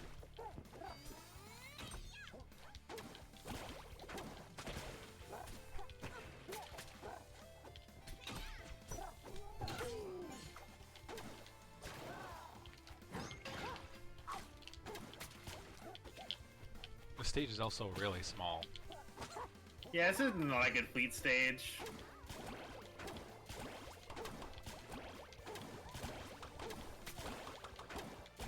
You can't crouch cancel that also. Yeah, yeah. Wait, what do I do? Why am I... Yeah, I can. You genuinely can't. It pops you off of the ground. For fucking around, I took like 100 damage. Oh my god, dude. Let me go forward.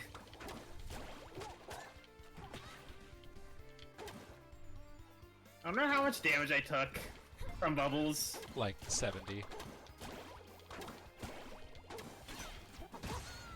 Yeah.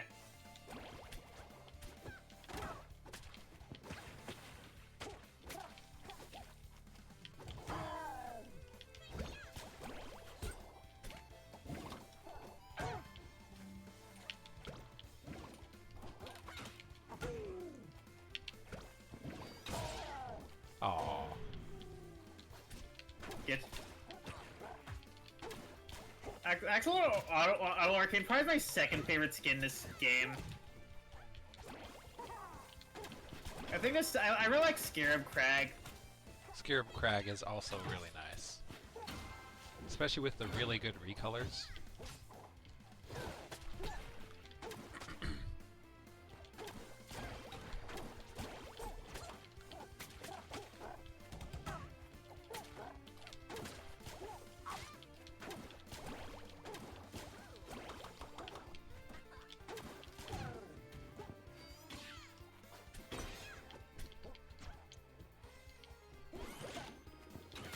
Why did I?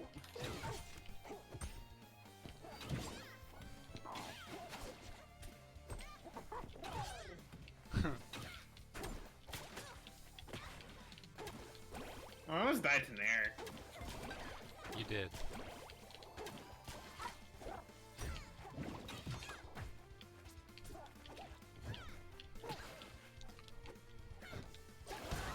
Okay, yeah. Fair enough. Orcane is definitely stronger in this game. Yeah.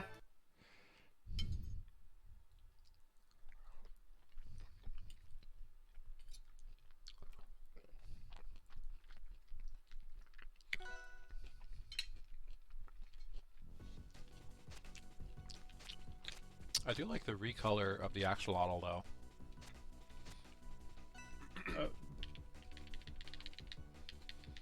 How about art axolotl skins?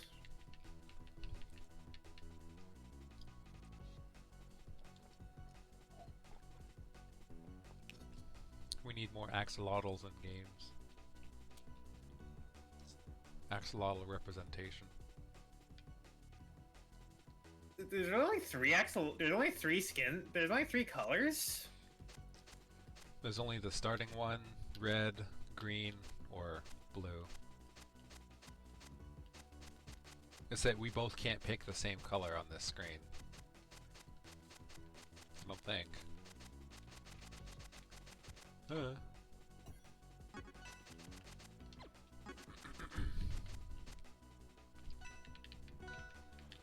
Also, I have some brain rot. I gotta show you a skin, and I'm gonna ask you what the whirlpool looks like. What? In a sec. Next game, I'm gonna pick a certain skin, and I'm gonna be like, hey, what's that whirlpool look like?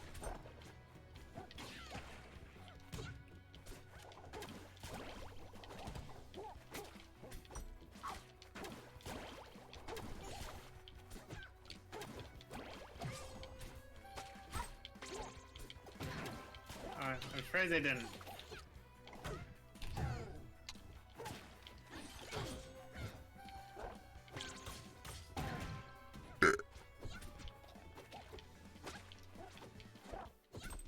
Yeah.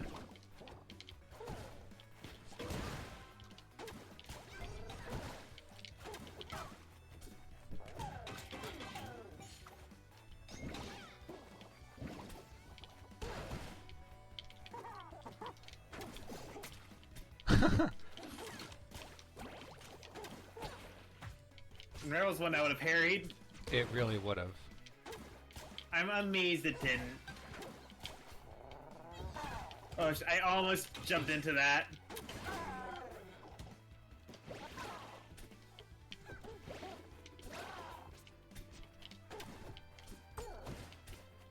You crossed me up with... Oh, God. Yeah.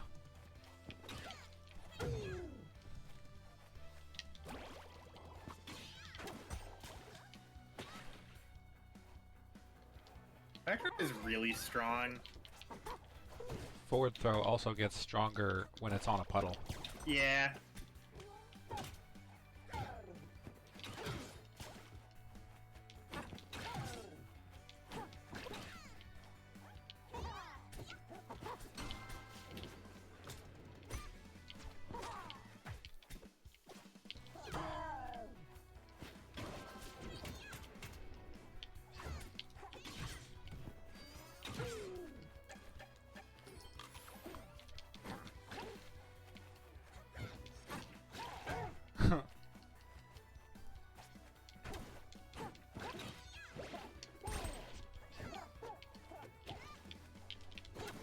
Probably just like I honestly.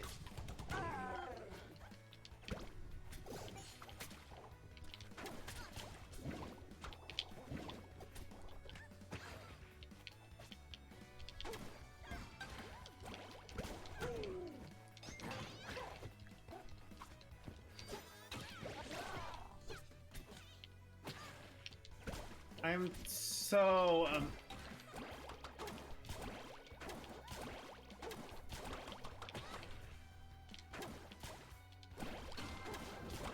what?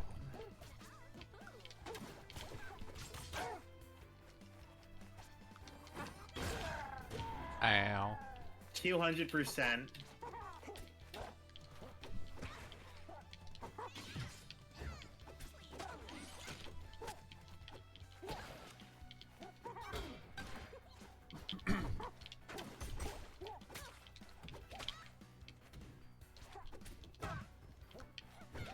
Oh yeah, and in case you're wondering, the from the way that they implemented crouch canceling, like the visual, you can, it's not 100% accurate.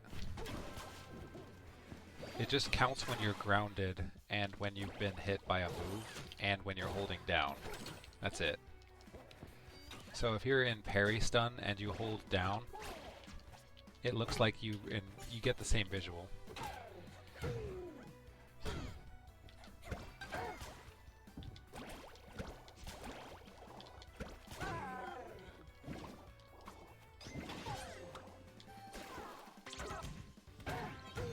Ow.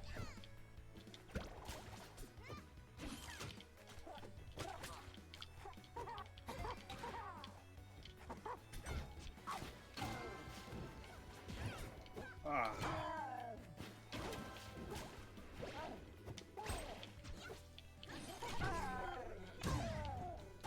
Ow.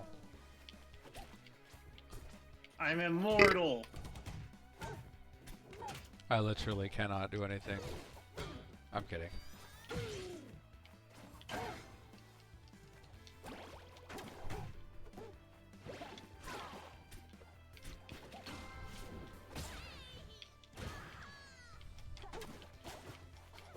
Your rants are still really good. Who? You say Clarence? Orcane's Nair bounce is really good. Oh. They hella nerfed it. Yeah, it's not as good. It has actual end lag now.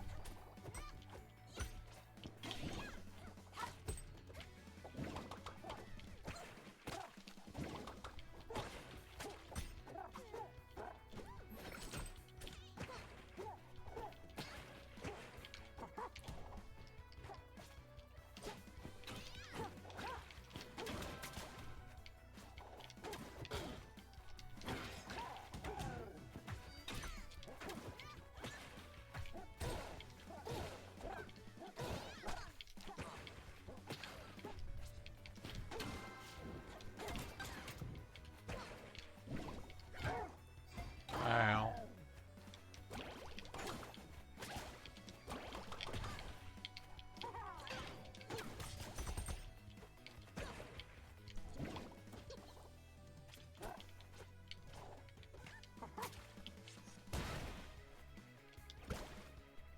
Yeah.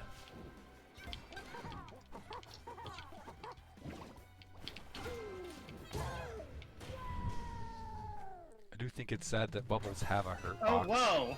2 fleets. What? the screen just like there's two fleets. I was playing Fleet Climbers.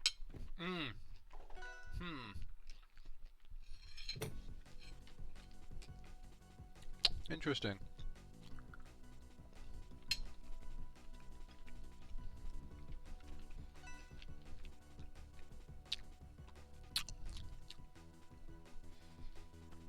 Oh, wait. Okay, have you seen Rick and Morty? I haven't watched Rick and Morty in years. Okay, but you know what the portal looks like. Yeah. Okay.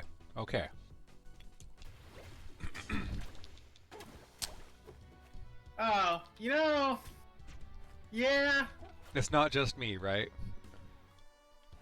I see it. Okay, cool. Just making sure. My brain rot was not too hefty.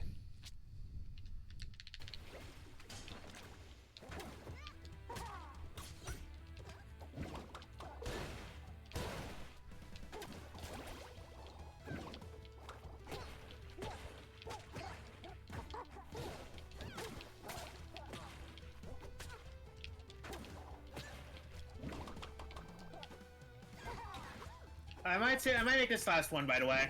Really? Oh. But like, for real? For a little bit. Oh, like a small break? Yeah. Oh, that's no problem. I was just like, we only played like 5 games.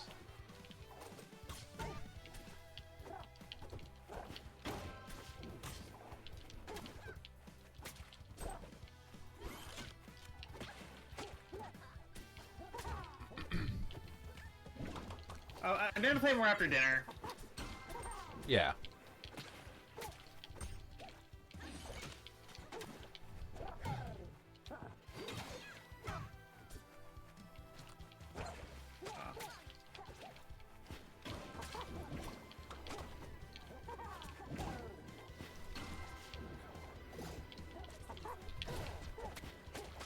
I still think like Arcane has the same weaknesses.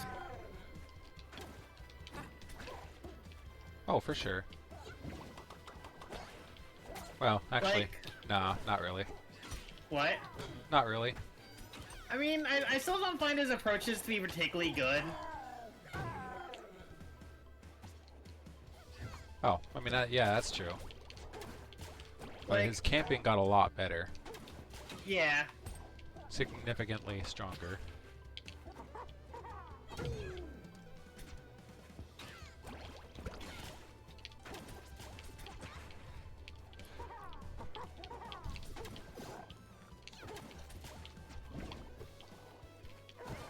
What? Oh yeah, I'm amazed. I'm amazed by that. I'm amazed that F-Tilt like missed. That's because F-Tilt's hitbox is awful, like I said. Ah, fair. Am I get 3-stocked? Hopefully. Nope. Never mind. Every comeback starts with a stock. Every com.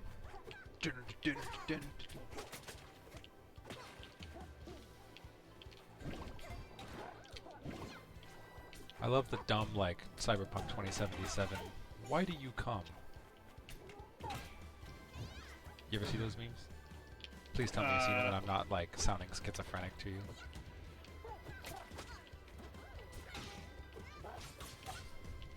It's fine. I'll post one. And then you can play it in front of your family and it'll be really funny.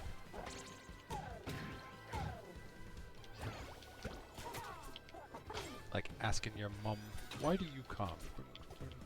Why do you come? In Night City, everyone comes. Oh.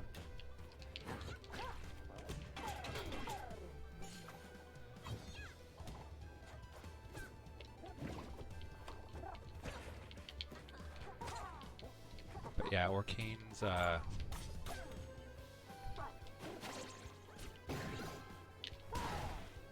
shit. I found that out the hard way. And Waveland. Alright. Okay, I'm dead. Orcane's puddle smashes, even his normal smashes, got like way stronger. Okay, so the last one for a while. Yeah. I'll I might be on like an hour or so. Okay, I cool. I think, yeah.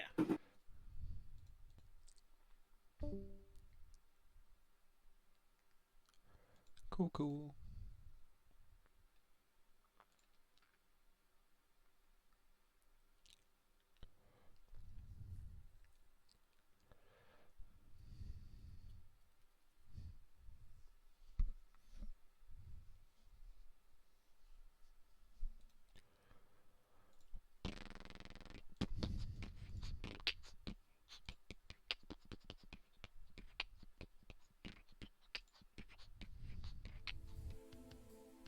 This city relies on technology.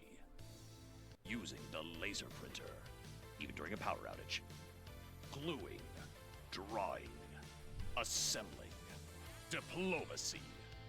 But it's not fame or public praise that he seeks. He's in it for the money. And what noble reason would he build this machine for? To find his match. Even if the whole universe collapses because of his machinations with time. A hero, we...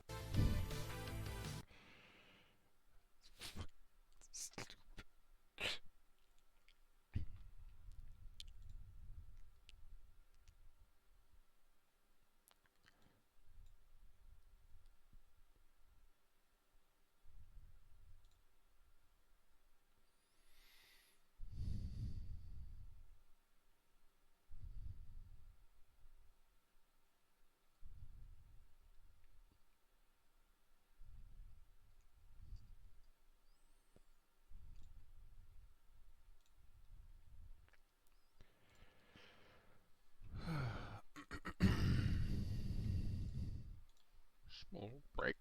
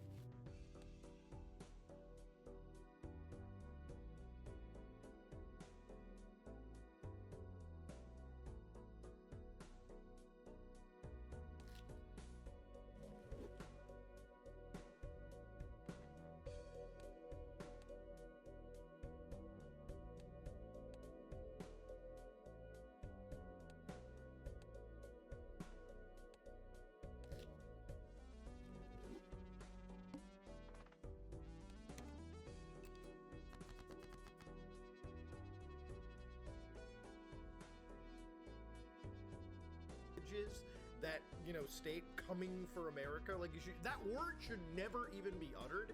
The other thing is, you know, when you got situations like hentai being mentioned, as an adult, which you are in this situation, you should shut that down.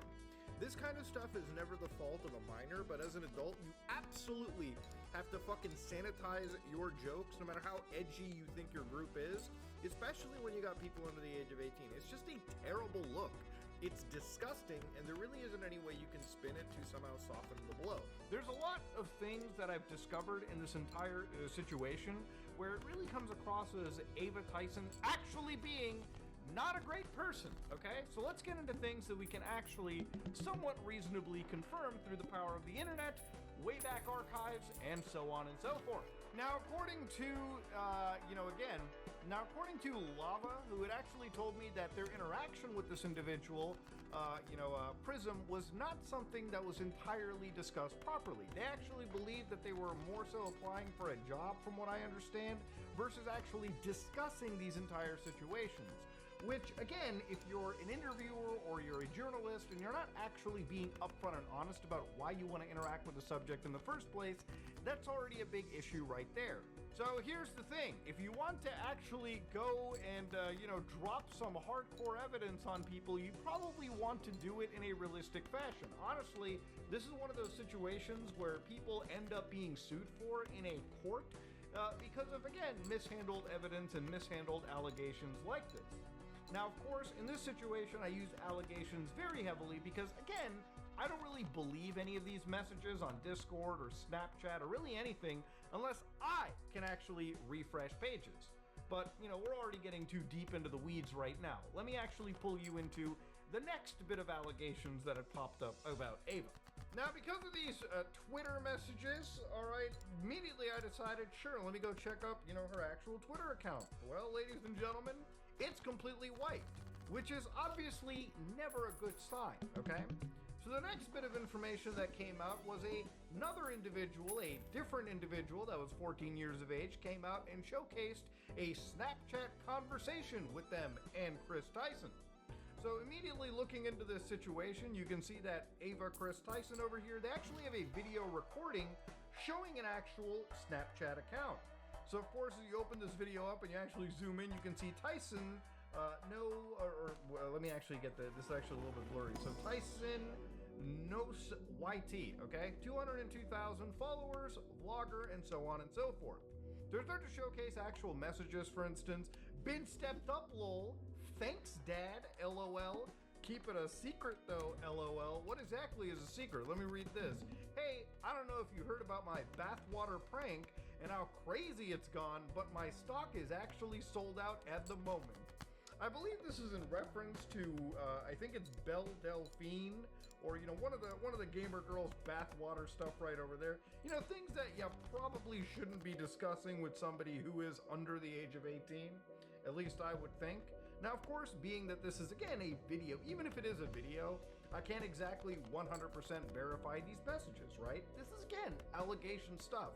But it's pretty serious, okay? If people are willing to talk about people like Cody Co, Dr. Disrespect, then these are things that, again, we all have to cover, especially when we're dealing with one of the largest channels on YouTube. So, again, looking at some of these messages, you got emojis, of course, Dad. This is the best Snapchat I've ever seen. So then there were some messages over here where they were explicitly speaking to a group of people, including, allegedly, one minor. I know, dude, I would inside of that egg and watch her eat it, and then watch her with another man while she comments about how my can never satisfy her. Whoa! Okay, I'm just gonna cut that right short, okay? You already had me on come inside people, alright? That's not happening in my book. It's a little haram. I hope he gets cancer in the mouth. I gotta say, that is one of the not good places. I hope he goes his entire life not smoking a single cigarette, and then when he gets 80, he just gets with some dude with some cancer. He shoves it in his mouth and gets mouth cancer. Yeah. But yeah, again, if there's one minor in there, probably not a good thing to be saying. And of course, they started to also throw up archives of the original screenshot postings over here. For instance, if you look inside, this is an archive link right here by an account known as Young No Name. Now again, in this scenario, for instance, I wanted to see, hey, is this actually valid? Is this somebody's real actual account? And so I decided to look up Wayback Machine archives of this possible Snapchat account. So it turns out that account actually exists right here. It's an Ava Chris Tyson account, actually with 211,000 subscribers. And yes, you can see that this is the original archived thing. Tyson Nos YT. So immediately, where is this account now? Well, ladies and gentlemen, it seems like it's deleted. So according to Snapchat as of now, that account doesn't seem to exist. Now, to me, anytime an account gets deleted like that, especially so quickly after it's been brought into a spotlight, is not something that I personally find, really reassuring, so to speak. That also being said, when it comes to, again, any form of messages like this, especially when things appear to be stories that are publicly posted that are intermixed between what appears to be DMs, which is kind of how I'm understanding Snapchat. I'm not exactly perfect at it. I don't use Snap all that much. And by not all that much, I mean if at all. But the thing about it is, obviously, I haven't refreshed these messages. I don't have them viewed on my device. So everything that I see on the internet, I take with a complete grain of salt in this situation. I think a lot of the interactions in that Discord conversation, if there was a minor present, and that was actually Chris and whatnot, these are not okay conversations or jokes to be making when a minor is present, period, right?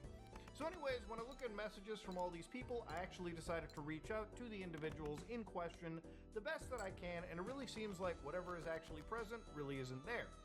Now you might be wondering, okay Muda, that's really what it is, then what's next? Well, what really comes next at this point, ladies and gentlemen, is the darker side.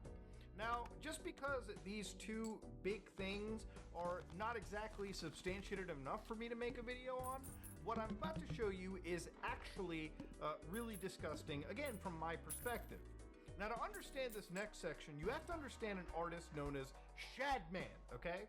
Now, Shadman is a former YouTuber and artist known for creating Rule 34 art, and again, disgusting art, and most importantly, art that some would consider, lowly, for instance, right? Art that depicts younger looking individuals, okay? Individuals that some would classify would resemble those under the age of 18. Now, this alone is not necessarily something that is completely illegal. In fact, the legality of it is different depending on where you live.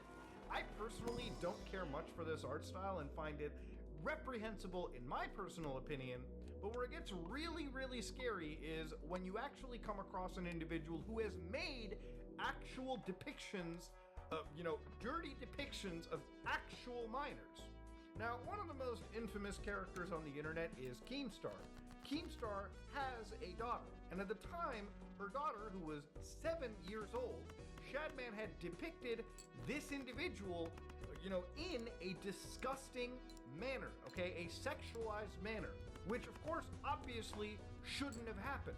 And in fact, friend of the channel, Colossal is Crazy, actually even confronted him on this situation. Listen to this. Hello? Hello, Colossal. Yes, I can. No problem being on stream. Yeah, apologies if I slur my words a bit. I just kind of got up a few hours ago. No problem. All this shit. Let me just be very clear. I was not calling you children. What I did was say what you did by drawing this picture, putting it in context on your website with a bunch of other pictures of little girls was especially considering it's Keemstar's daughter. He doesn't deserve that. Why target his daughter like that? And I felt that was but I'm not calling you do you understand?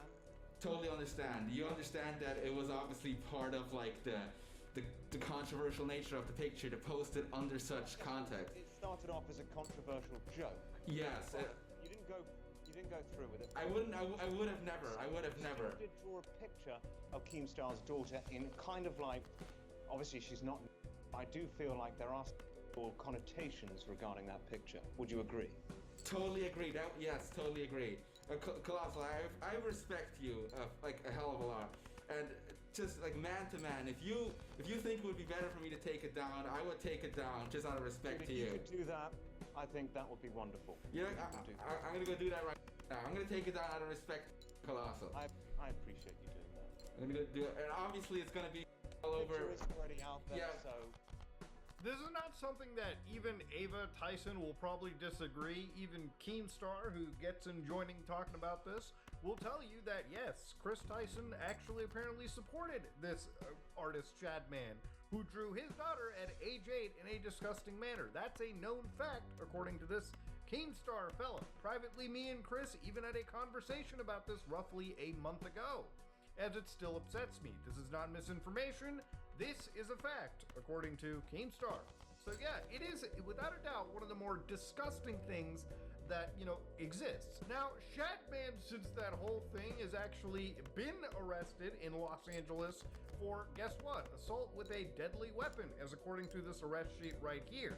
But beyond all of this, okay, Shadman is still back, actually still actively drawing, and this is somebody that has had kind of a connection to a lot of people in the Newgrounds artistic sphere. But we'll get to that in a bit. Now, in regards to Shadman drawing an actual human being underage in a disgusting manner underneath the United States obscenity laws, obscenity is not protected under the First Amendment's right to free speech, and violations and federal obscenity laws are criminal offenses. So while the United States has a, three-pronged Miller test, to go down to obscenity law and minors, federal law strictly prohibits the distribution of obscene matters to minors. Any transfer or attempt to transfer such materials to a minor under the age of 16, including over the internet, is punishable under federal law. It is also illegal to use misleading website domain names with intent to deceive a minor into viewing harmful or obscene materials, for example, using a cartoon character or children's television programs. But in this next paragraph, again, in addition, visual representations such as drawings, cartoons, or paintings that appear to depict minors engaged in activity are obscene are also illegal under federal law. So drawings, cartoons that depict this kind of stuff are obscene and illegal under federal law. Okay, so again, because this never went to a court, obviously I'm just bringing up to show you what obscenity law is and how it's actually not protected and why the legality of some of these images are in question. Point of the matter is, with an artist like this producing content, you probably never want to financially support them whatsoever. Now again, the reason why Shadman was brought up into the story is yours truly, Ava Tyson, posted bonus fidget spinners. Again, I actually have the Wayback Machine link right over here, so no, this wasn't Inspect Elemented, this came right from the actual horse's mouth. Really like to throw in some extra autism at Shadbase. Now, at this moment in time, I have to censor a lot of this image because it appears to be somebody that is not the age of 18, somebody that would fit that lowly criteria, so to speak. Now, this was posted all the way back in 2017, so, it wasn't that far off, okay? And people were definitely well within their mental faculties. But again, where people get really freaked out about it is when they start to look at frames of older videos on the Beast channel, and they find that, you've got these individuals sitting down, and you got Jimmy staring at what appears to be the same exact image hung up on the wall, okay? Allegedly at, Ava's home. Now, it's one thing supporting a pretty terrible artist in that regard. It's another thing hanging up that filth in your fucking house. Now, I think that's a rightful thing to criticize anybody for, and it doesn't have anything to do with their intrinsic characteristics, like being transgender. It has more to do with them being a fucking weird person. So again, because of the scrutiny that this individual gets, what effectively happens was old Reddit accounts started popping up. Now, according to the internet, they'd started to look into older accounts right over here and found that they were linked to a Reddit account known as TysonBoy34. One that we'll find out actually has a YouTube channel later on, and it gets even weirder. So, according to archives that were captured, Tyson Boy would basically just post things like, no second monitor to have hentai constantly playing, not good enough for this boy, allegedly being posted. And of course, you had other things like, Shadman is gonna love this. What would Shadman allegedly love? The Pixar's Incredible 2 trailer. Woo, that's filthy. For instance, 4chan, right over here on the old 4chan thread, Tyson Boy says, why would you use your VR headset for anything other than 3D? That's a little too filthy for the internet, man. 3D, loli, gang. Boom! To me. Now, obviously, some of these are dirtier jokes, but, in the grand scheme of things, again, the one mention about Shadman really wasn't something that I was comfortable reading. So, of course, throughout all this, ladies and gentlemen, the next bit that I'm about to show you is probably the reason that I'm even making this video to begin with.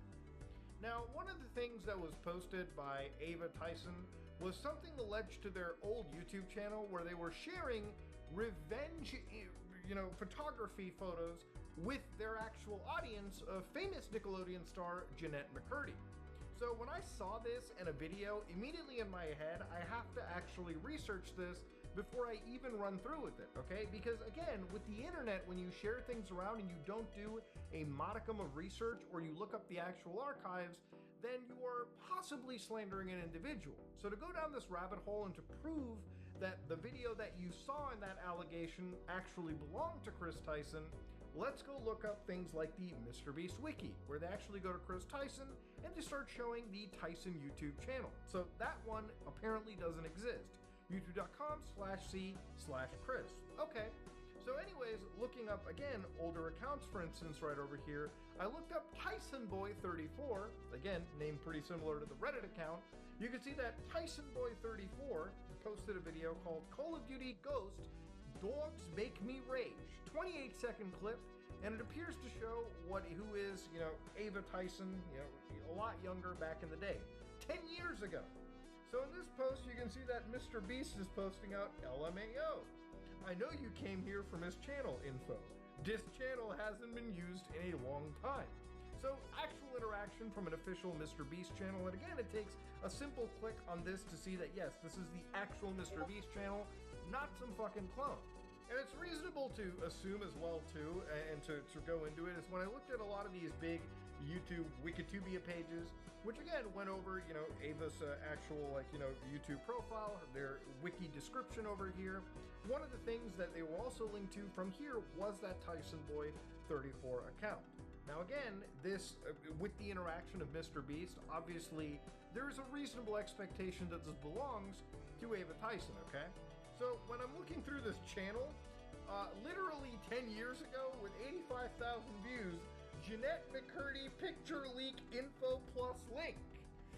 Not looking fucking good, that's for sure. So immediately looking into it, yeah, I decided, sure, let's click down, and lo and behold, that appears to be good old Chris Tyson, posted 10 years ago, long before the days of artificial intelligence.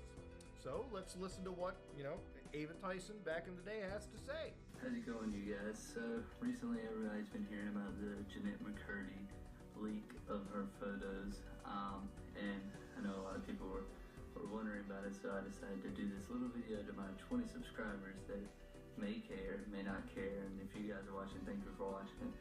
But first off, what the story is, she sent pictures to her boyfriend, her now ex-boyfriend, and he leaked them out, and she is a very popular Nickelodeon star on the show iCarly, and so, before anybody goes, but Muda, he was young back then. To give an idea, I believe that Ava Tyson was born in 96, I'm 94, so, back in 2014, this would probably mean that they were just turning 18.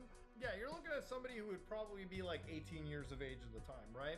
When I was young, I knew at the time, okay, uploading, even when I was 16, 18, 20, whatever, uploading images that an ex-boyfriend leaked out of somebody or an ex-girlfriend leaked out falls under what is known as revenge pornography. It is never okay, all right? Just because you are a minor at the time, telling people, hey, go to this link or check this out. Maybe I'm not endorsing it, but I'll definitely link it in my YouTube channel. That's never okay, all right? 100%. It's a shady, disgusting thing to do. And again, for people who are like, but this was 10 years ago, Muda, people change. This is the same group of people that will immediately dogpile me or anybody else for things that they would find in my past to use against me. So yeah, I really don't give a fuck if people are looking up things in the past. And honestly, this kind of shit doesn't age well, okay, at all right? It's disgusting back then, it is known to be disgusting back then, and it is disgusting now. Let's listen more. And Sam and Cat. And so first off, what you'll probably be seeing is the pulling of the show. It'll probably be taken off the air. Second off, you'll probably see the photos get taken down at some point tonight, maybe tomorrow, because Nickelodeon has that kind of power. But the link's in the description if you want to see them. I mean, I'm not endorsing people to go look at somebody else's private business, but I know that people might want to see them, so it's there if you want it. I'm not endorsing anybody check out revenge pornography or leaked photos. But yeah, the link's in the description below, bro. Wild shit. It's kind of crazy how people are like, whoa, You know, maybe you shouldn't be sharing somebody's personal, private stuff, even if it is available on a public ClearNet page on the internet. Probably isn't good to share it. And yes, this person is a giant hypocrite based on what I'm about to show you. First off, what I have to say though is that when you look on the news, you see people, they've leaked nudes from their girlfriend at high school, and that girl kills herself. It's a tragic story. Everybody calls the guy a bully, but yeah, when people like Perez Hilton do it, it's considered entertainment. So he's bringing up some cockroach e-celebrity shitbag like Perez Hilton and thinking, yeah, it's okay now if I do it. Anyways, you go to their actual link, I shit you not, they actually still have one that goes to Hollywood Live. Just trying to get nice or something. So yeah, even tagged it up and everything. I do not support the leak, and I'm not condoning these actions. Have you ever played the nervous game Dog, before? you just shared First time, the I'm actually proud of you.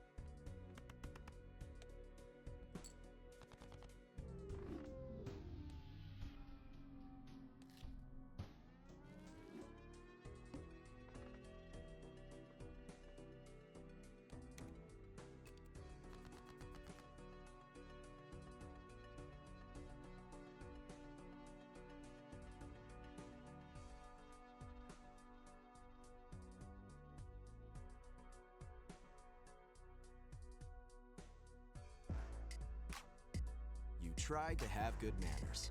We've got this from Axios. Exclusive poll. Oh, we trust Axios. Harris opens up early edge with young voters. Take a look at this. If the 2024 election were held today, who would you vote for? If the candidates were Biden or Trump, 53% for Biden.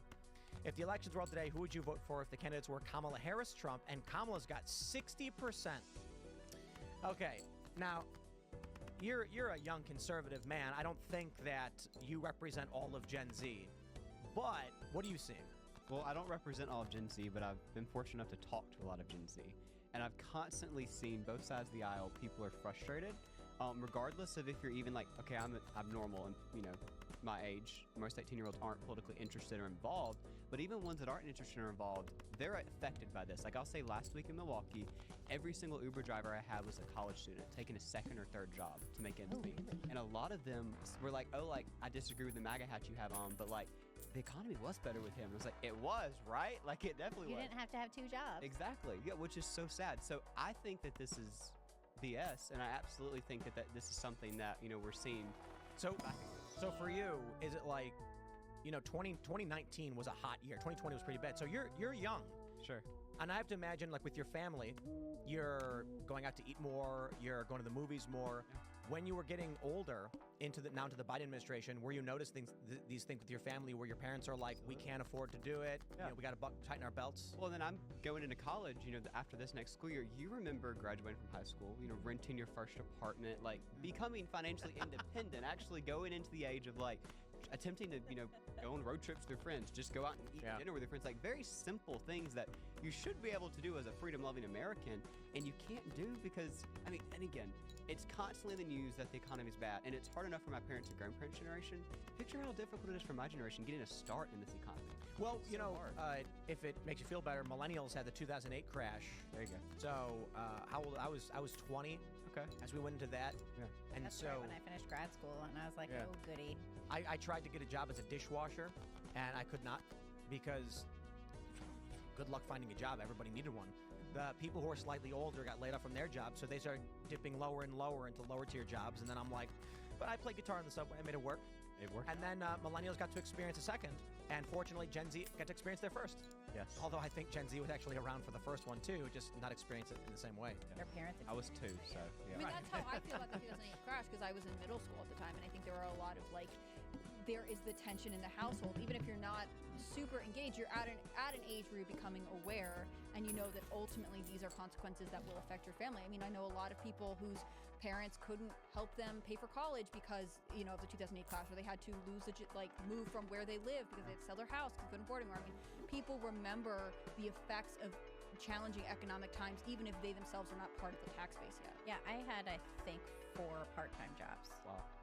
And that was like how I was doing stuff, and I was doing my art and stuff. So. Well, here's a non-economy example. I mean, I know the numbers on the screen, and this is Axios again. Like Tim said, we can't really trust them. These are some people telling us that Kamala's not really the borders are, but the numbers on the screen actually are better for Trump than 16 and 20.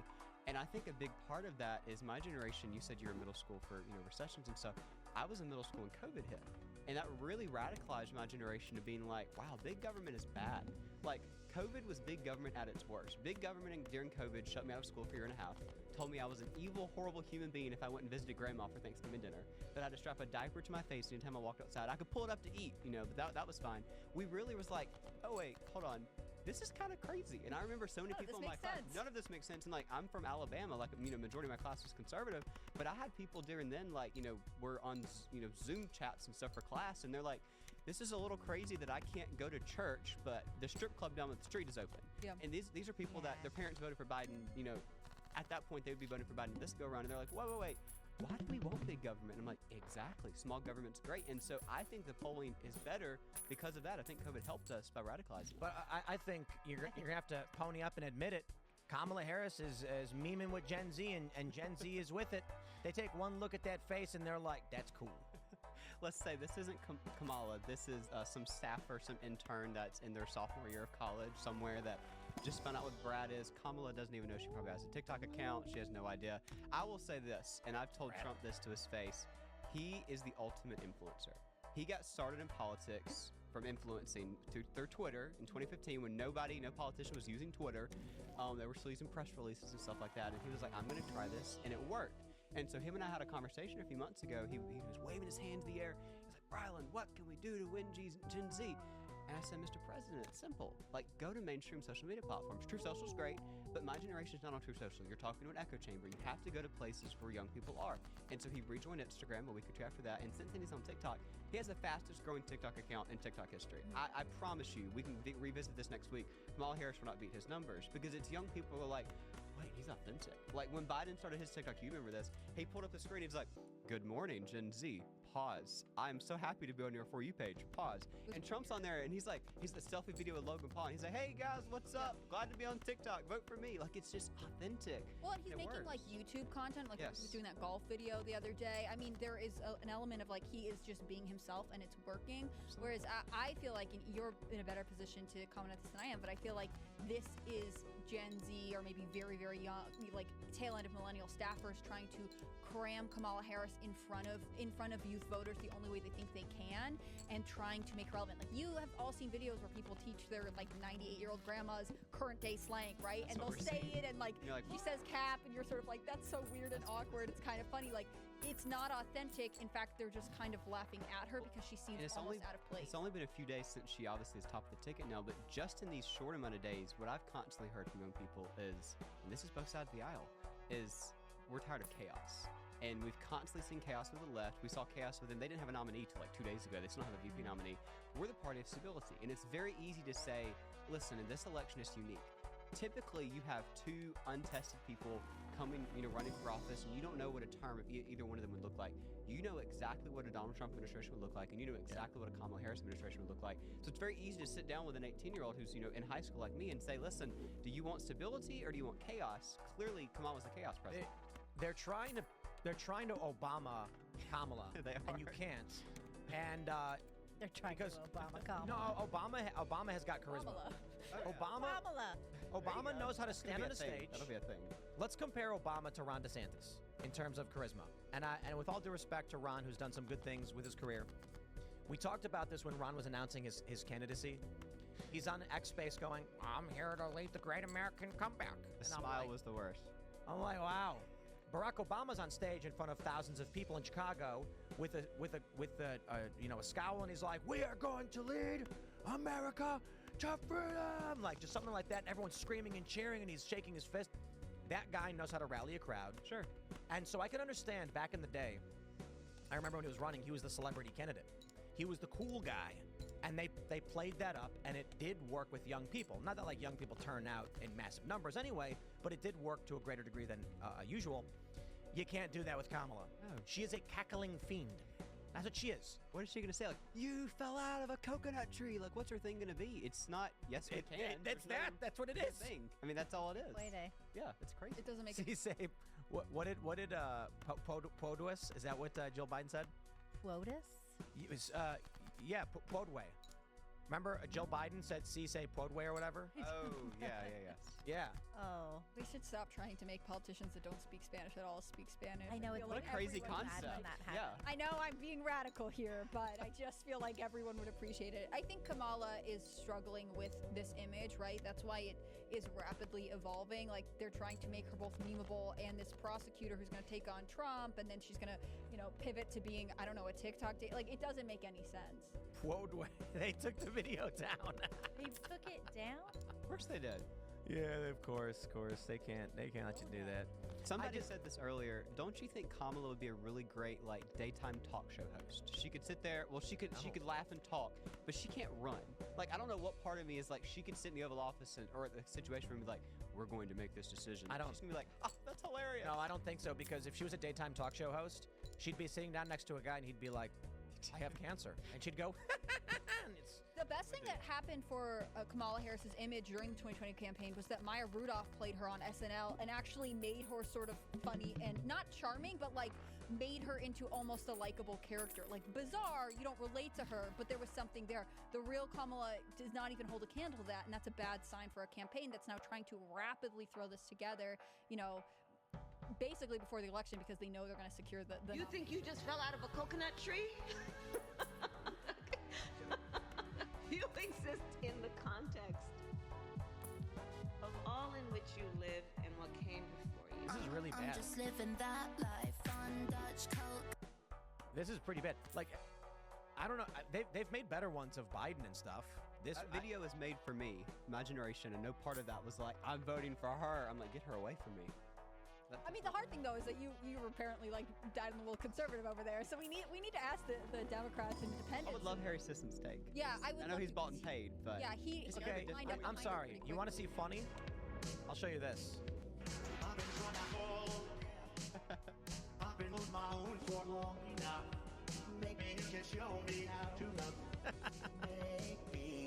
There was a whole channel on YouTube of Trump singing pop songs. And they would like do that this. for Obama too. I mean, they're funny. Right.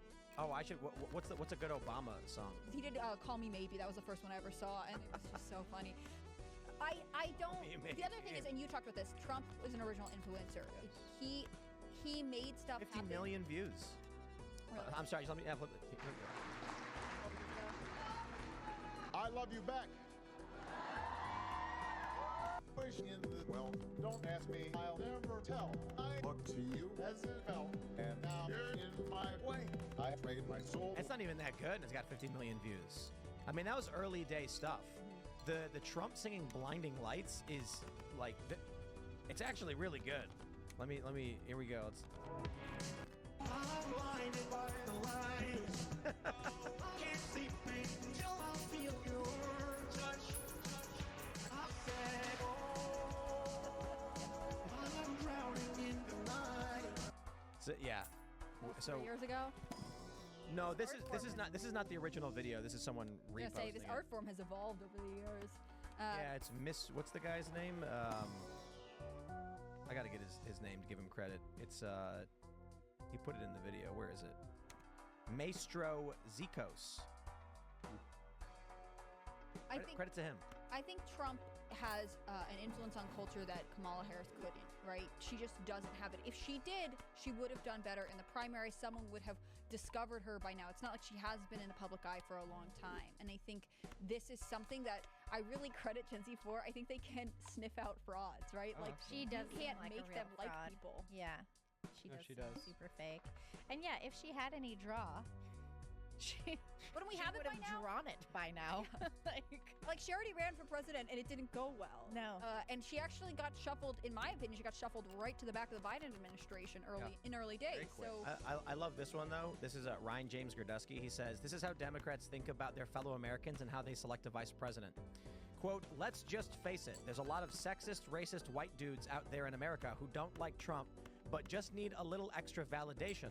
One person familiar with the campaign's thinking told NBC News, and bringing one of the people mentioned onto the ticket helps validate her among those constituents. What a wild. apparently her entire The whole- shortlist is just white guys. But it's also a random person we don't know. They've not quoted anybody, and this person is psychic and understands what Kamala's campaign is thinking. You know, I'm sorry, dude. I'm not interested in whatever whatever that is. But they've normalized that whole one person familiar, one source. It's crazy. Yeah. I just look. What they do is they will say something like, "A source close to Donald Trump's office said he was planning on kicking a dog," and that source close to his office is the homeless guy who's in the alley close to the building. And they're like, "But we're telling the truth." Who has a dog? The homeless guy has a dog, and he's kicking it. Well, I'm just saying, like they use these manipulative phrases. One person familiar with the campaign's thinking. I'm familiar with the campaign's thinking, and I think Kamala wants to kick a dog. I think probably Reported Kamala already NBC News. did kick a dog. To your point about the 2020 primaries, I think you're absolutely right. I don't know if you remember, it was down to Biden and Bernie, and remember that last CNN? They forced him out. They did. They forced him out. Yeah. It wasn't Kamala on the stage. She had been gone well. Remember, Tulsi got her to leave after that, After she horrible debate. destroyed, yeah, Yes. Tulsi Gabbard destroyed Kamala Yeah. Harris. Yes, and then to your point about the influencers and Trump understanding that, he really, it's not something we have to convince him. It was like, we were talking about the convention, the idea that I pitched last year when Ron McDaniel was still in charge and didn't get anywhere, and then Whatley actually took it on and we did it because Trump actually let us do it. He let us spearhead it. We flew up 100 influencers to the convention last week, and they had a suite on the top floor, and they got to sit and cover the convention. Had hundreds of millions of views. Trump let us do that. That's something in the past. RNC was like, you know how we're not going to go there. We're not going to touch that. Is that like the Creators Hub? It was the thing? Creator Hub. Yes. I was doing that too. Yeah. I Oh, well, there didn't you go. stay in there. Yeah. It was really cool for him to get in. Again, it was an immediate. I pitched to Whatley. Whatley was like, "Let me check with Trump." That was your idea? It was mine. Yeah. Very clever, Rylan. He called back maybe 30 minutes later. Trump loves it. How quick can we get it? Because you know what's like, I got invited to like apply for credentials for the creator thing, Yeah. and my friends in press did not have floor access, but I did have floor access. You get to go down for your 30 minutes. Yeah. That was, there you go. When, when and I, it was very cool. It was actually Did you like go up to the suite too? Yeah, Okay, yeah. good.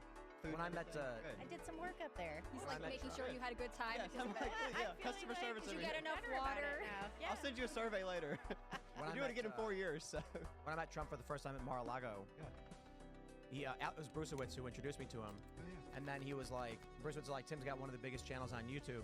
And then immediately Trump goes, "You know who the biggest influencer in the world is?" And I went, "Joe Rogan." And then he was like, "Me." That's what they say. They say it's me. And I was like, "You know, you're right." And I was like, "Oh, That's a good impression. You're Actually, I like the impression. Did you do it? To him, no.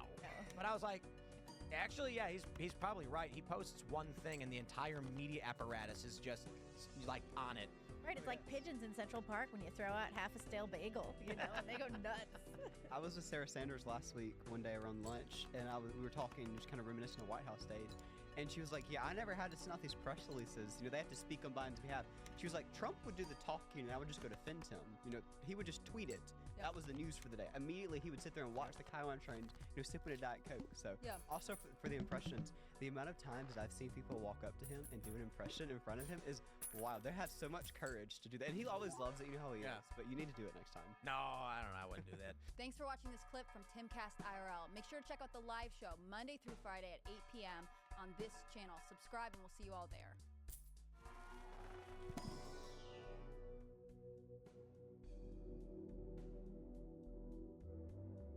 Here's the big story from Breitbart.com.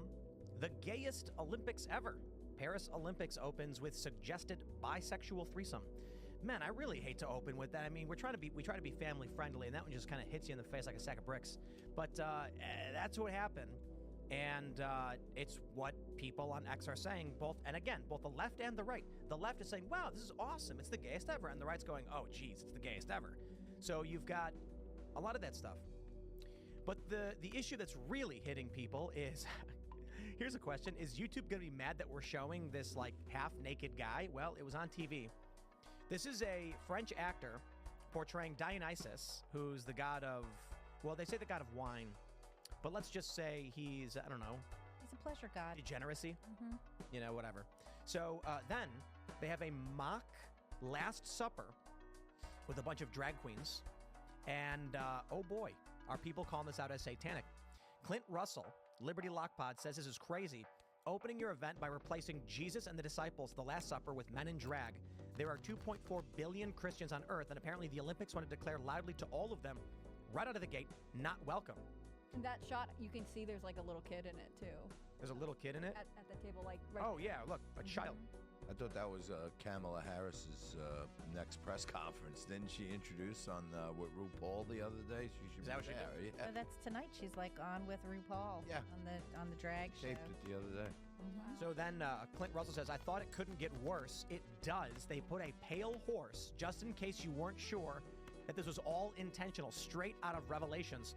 WTF is happening. I kind of felt the same way. I was like, well, you know, they're being disrespectful. It's blasphemous, whatever you want to call it. But the pale horse on the river, now that's an endeavor. He says, last post for the people claiming that the opening video is not depicting the Last Supper. They even added the mock halo just to make sure you knew what you were looking at. Stop playing dumb. Quite literally. And also it looks like they inverted. They intentionally inverted the positions of some of the people at the table. I think, so like this pose right here, in the Last Supper, it's actually the other way around with the arm going the other direction. Some of the positions are inverted. And then they have quite literally a pale horse, which is, of course, the horse of death. It's from Revelation. Yeah. The four horsemen, let's see, there's the white horse, there's the red horse, there's the black horse, and then the pale or green horse representing death. And that's your Olympics for you. So, how you guys doing? Yeah, I mean, the guy might have wanted to hit the gym a little bit there before doing that whole Blue Man Group workout. But I actually think to be Dionysus, it's quite literally the point. There's no effort. He wouldn't want to hit the gym. They're trying to represent laziness. About it. Yeah. The Olympics opening ceremonies always push some kind of like multicultural, we're all the same, super progressive values, at least like in my living memory, that's what they've been like. It is disappointing to see, but it's almost not surprising because it seems like anytime there's this sort of huge international stage, you have to have some sort of like pro-LGBT, But only in the West. I mean, only in the West. Only in the West do we look at our culture and say, let's just completely destroy it.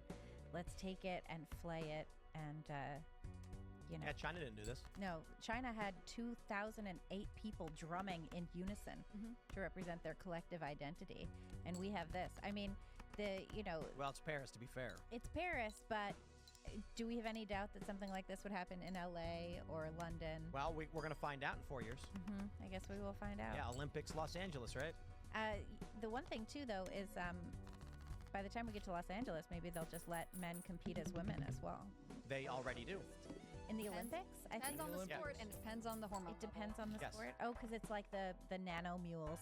That's right. Oh, and it's going to be like the Soviet Union all over Yeah. again. I mean, come on, dude. If people want to win the Olympics, they're going to win the Olympics. Absolutely. You know, my girlfriend is a former boxer. She was a Golden Gloves boxer, and she was a champion, top of the field as a woman.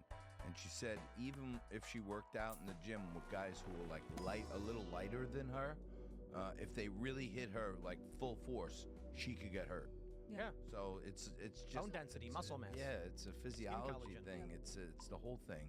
It's just crazy that, you know, she feels like women fought so hard for the equality stuff and to get a woman's Golden Gloves, and now every mediocre guy can grow his hair long. I mean, say his name is Hannah Claire. And look, I got to be honest. Stealing my identity. It's not a joke. I'm 38, and so in terms of a skateboarding career, I'm well past my prime. But I can tell you this: if I competed in the women's Olympics, I'd probably get the podium.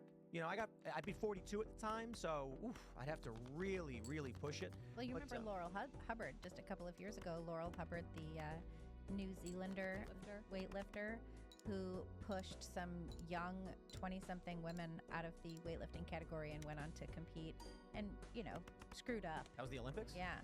Wow. Wasn't that the Olympics? Yeah, it was the Olympics. Yeah. But my real point is this: if you're a country like North Korea, and you're thinking we just want to win the Olympics, we don't care, we're going to go to whatever the rules are, why wouldn't North Korea just be like, okay, let's send a guy? Yeah. He'll win. They probably have, but would you? Well, the Soviet Union notoriously had these women who showed up just massively ripped and pumped full of testosterone. What would you go as, Tina? If you went into the women's? No, Tim. You just go as Tim? Well, yeah, there's a Timmery is a female. Until you have to come up with like a No, fake no, woman. I would literally do nothing. I'd keep the beard, I'd keep the clothes, I'd wear the exact same thing, and I'd say, I don't adhere to your heteronormative gender stereotypes.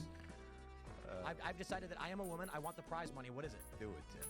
I'm not gonna do I it. think there will be people incentivizing people. Like, there's no reason a country that's like, we really want to make a name for ourselves wouldn't do this. Well, the first, second, and third place in a cycling championship in Washington State, the first, second, and third place were teams. They were like pairs of teams, and each one had a man on it. Yeah. First, second, and third, men winning in the women's cycling Grand Prix. I thought that was absolutely absurd. Well, What do you win if you like? Do you win money? They won money. How about in it like wasn't first that place much Olympics? Do you win money?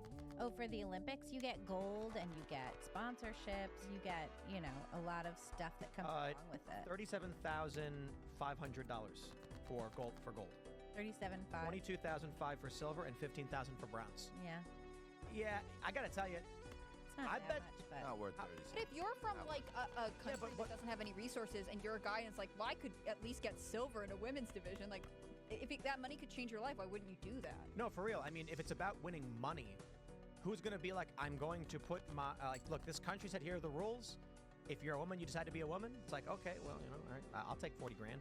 I think some of it is like, it's the cultural ties, right? Like, if the culture that you come from understands what you're doing and isn't like appalled by you, then you go home with glory and money. But if you're from a culture that's like, that's whack and we're gonna mock you for the rest of your life, then maybe you're not gonna do it. Oh, That's dude. the only deterrent. Russia would send some hotshot 20-year-old to say he's a woman. Well, Russia's not Win even the allowed money. to compete under its own flag right now. Well, there you go. But I just mean like the mentality of a country like Russia is going to be like, rip them off and exploit them as much as you can. Yeah. They deserve to be exploited if they want to be.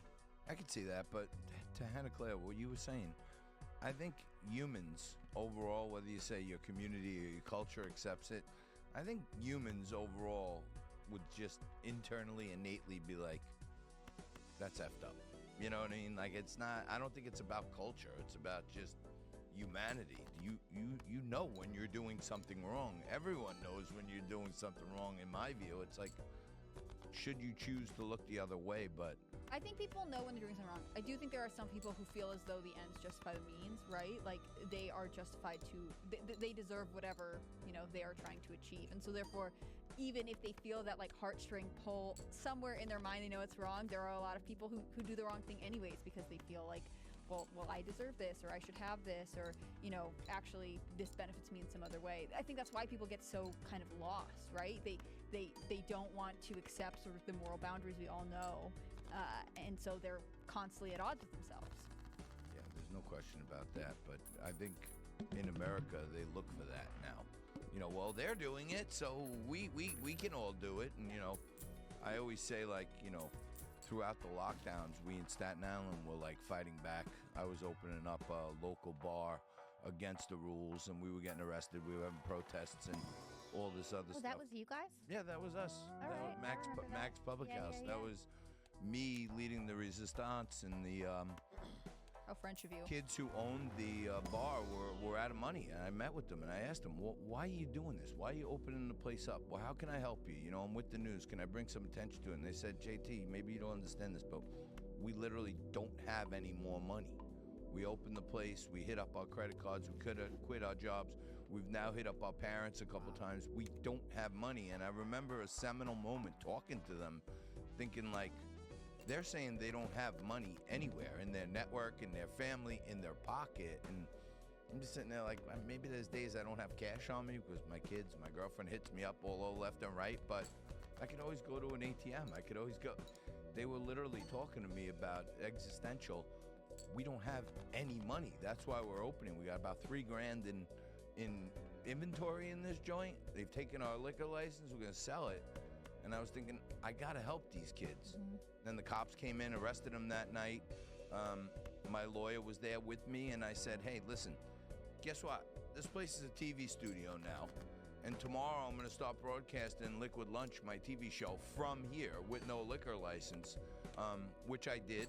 And I broadcasted there for months, and we fought them off, draping ourselves in the First Amendment. And then Saturday Night Live at that time was exempt, and they were allowed to have live audience, so I was doing the same. And I was employing the staff to give the drinks and food away for free. And I said, they're all props. These people are live audiences, and my show was called Liquid Lunch. So we served drinks, and people tipped healthily. Right on. But we fought the hell out of De Blasio and Cuomo. Thanks for checking out this clip from Timcast IRL. Make sure to watch the show live Monday through Friday at 8 p.m. Subscribe to this channel, and we will see you all there.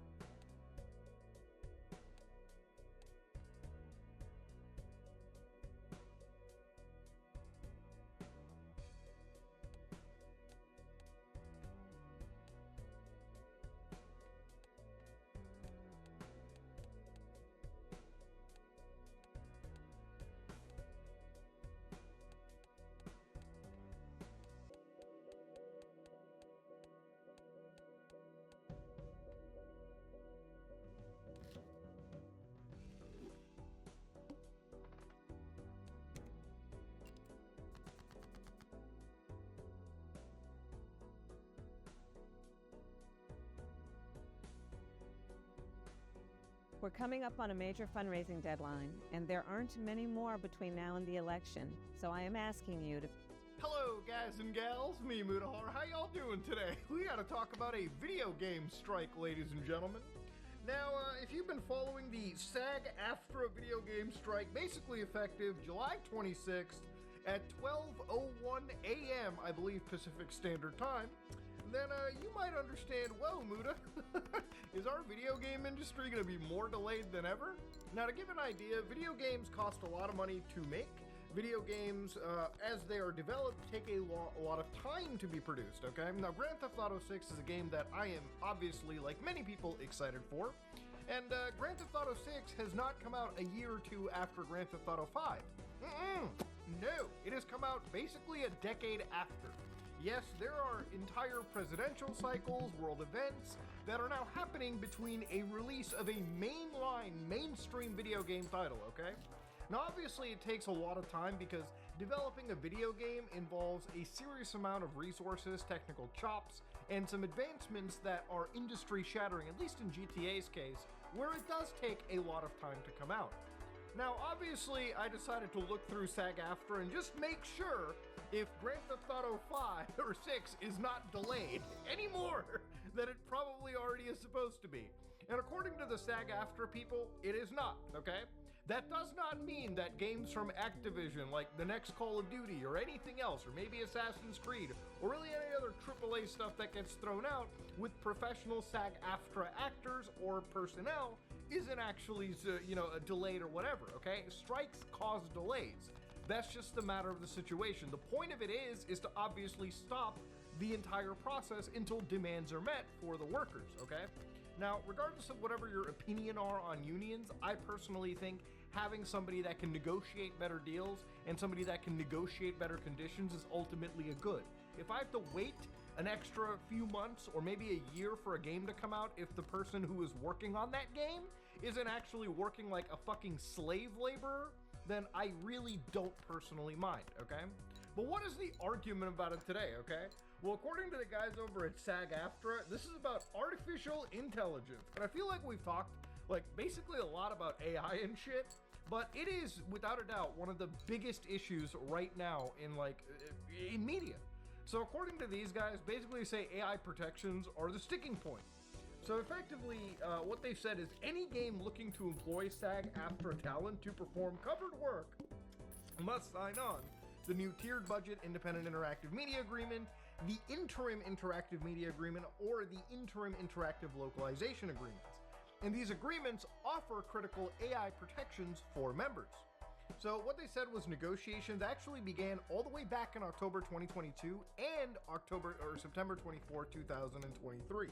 And while SAG-AFTRA members approved a video game strike with a 98.32% yes vote, although agreements have been reached on many issues important to their members, the employers refuse to plainly affirm in clear and enforceable language that they will protect all performers covered by this contract in their AI language.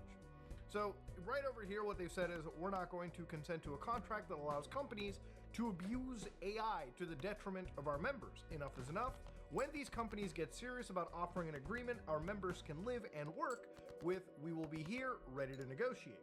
Now, obviously, this doesn't really matter so much for an actor that is making really good money, like an outlier in the space. This is more to protect somebody that is a standardized voice actor that, obviously is going, I wouldn't say so much from paycheck to paycheck, but their salary is, pretty standard. Like, you're talking about somebody that's making $60, $70, $1,000 a year or something of that nature. I don't know so much about voice actor salaries. I'm just saying a salary where obviously, they're living off of, right? They're not exactly driving the fancy, Bentleys or living in the big mansion or anything of that nature. This is somebody that obviously is just a working Joe. They voice act for a living and they just want to get fair compensation, which obviously is what these organizations are built for. Now, I find this a little bit weird because I do distinctly remember earlier this year coming across this mention from SAG-AFTRA where they were like, yeah, apparently SAG-AFTRA and Replica Studios introduced groundbreaking AI voice agreement, okay? So immediately I'm looking at this and I think, what? The new agreement paves the way for professional voiceover artists to safely explore new employment opportunities for their digital voice replicas with industry-leading protections. So immediately when I read this too, I think, did the voice actors even really agree to this stuff? And it seems like they might not have, okay? Because honestly, some of the people in this space were like, they don't remember voting on it. And even if you read this, actual post they made on their social media, they were getting straight up roasted because it really felt like Back then, they threw their voice actor fucking part of their guild under the bus, okay? So at the end of the day, look, I think for a lot of people who are in the creative space, they absolutely do not want any form of artificial intelligence. And just to show you how fucked this industry is right now, we are one lawsuit away from the entire industry, at least in like artificial intelligence crashing, right? Like if you look at, this is just a taste of cases. You've got Alter versus OpenAI, okay? What started as 3 separate cases brought by 3 different author groups has been consolidated into one action against OpenAI and Microsoft, okay? What they said was they were alleging that Microsoft and OpenAI were liable for copyright infringement arising from the use of plaintiffs' works to train the AI models, right? And then of course you got Anderson versus Stability AI, which are visual artists, filed this class action alleging direct and induced copyright infringement, DMCA violations, false endorsement, and trade dress claims based on the creation and functionality of Stable AI Stable Diffusion. And news publications like New York Times versus Microsoft, where the New York Times basically alleged that millions of its copyrighted works were used to create LLMs, large language models, of Microsoft's Copilot and OpenAI's ChatGPT, which basically these AI tools generate verbatim New York Times content, closely summarize it, mimic its expressive style, and falsely attribute outputs to the New York Times. So it's to a point where the AI is so good at mimicking them that sometimes misinformation gets spread that it might be the New York Times stating something when it really isn't. And if you think Microsoft is the only one immune to it, remember, NVIDIA is an artificial intelligence corporation as well. Even Nazemian and Dubus versus NVIDIA Corporation, where 2 groups of authors basically filed related class action complaints against NVIDIA, alleging that NVIDIA copied the authors' copyrighted books without their permission to train its agreements, its actual LLM, and allege that whenever an LLM generates text output in response to a user prompt, it is performing a computation with the goal of imitating the protected expression ingested from the training dataset. Now, I want to preface this all by saying that I'm a huge fan of technology, okay? I love, technology. I love, advancements and whatnot. Personally,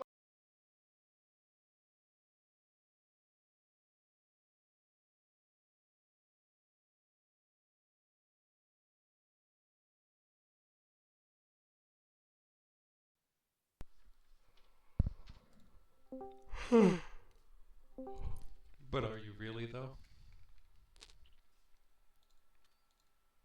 Are you sure you're ready? I'm not ready. Oh, just a sec. My computer's running low on storage space.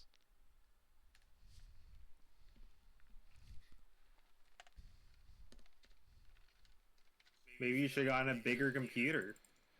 464 gigabytes. Let's see what's going, I should probably get more storage space for my computer. Yeah, I pretty much have just a bunch of big games installed, like Street Fighter 6 is huge, Guilty Gear is huge. Did I uninstall Skyrim? I might have. I think I had to. And I still have it installed.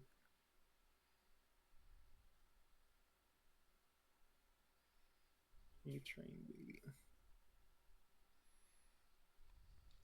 like 10 different versions of Microsoft C++ 2008.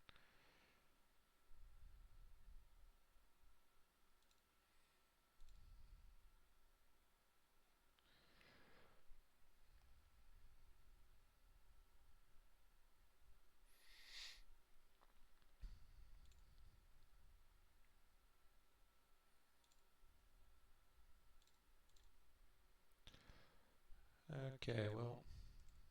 Oh, did you see the Belial? Did you see the Belial costume? No. Oh, I have to show you the Belial costume. Hold on. Also, I just uninstalled Strive because I'm not playing it. Okay. I have to show you the Belial costume. You do. Okay, that's pretty funny. That's pretty funny.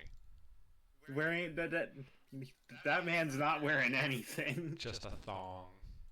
He is just wearing a thong. There's just a thong. Jump just hanging out. Just dead ass. Balls out. Balls. Balls to the walls. Can I just set it to... Let's see if I can just set to Seattle. Should I say region preference just to Seattle? I can't change this. I can change. Okay. Region override. Seattle. Oh, yeah, I clicked it and it didn't. It didn't. Okay, let me send it to you. Because if I clicked it, it didn't work for me. Wow. Send Fleet Picks invited me to Rivals of Aether 2 playtest.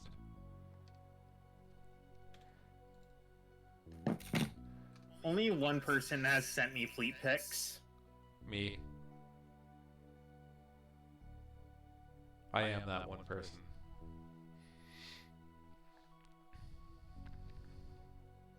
If you remember. Oh, that's why my controller wasn't working.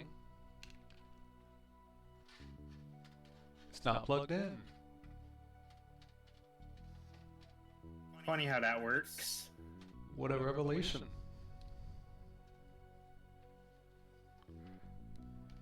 Also, you can queue the lobby now. I'm in. Oh, I clued it. You can. We are in Seattle. We is. Yeah.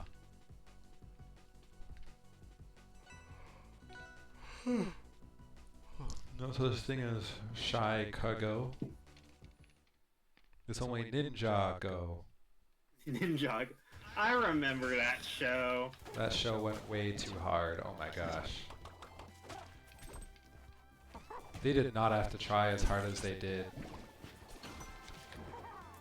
But I am glad that they did, honestly.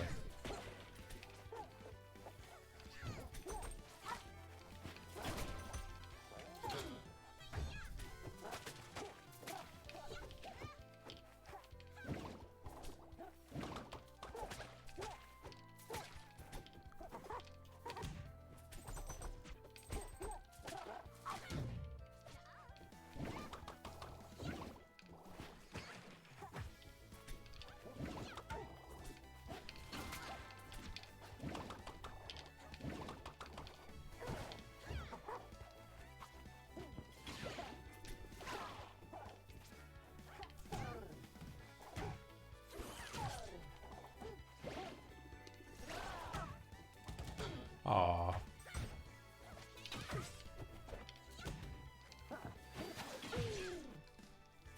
Well, that was sad.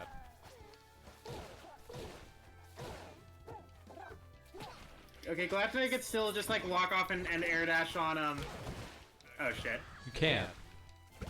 Walk off and air dash on Waveland on Merchant Flats. Kind of interesting that they only kept Merchant.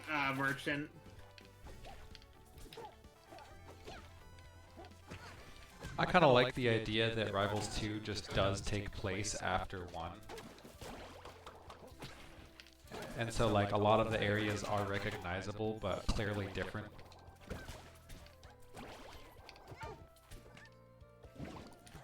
I love how that completely whiffed.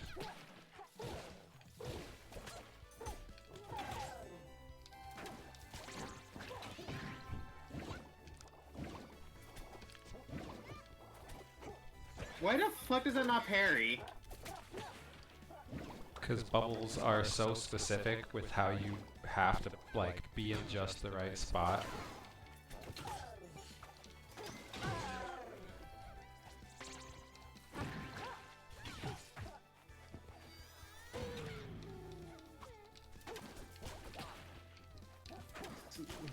How good do you think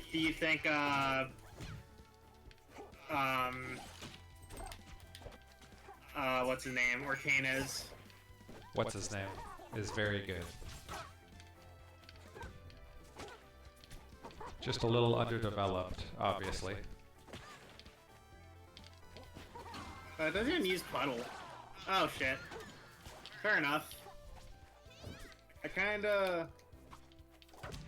He is very more freeform with puddle usage now, which I like. And almost every puddle move is just a buff instead of being like a net neutral, which is actually kind of a good thing. Like his smash attacks, the frame data stays almost pretty much the same. He only gains like 2 extra frames of end lag.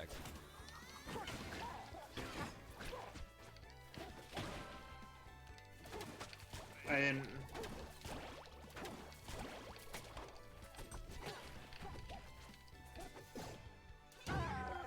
Oh, it's supposed to be up strong.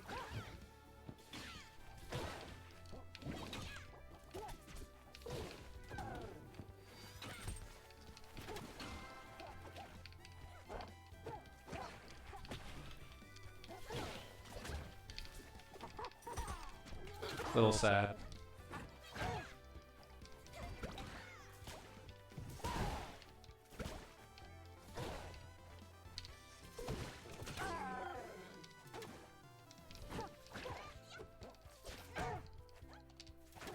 Oh my gosh, I hate Windows.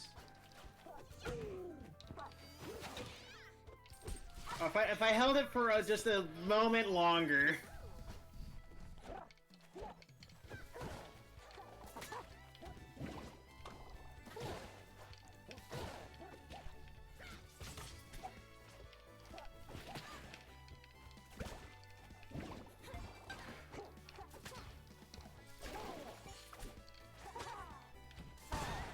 I didn't attack. Oh, I couldn't kill you. I had to just play that last half of that round with my game completely zoomed in for no reason. Ow. Because Windows has like a really weird, I don't know what feature it is, but it just like zoomed in to rivals. Ow. I should be more embarrassed.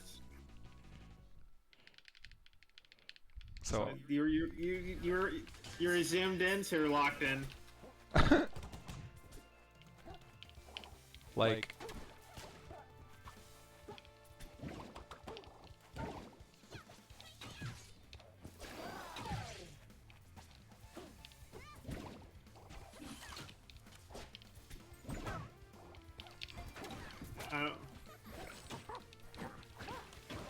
oh. No wall jump. Okay. Rivals 2's also kind of been doing that. What? Randomly just not giving me a wall jump.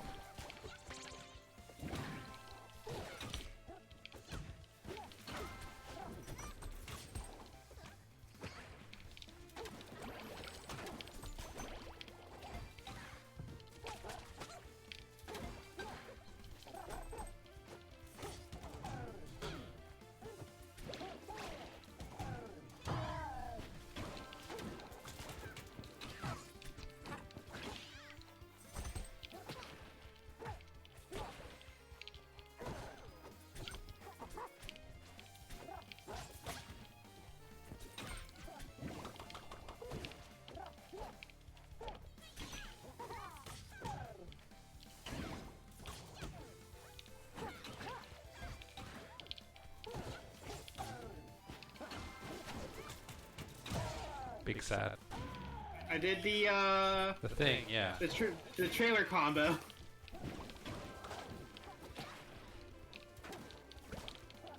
Wait, how'd you use your first stock? Did you SD? Yeah. Right. Oh shit.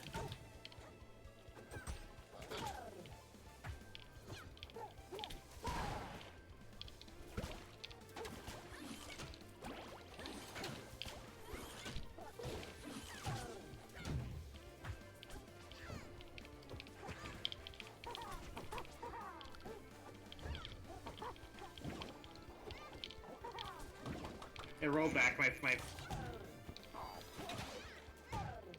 Well, that's funny.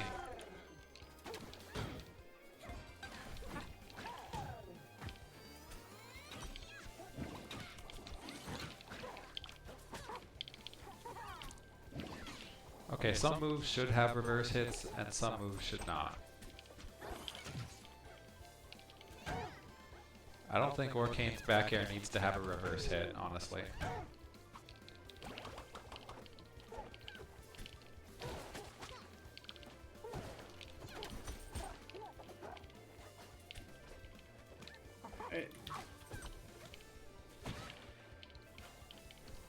I am invincible. No, I'm not. I'm gonna die. Probably not.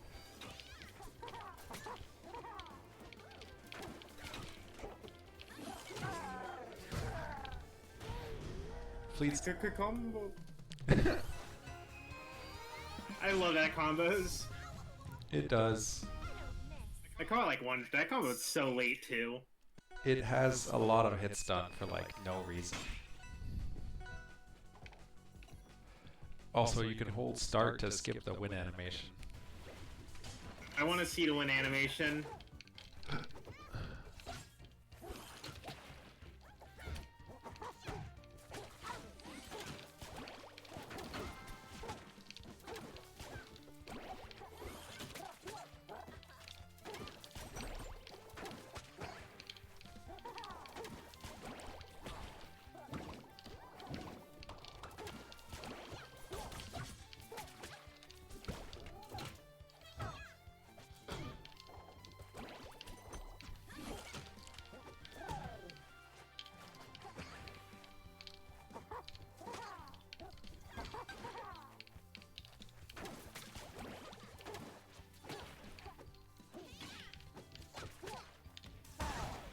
I tried to get up special.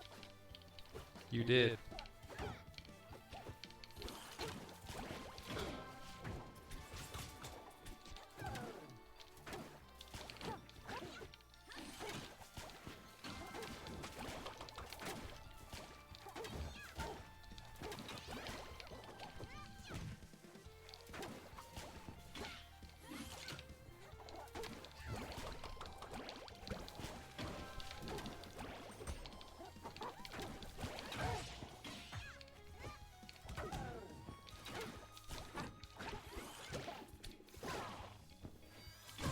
Ow.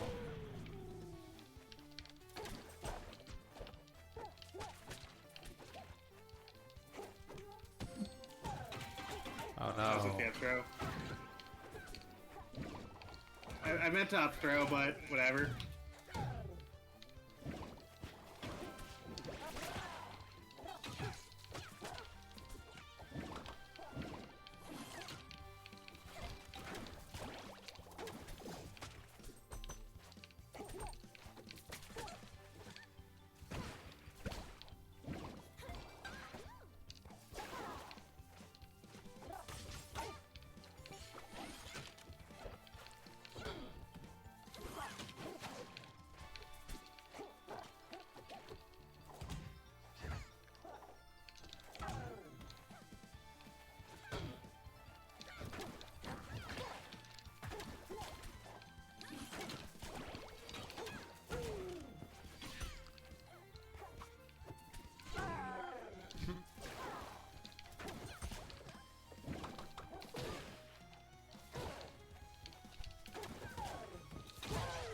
Ow.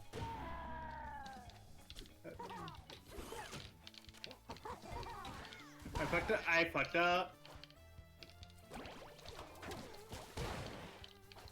I fucked up again.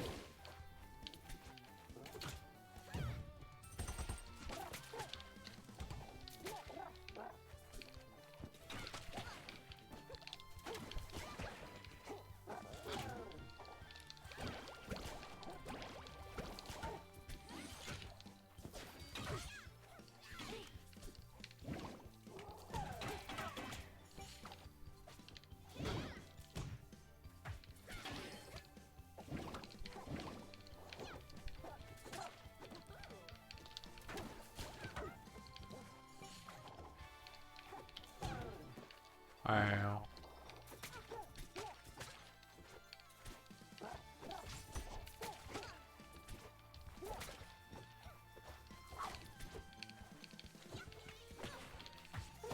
Ah.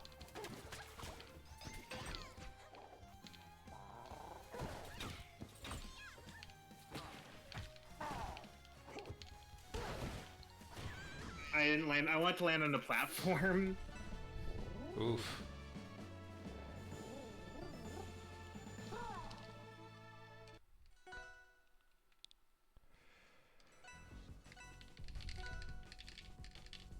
What did they change about Zetter? I thought they nerfed his nair.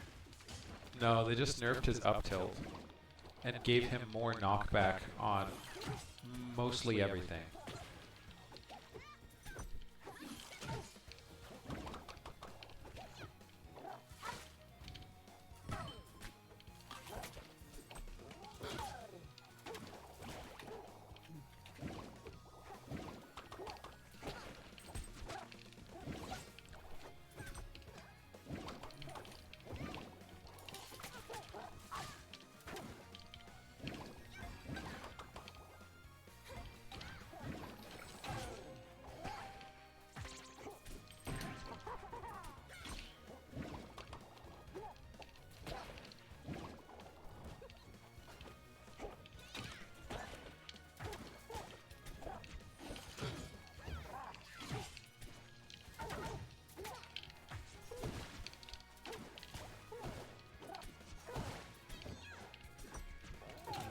I am sad that that hit.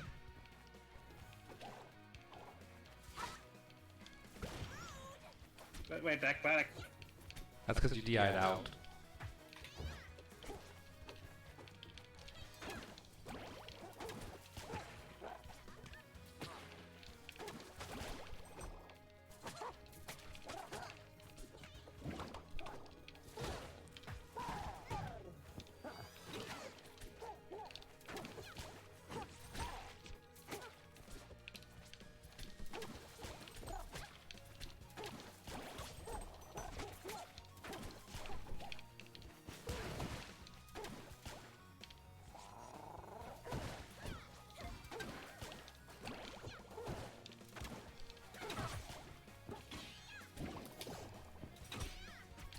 What? That was like no parry stun. Yeah. I do think there should be more parry stun in this game, unironically. I feel like you get like nothing off parry. It's just based on the moves and lag in Rivals 2 instead of having an actual set timer like in Rivals 1. Which I'm sure they're gonna actually change. Cause like, yeah, you get like a no reward off parrying. At least for a lot of moves. Well.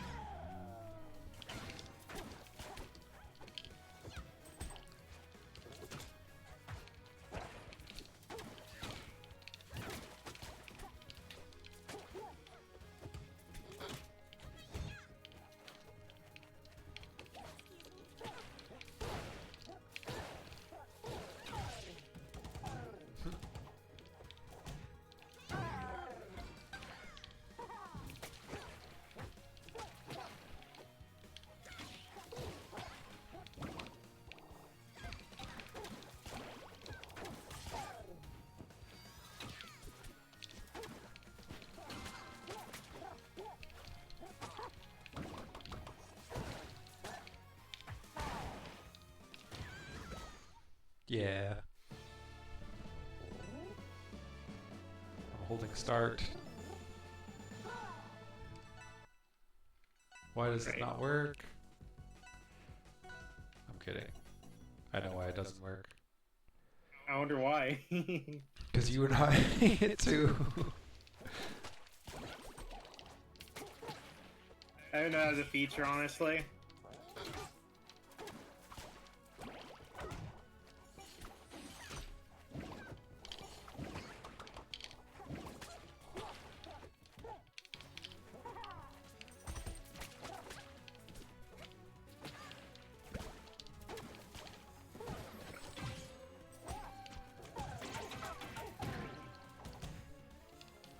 Wow.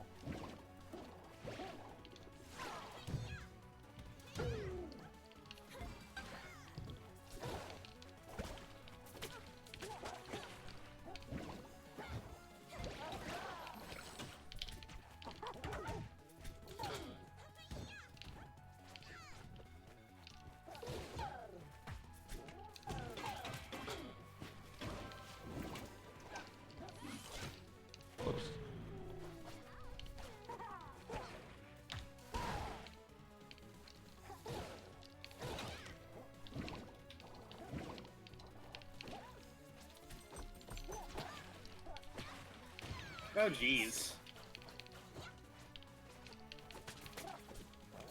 Yeah, Orcane down tilt's a little messed up.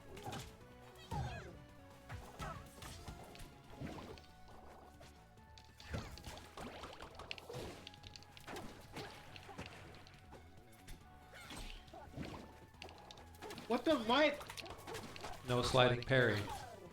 Okay, well, like, why did I was hit by a bubble?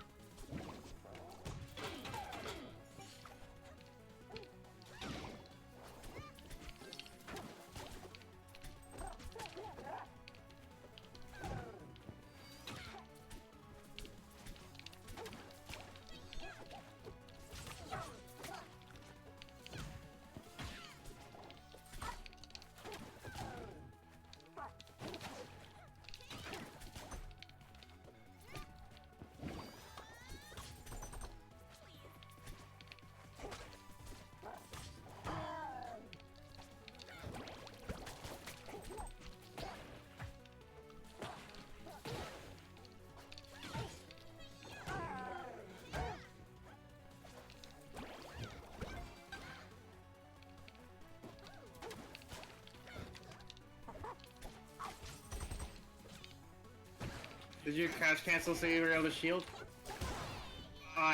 Okay. Did I not do what I wanted to game? I have no idea what you just said. Something about crouch cancel and shield. Yeah, did you like, I hit a jab, I couldn't cancel it. Oh, no, that was a rollback moment.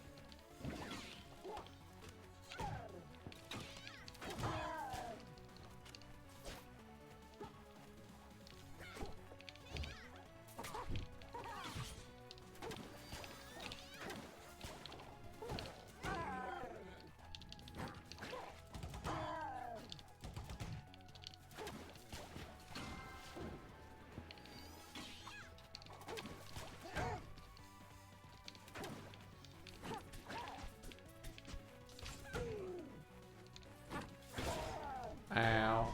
Let's go! Oh my gosh, just hold the start button. Sorry. I'm kidding. I'm kidding. I'm not used to holding a button for a windscreen. I tend to just let go of my controller after a game. I just hate that they don't let just have one player do it. Like in Rivals 1. You just like I get it, the win animations are cute. But let me skip it. I wanna play game, not watch movie. If me want watch movie, me go to theater of movie.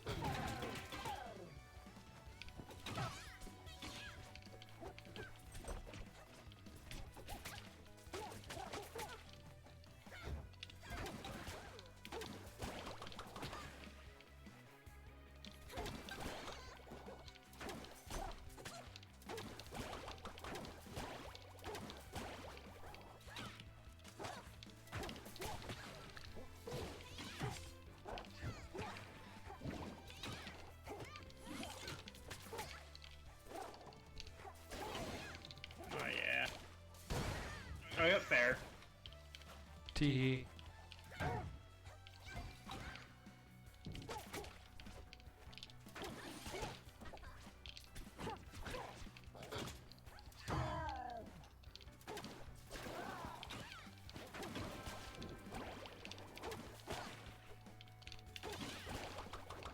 Platform.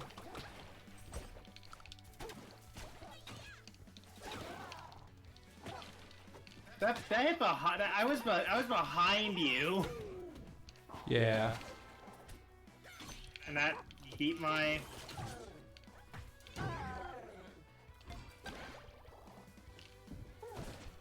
Well, that was sad.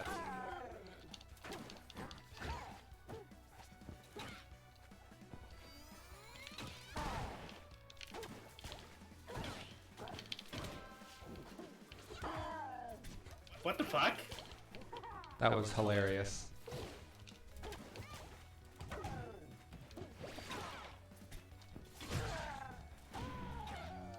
I went up strong, but that worked.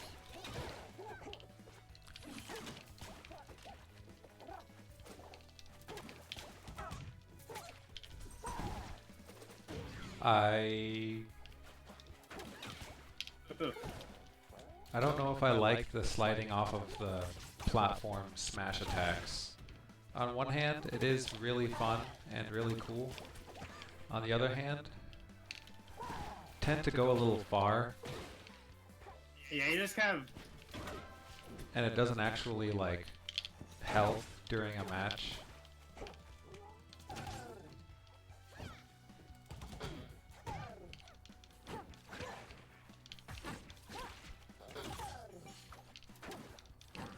Okay, that got nerfed. Wow. Am I dead? I wish. I just got clipped by bubbles.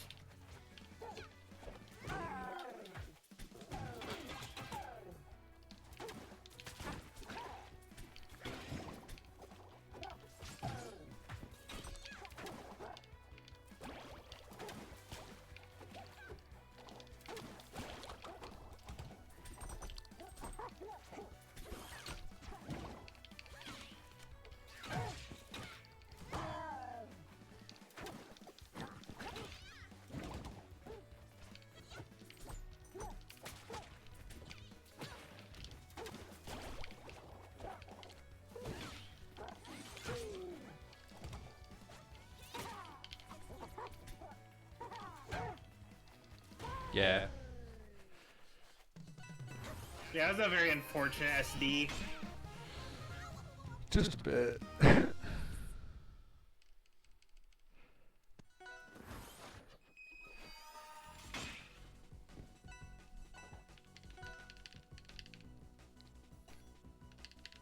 Yeah, okay, got. It's the best stage in the game.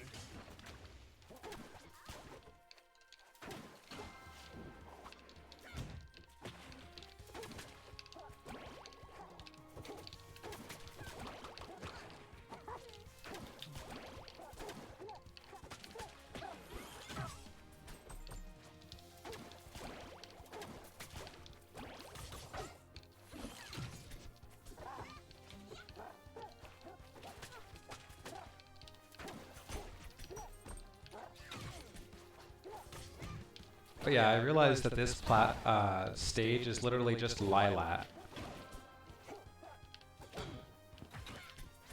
But without the slants.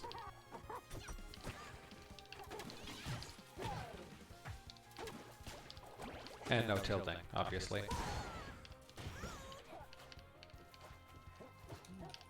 It's Lilat. It's Lilat, but worse. Worse?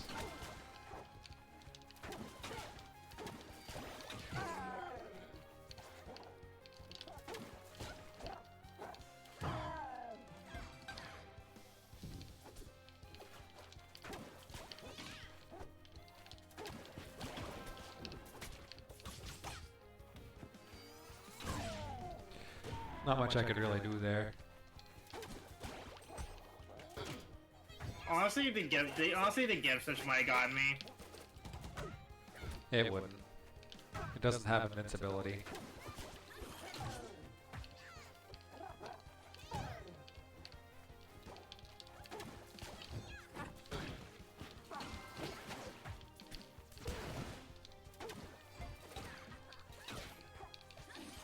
Uh-oh. I went to down strong, but that would have saved you actually.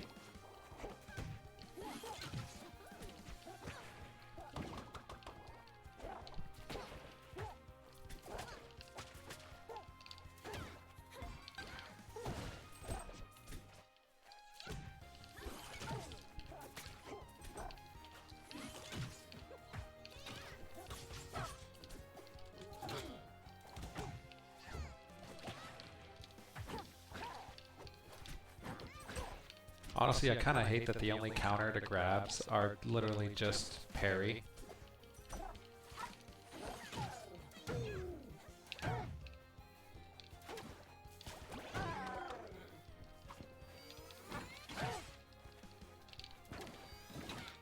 I'm just dead. You have a puddle. Did you know you can hold the start button to skip the win animation? I'm sorry! I want to be like, did you know gaming? 101 facts. Fact number 101. In the game Rivals of Aether, it turns out there's a sneaky way. It's actually Rivals 2? In the game Rivals of Aether 2, the developers have enabled a very sneaky little way for players to actually skip the win animation and continue their battle faster. Turns out, even though that there's a secret, like, layer of ARG text, players have managed to figure out that you can hold the start button in order to skip the win animation. It's crazy.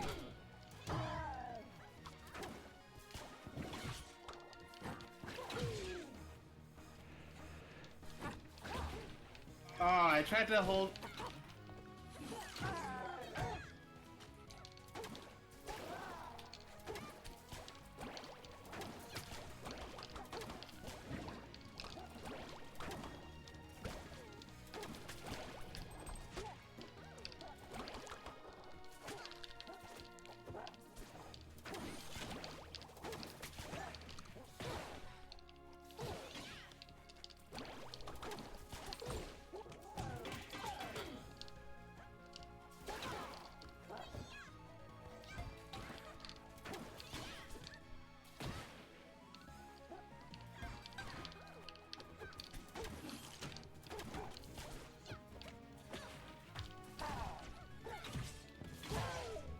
Ow.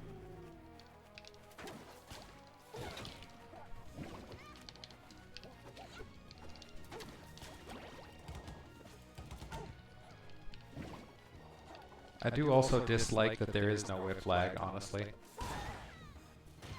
I think you need...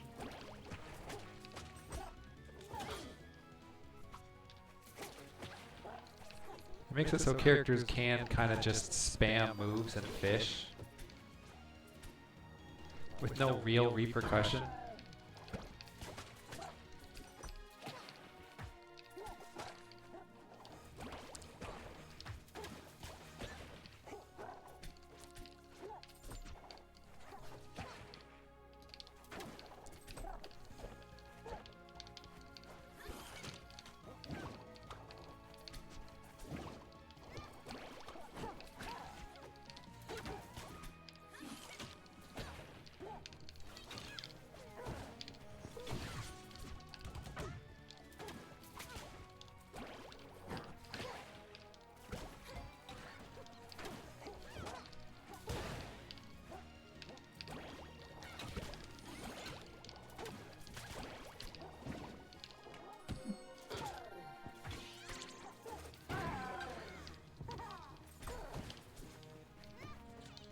That was hilarious.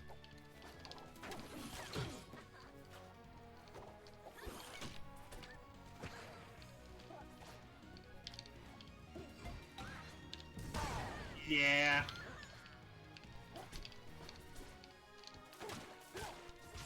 It's I probably need to stall more.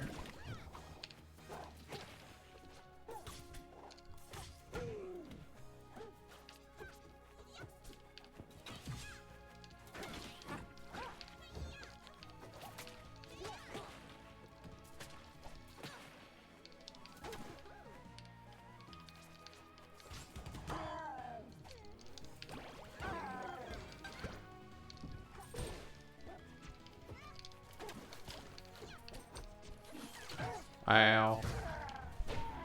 Ooh. That move for real does have like way too much hit stun now. Oh my gosh. She needs it. No.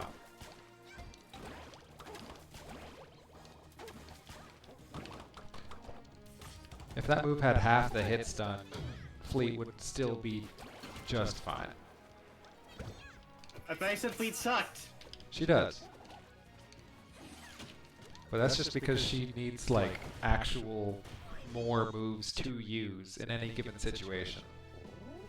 Using her tilts is like just a worse anything. It's not a good option. Oh yeah, I forgot to. We literally cannot continue past that screen until you hit the button. Sorry. It's just funny, and it's like an awful decision by the devs because the previous beta, you could just hold the skip if you were in a room. Yeah, that might have been a bug. That might be a bug.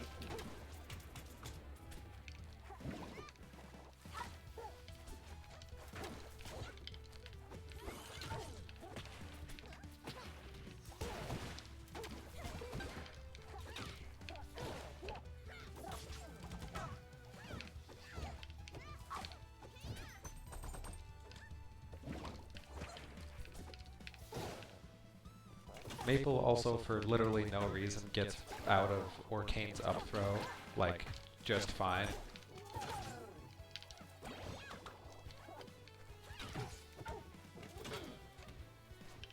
Alright.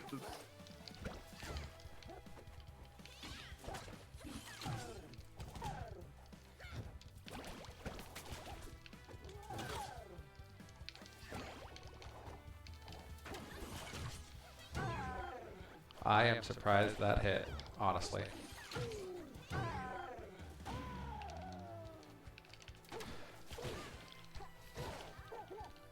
I also think you're forgetting that down special has invincibility.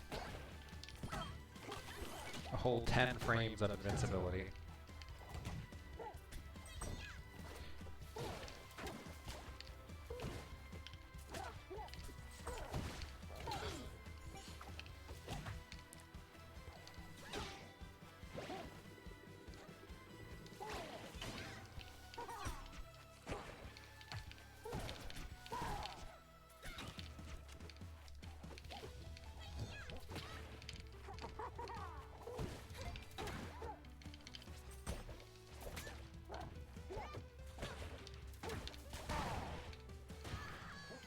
Understandable.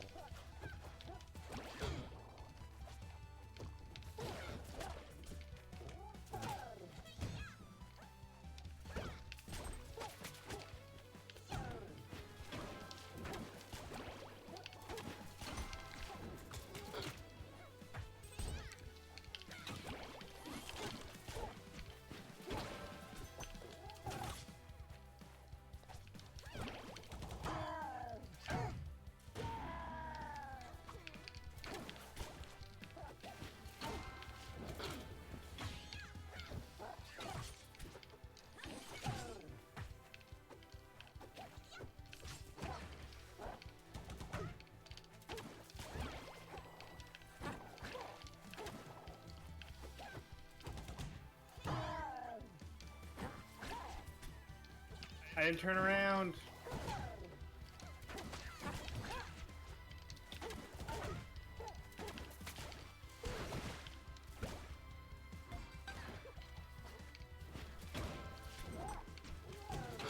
Okay, I do leave.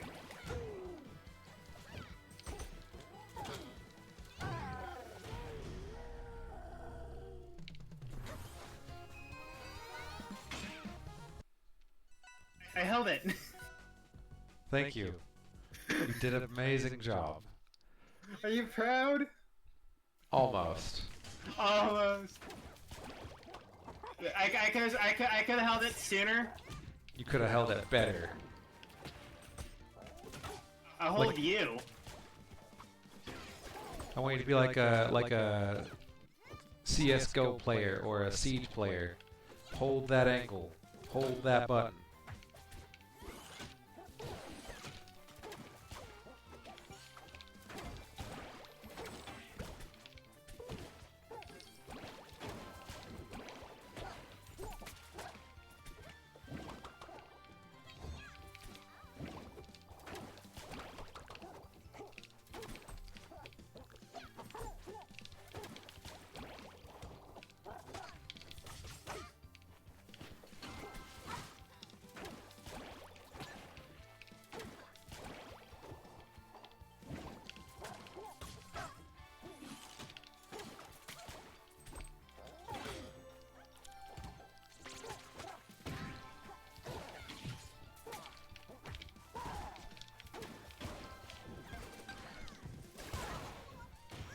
That's so sad.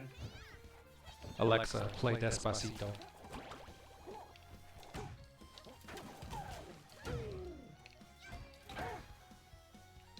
Oh, that's so funny if that killed.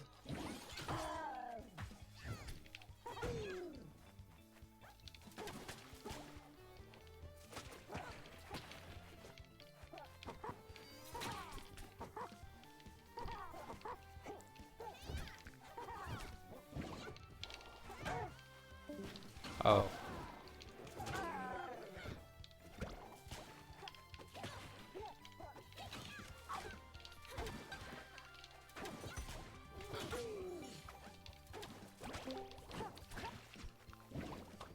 Hi.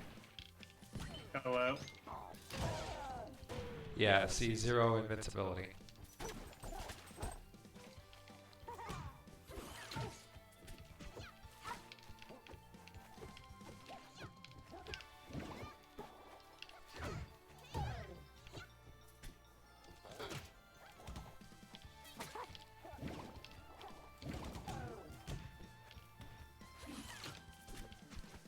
Orcane's forward air got a pretty big nerf, honestly. It feels stronger in this game, I don't know. Bubbles themselves are stronger, but the forward air has been nerfed, because bubbles don't start spawning inside of Orcane anymore. Oh, I see. Making it a lot less consistent.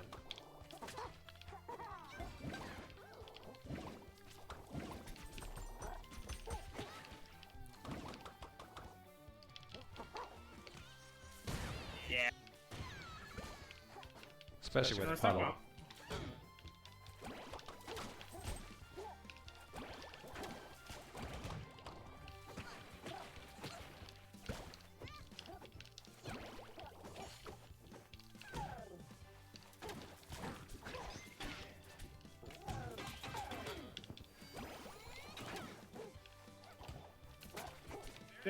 I was gonna say, they're supposed to come down.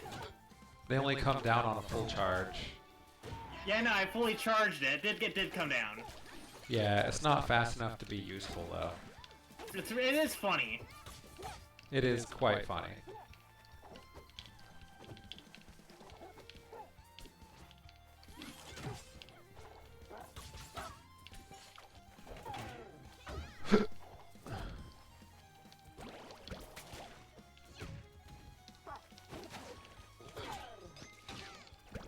Yeah, Orcane's get-up special kinda sucks.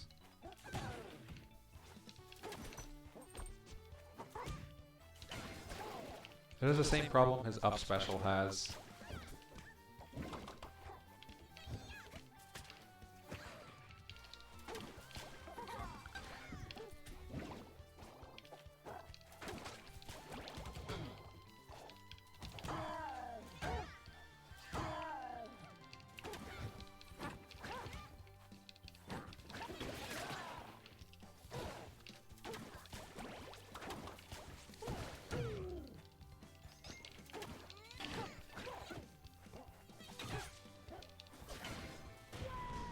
Ooh. Also, Unfortunate. Orcane's ledge grab. Did you know? Top 100 facts from Mojo Oh, Jojo. I forgot to hold. I'm sorry. From Mojo Jojo. Long ago in a distant land, I, Aku, shape-shifting master of darkness, unleashed the start button for the video game Rivals of Aether 2, allowing me to beat a foolish samurai warrior, wielding a magic bow, who stepped forth to I don't think Fleet's bow is Fleet's bow magical? Not originally, but at the end of the game it is. At the end of Dungeons it is. Because she uses magic, she finds a magic bow and then uses it.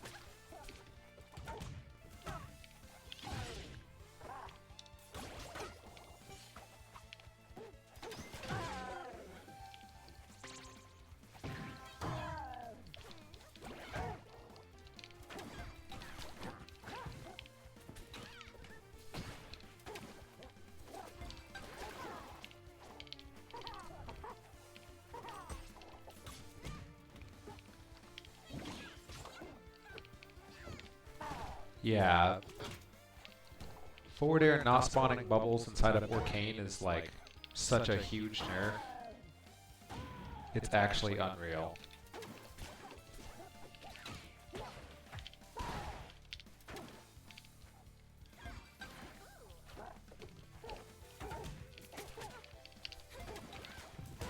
Oh shit.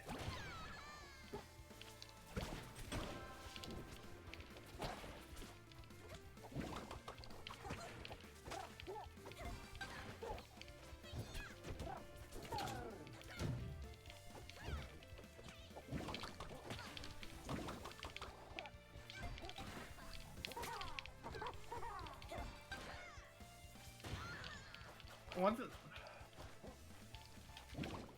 Oh shit.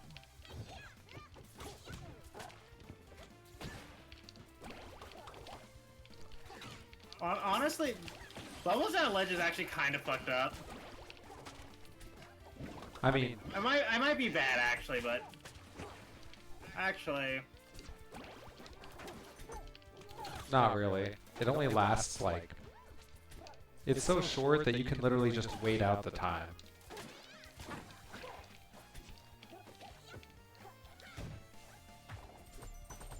yeah. Back throw looks like an up throw to me. A little.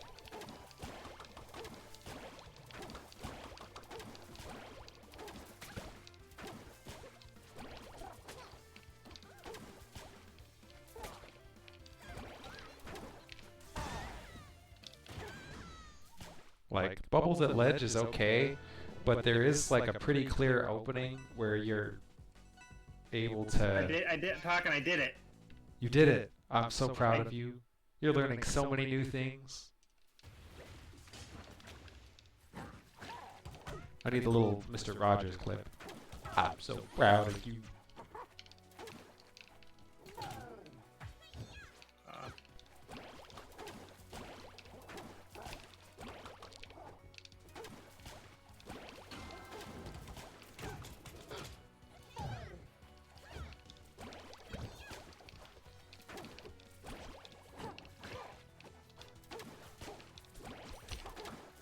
I didn't parry.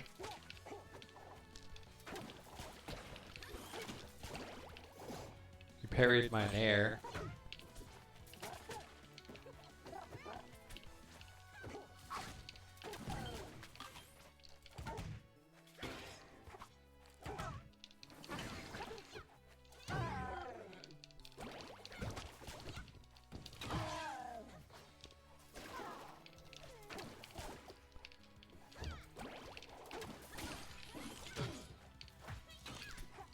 That's not what I want to do.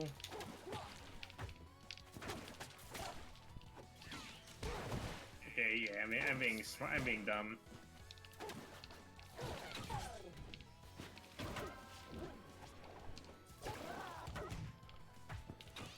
I want to.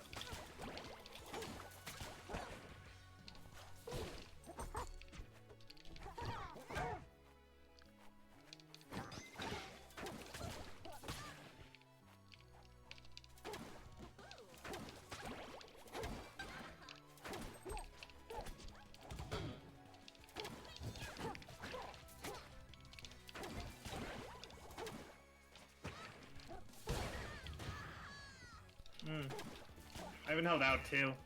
Oof.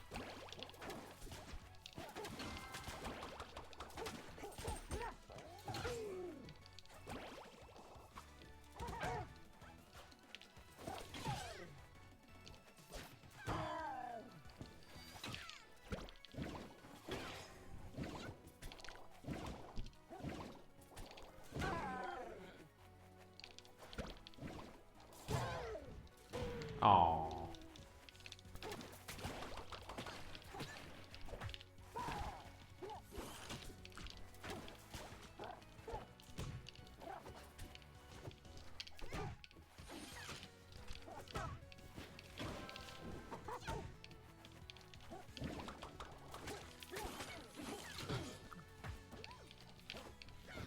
Wait, I thought you were gonna mean Zetter in this game.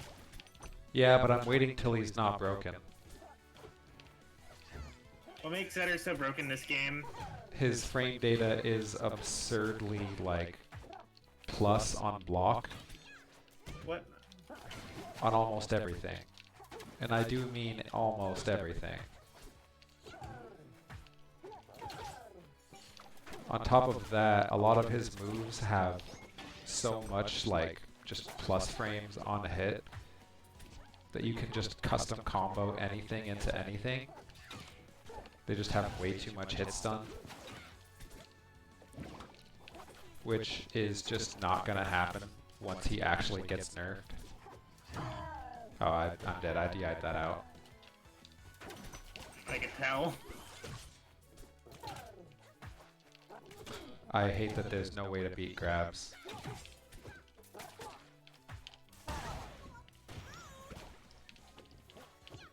You can hold shield and then down. I'm mostly joking. Like, spot dodge literally just... Even if you would have to frame perfect spot dodge in order to beat grabs and be able to punish them. And I'm not kidding.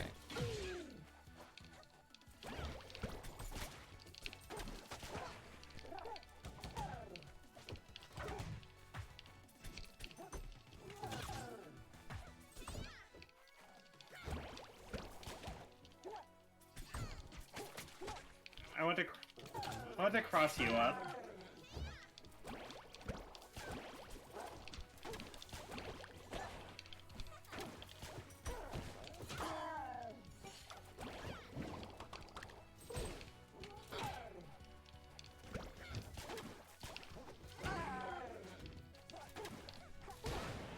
I'm dead. Yeah. Yeah. Oh, I'm not tapped. I actually tapped out. I was holding it, but like I actually tapped out. You tapped out? What happened?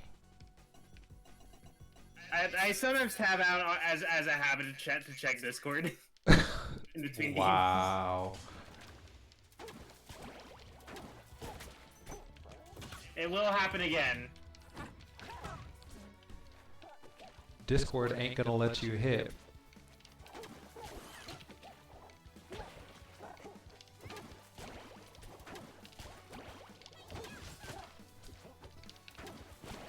Say, do you agree with me that parry should be buffed? Because he can't really get a lot off. It feels like he can never get anything off parries half the time. It's just really hard to hit. Honestly, yeah.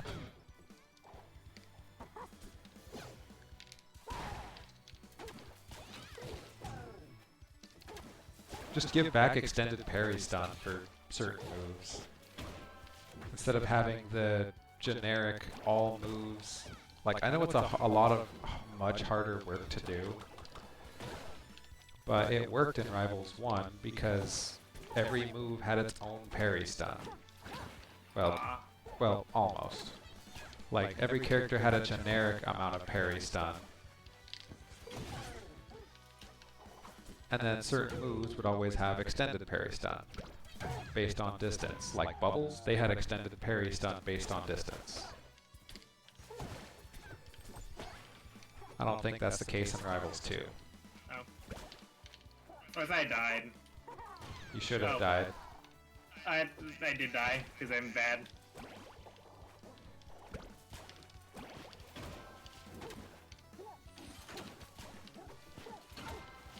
Oh yeah, Zetter's Fireball also needs to stop having, like, higher priority than other projectiles. Genuinely. Or just give it a cooldown again.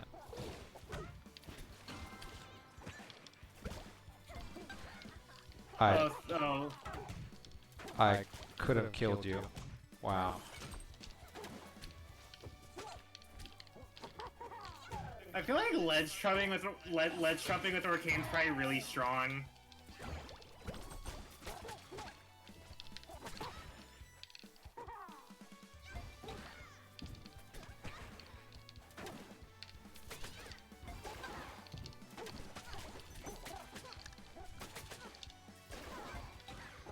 Oh, I've been too low.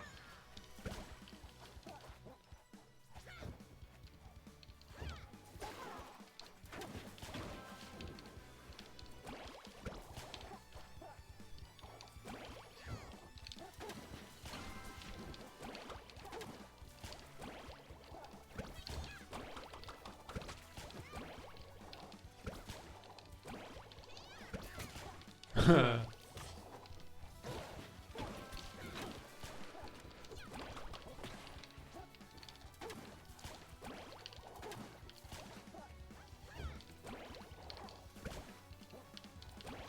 circle camping me.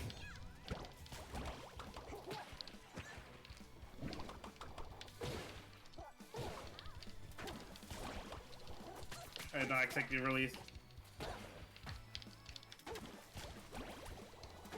How did Bubbles not hit me there? Because I made it go to the left.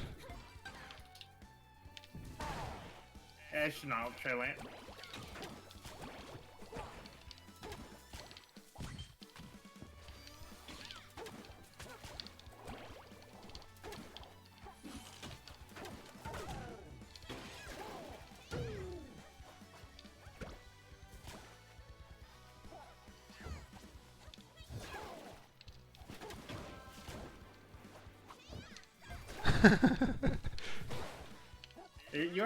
You're just like circle camping me. Oh, am I?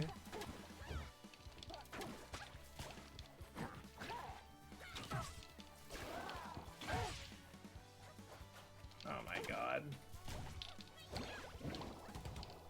Oh, this would be bad if I was back. I would have killed.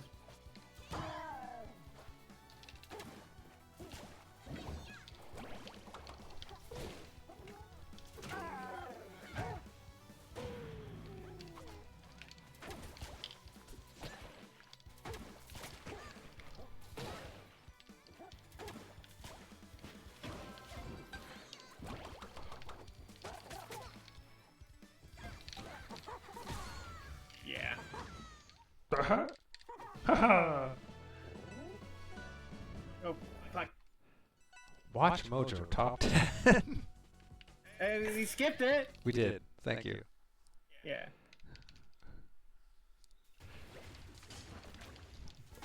Planet Dolan. What? Gonna start like reading the script of a Planet Dolan video or something. I feel like Arcane's dash attack's really good. It is. Like Arcane's dash attack just doesn't feel like it has a lot of lag. Oh. It just goes really far. Like relatively speaking, anyway.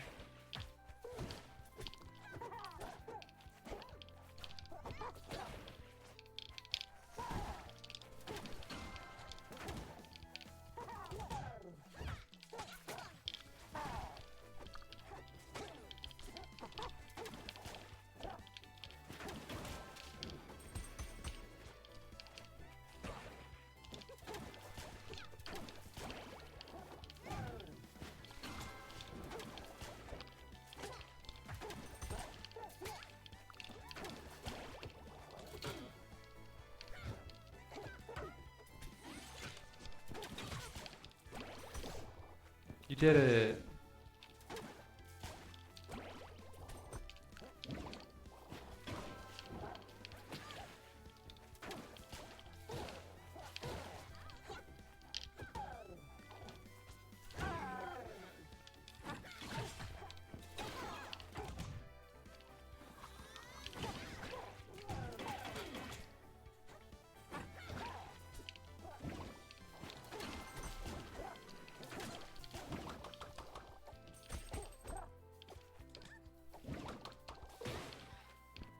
They didn't forward throw me.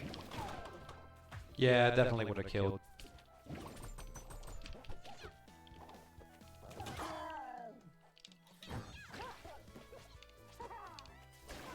Oh, I'm stupid. I mean, I did have resources to go up that way.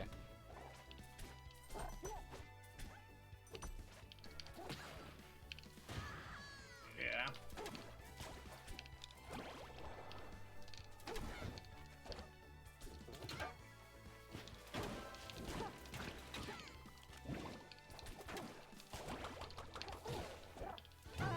There you go. They did nerf how much damage bubbles actually do, though.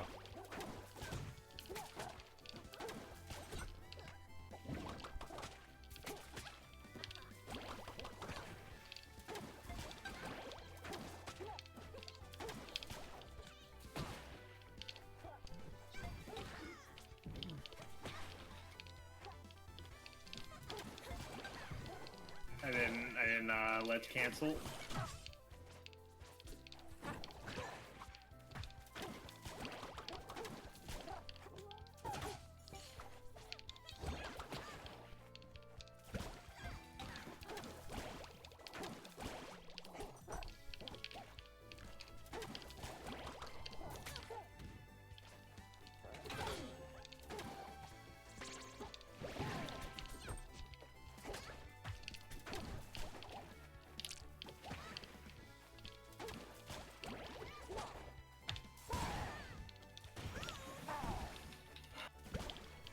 I love Arcane.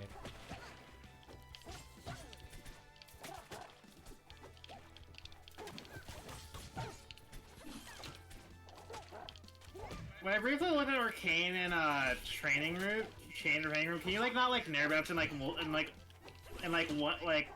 you only do like one nair bounce per air time? You can only do one nair per air time. Well, one nair bounce per jump. And it doesn't give you jump back. Is that again?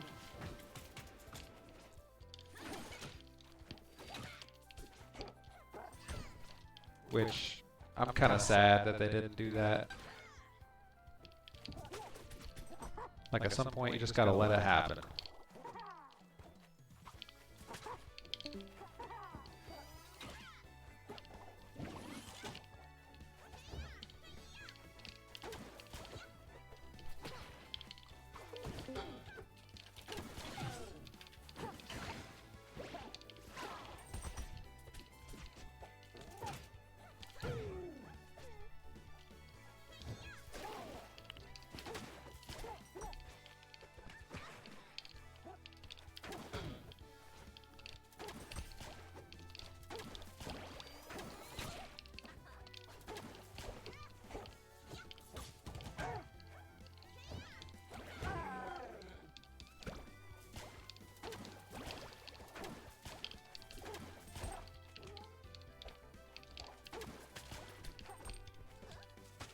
Oh.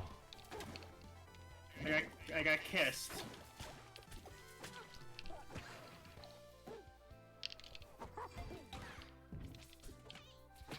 I'll do it again.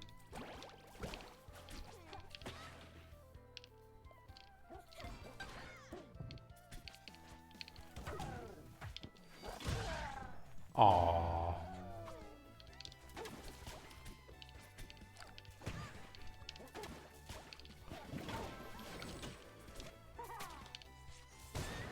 Yeah. Did you enjoy that special pummel? Going literally nowhere. Yeah. I was holding it, by the way. That's what I would say too. I was holding the start button. I believe in you. You can do it. I was holding it. You just move your thumb to the thingy that says Starate. Maybe you have a European controller and it's spelled with an E.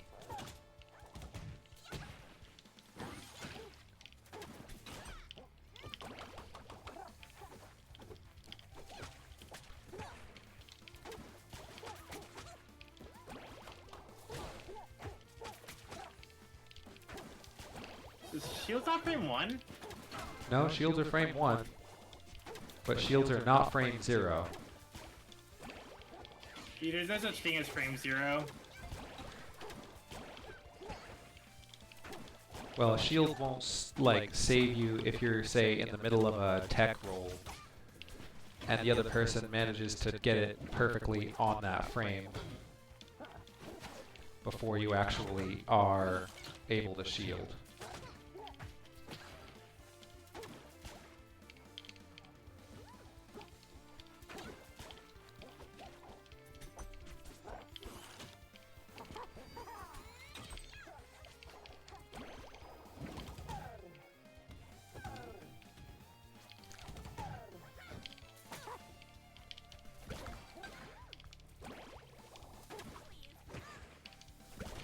I meant to wave land, but I just air dodged.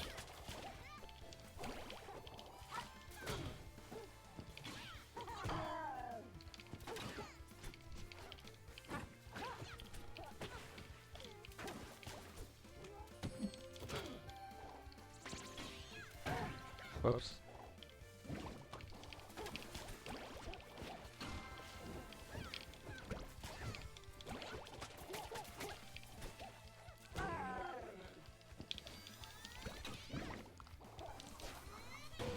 Ah.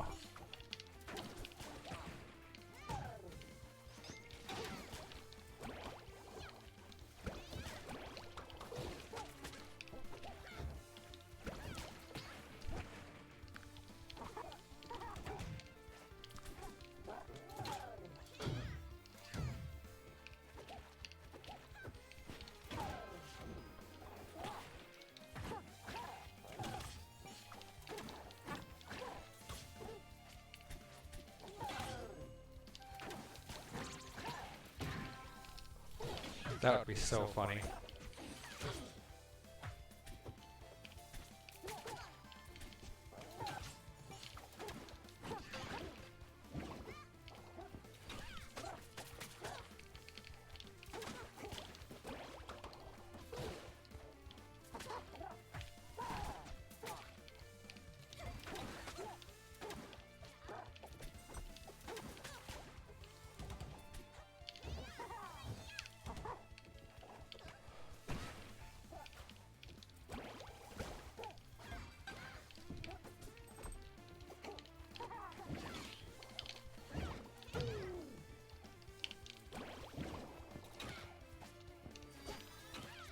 A puddle there. I did. Oh Bubble. jeez, That was bubble butt.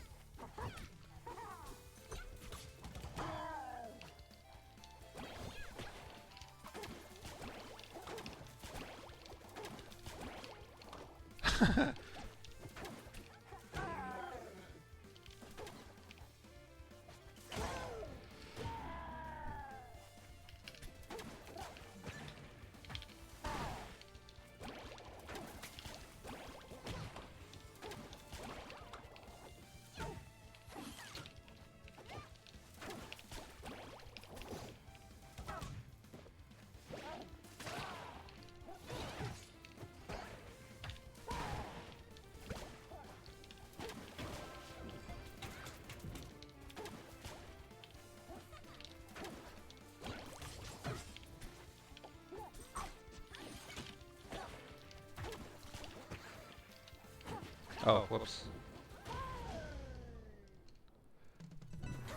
Don't mind me.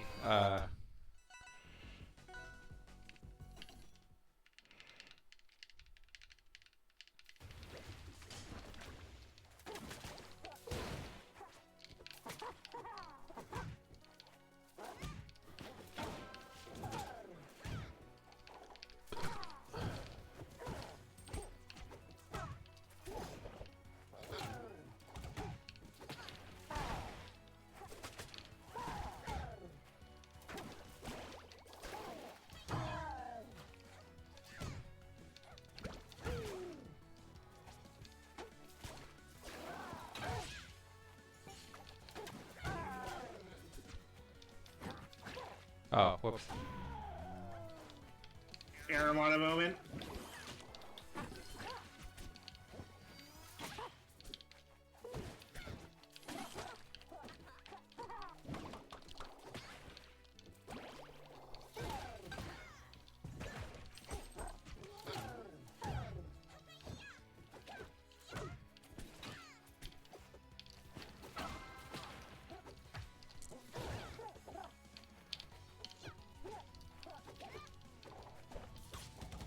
Oh.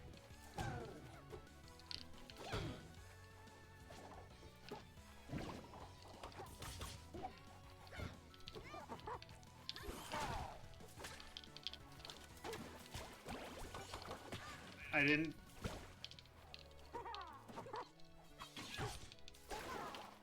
I thought you just die.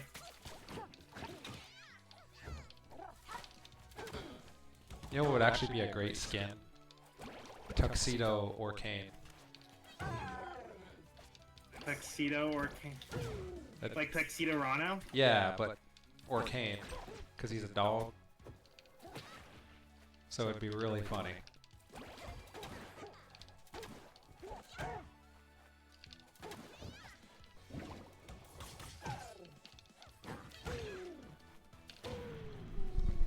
Big sad.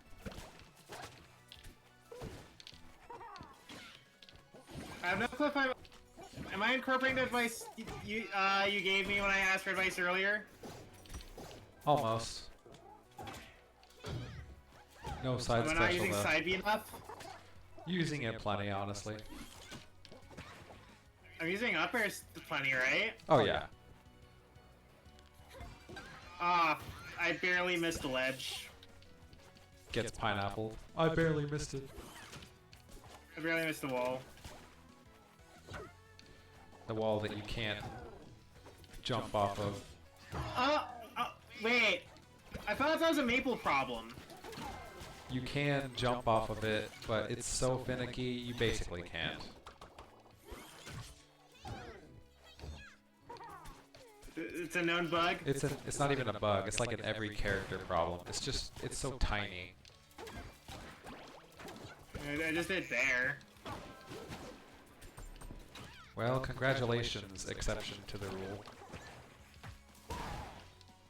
I'm just built different.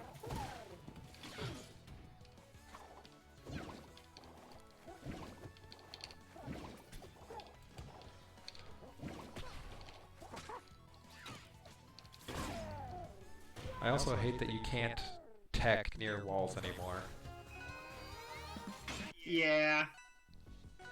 Oh wait, I didn't want to... I want to get water. That's very fortunate, because we could just wait on this screen. Oh. There's no timer or anything. Or we can just hit the quit button. Okay. Let me go right. I'll be right back.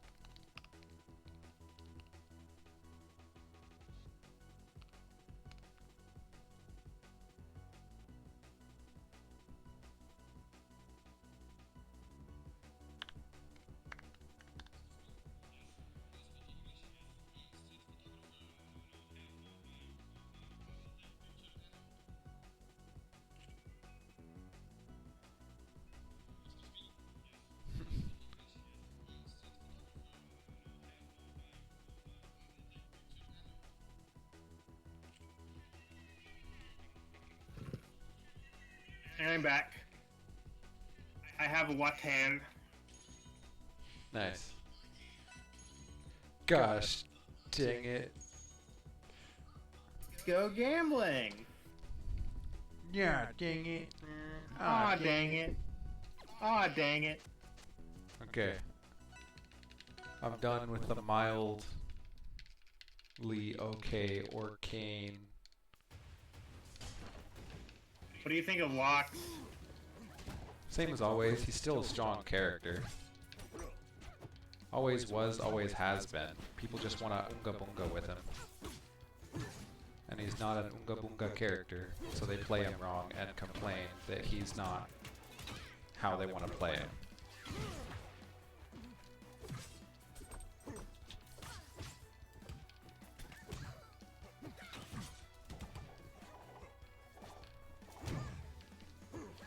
Like, he requires a good amount of precision to pilot.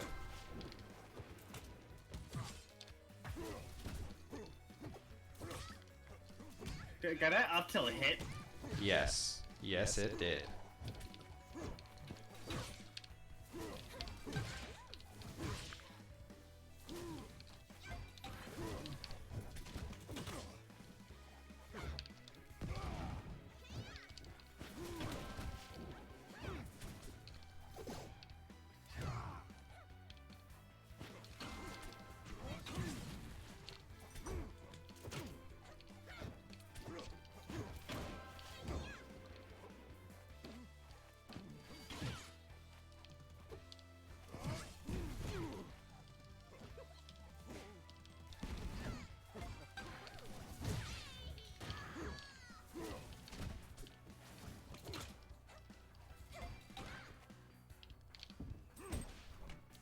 Aw.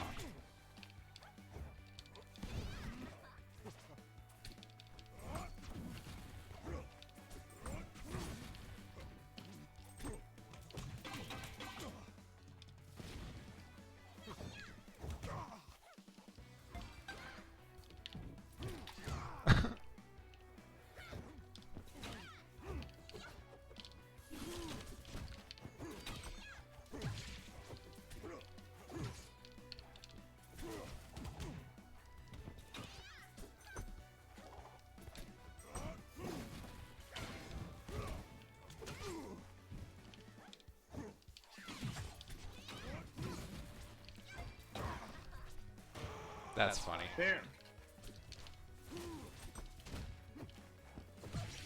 Lox is very homophobic. Yeah, he loves making a home. And is scared of other people's homes.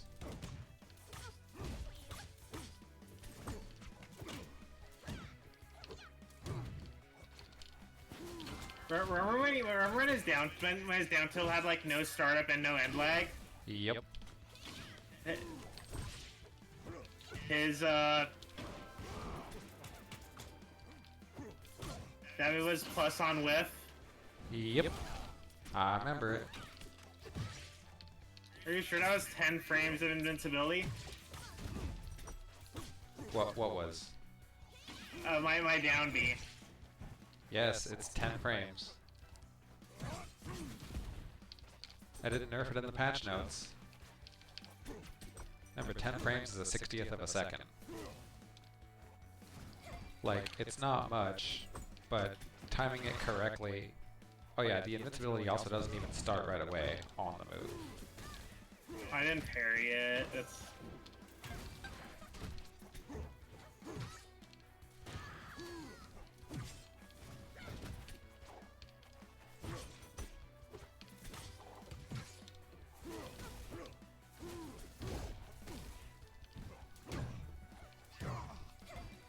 Wait, what were they doing?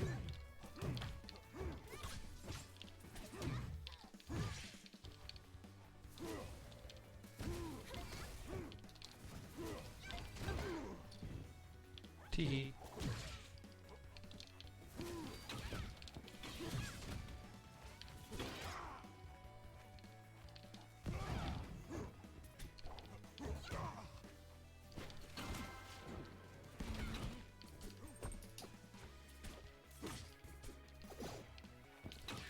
That was jab. Yeah.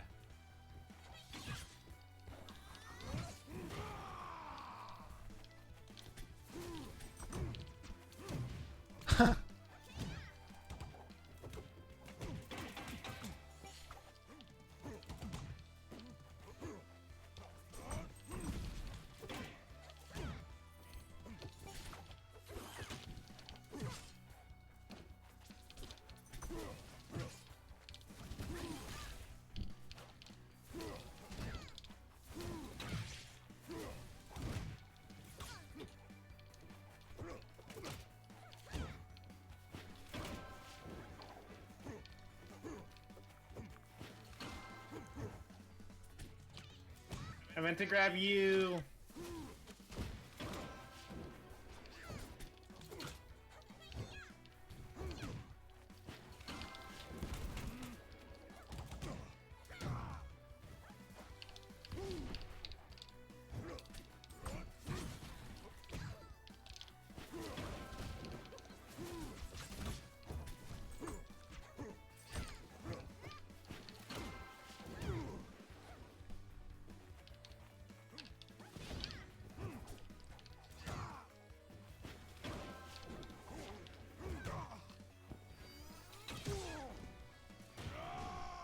That looked weird.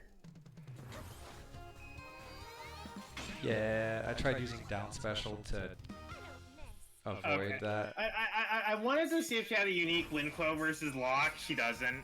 No one does. Okay. No one has a unique anything yet. Okay. I was checking. She didn't have that line before either. I don't think. No, she did. Oh.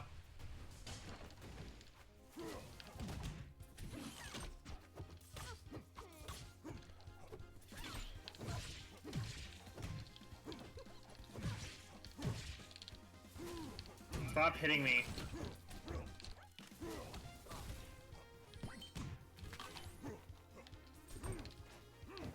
Lux, give me your meat.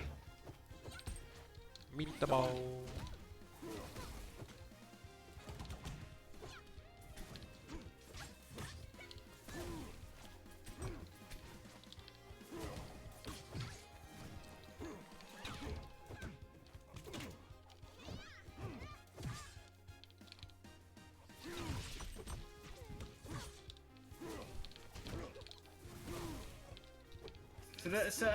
Push to F tilt. Who's? Your F tilt. Yeah. So does it have? That has 3 follow-ups, or is it like a 1, 2, 3? It's just I get another jab cancel if I do it. That's it. You know how you can cancel jab into tilts? Well, you can cancel the first tilt into other tilts. That's it. The only nerf that they did to it this patch was making it so that there's less like wait time in between. So you can't have a really like long wait between canceling into other tilts.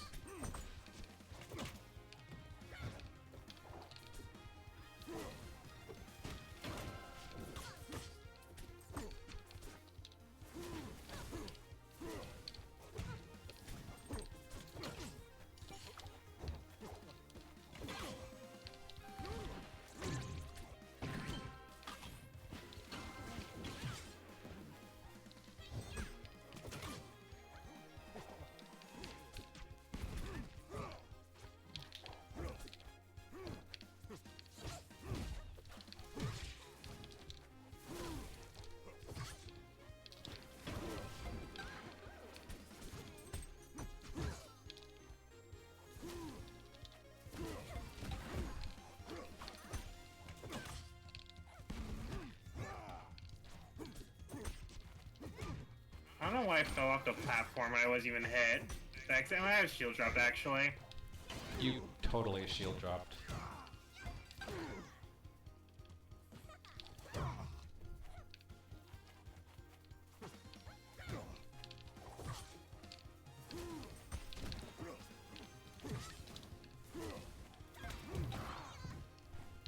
I think I got spiked. I was hoping you got spiked, yeah.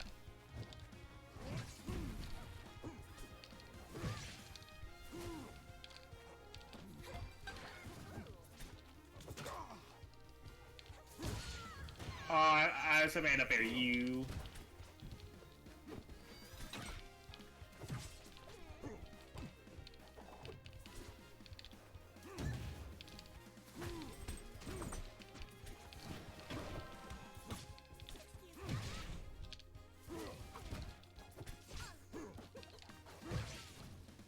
I'm getting schmixed. Just a little. And I want to.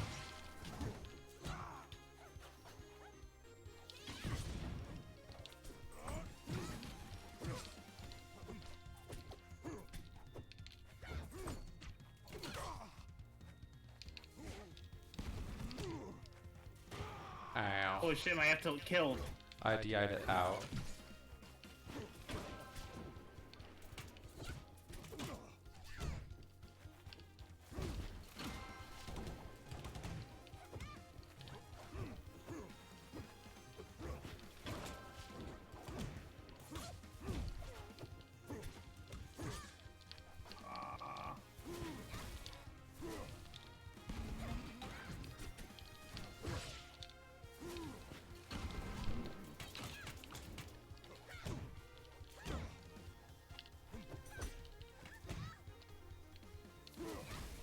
I'm dead.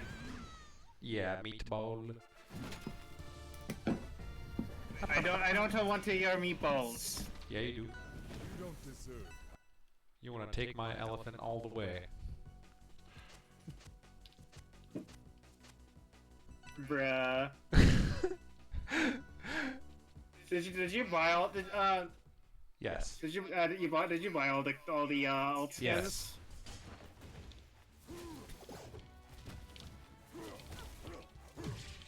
I only bought fleets and Fleet, Clarence, and axolotls. Or Claire and the X-Laws, because those are the ones I had to buy.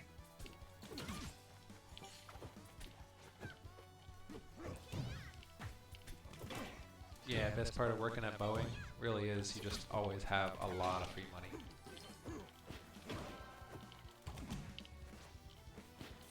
I'm not sure if I'm glad I don't work at Boeing or...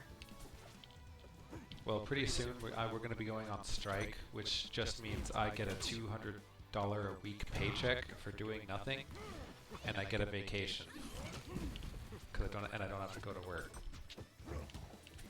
What are you gonna do during it? Treat it like a vacation. Go fishing. What? Treat it like a vacation. Go fishing. Play video games. Draw art.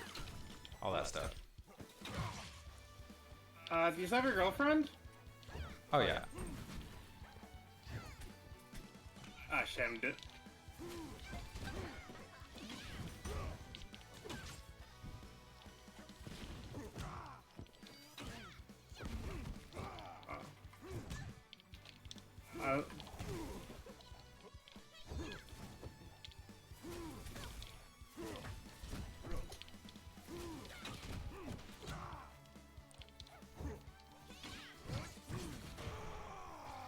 Well, that was sad. Yeah, it was like...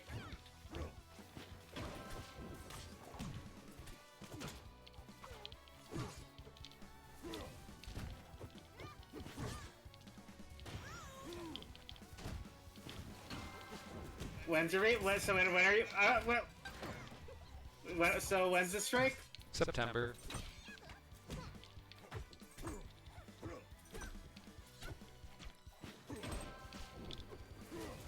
Do you think like how long will it last?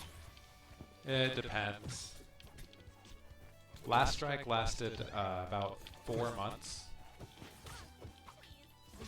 But I mean, there's going to be a strike every 10 years or so. I feel like, I guess it's different parts of Boeing, but I feel like Boeing's like been on strike for the past like 2 years. Nope. Well, there's different unions in Boeing. There's like 7. There's an engineers union called SPIA, the one that I'm part of, called the Machinists, which is actually a pretty dope name, not gonna lie. Machinist is a name. Machinist? Yeah, the Machinists. You're not even a machinist. It's IM 751 Machinists. What? Like IAM 751 Machinists. Because there's different machinist unions. Like mine. I think there's like a wait, what's machinist? What's the numbers again? 751. I think there's a Boeing office near where I live. Nice. Yeah, there's like I think like there's like one like. I mean, yeah, there's a Renton plant, and you live like right by Renton, right? Yeah, I guess I know resources. Yeah, I caught your jump and float. But yeah, there's a Renton plant and everything, way down there. Yeah, I know. Same union. Yeah, I was like, oh yeah, that's.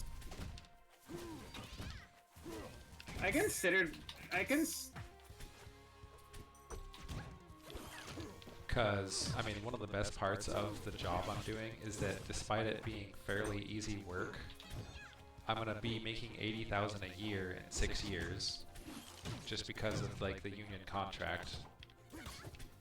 Well, that's what the union contract right now. Supposedly, the wages are going to be increased soon. But in any case, if for all the stuff you've heard on the news, there's always like something worse going on internally, and it's kind of funny.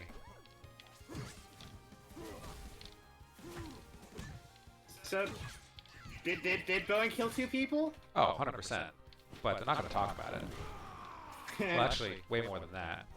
I mean, the only reason that it's getting out now is because like we have the internet for those 2 people to be famous. It's been something that's been going on for years. But now they don't have like the means to keep people quiet like that. Because if someone disappears off of Facebook when they post every day at the same time, yeah. No, they died of 27 gunshots to the back of the head. What a sad suicide.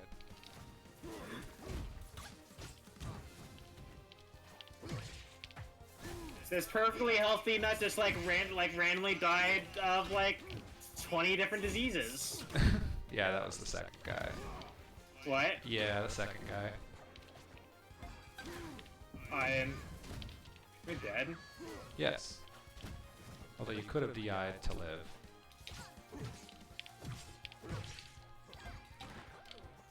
Luxodon's sweet spots also hurt so much. What? Luxodon's sweet spots.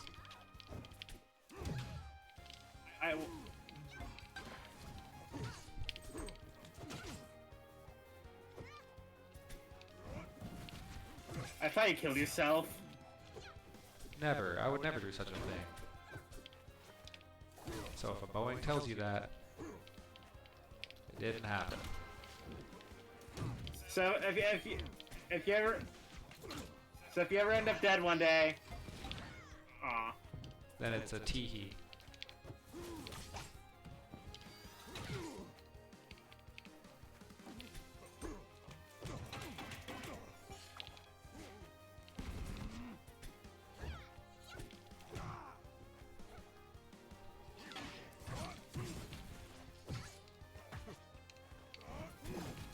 Yeah, that's a big sad.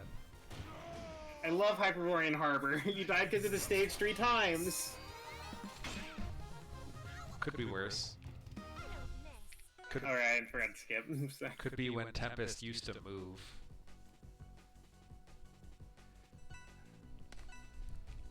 Oh, that fucked with the recoveries a lot, I bet, right? It did. Oh my gosh. It was so awful. Do you know what I low-key want back? What I thought was really cool? So one of the events I went to, there was like a, they did a Rivals bracket for launch Rivals 1. Yeah. I saw Old Fire Capital. Oh my gosh. Low-key. No. No, that stage is sick. I want it. The one unsymmetrical, dumb, giant wall is not okay. Wait, was it a wall? It was literally a single wall with, like... So, half the stage was completely just down below... This, imagine half of, Oh. Like, imagine the wall of this stage with the... like, half of Fire Capital below it. That was... The Aether version of Fire Capital is what Old Fire Capital used to be.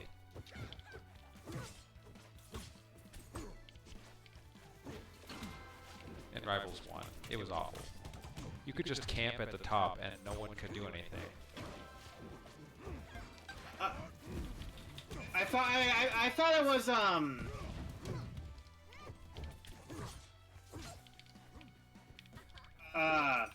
I thought it was just like a bigger treetop. Yeah, except that the higher platform was a wall instead of... Okay, never mind.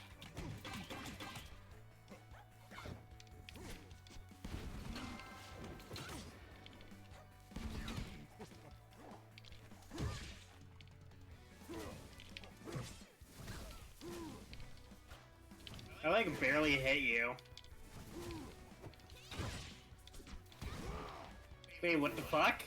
That's his get-up special. I did not expect to hit above the platform. I did.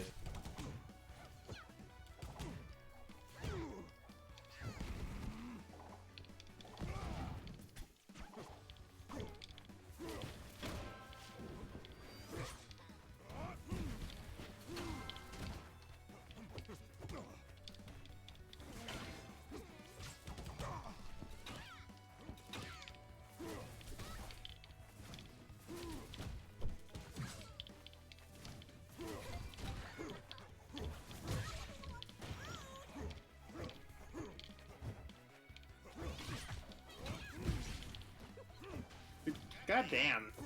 I know. That's so big. Yes. Yes, it is. My elephant is huge.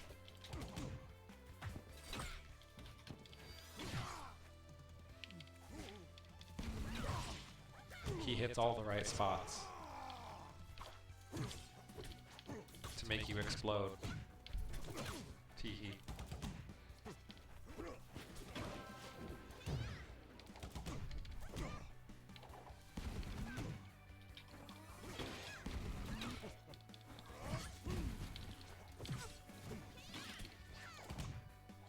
Wow.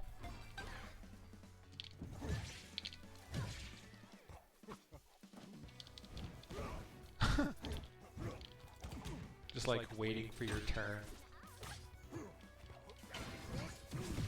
Yeah, I just should like.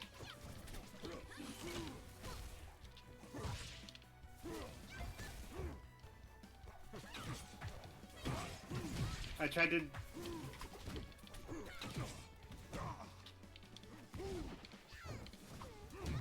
Yeah, I'm dead. No, I'm not. You're not. I didn't hit you with the sweet spot.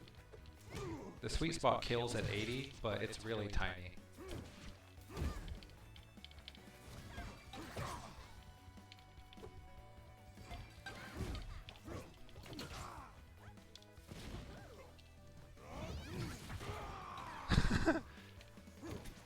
You were not killing me. Not like that. Not really, no. You don't really kill with the spike. It's almost impossible to. That killed G's. Yeah. I didn't think I needed DI that like perfectly, but like I. Oh, don't worry. You were dead regardless. It just didn't purple.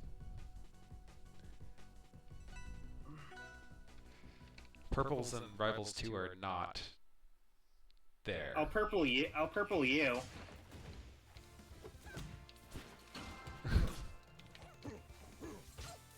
Try and side B. It was still on cooldown.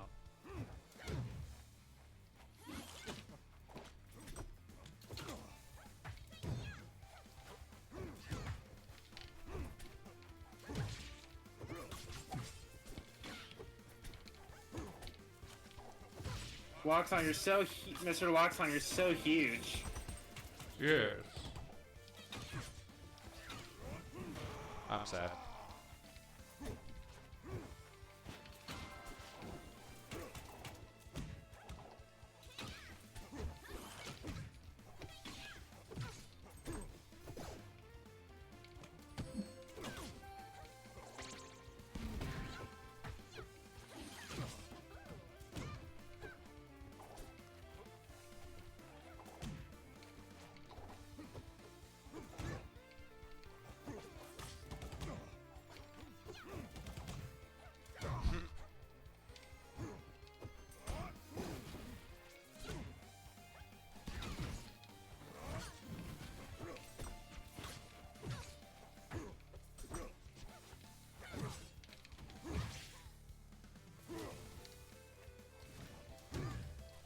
Oh, I didn't tech. Oh.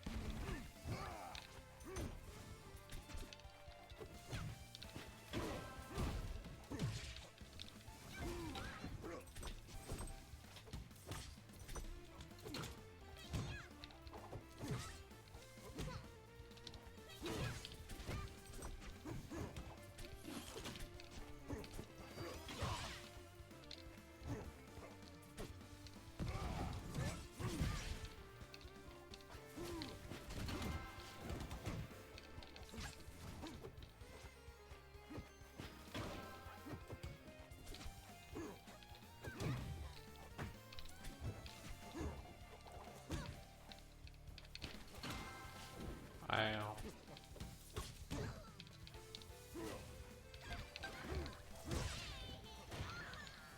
We're kind of making this comeback. Yeah. I'll...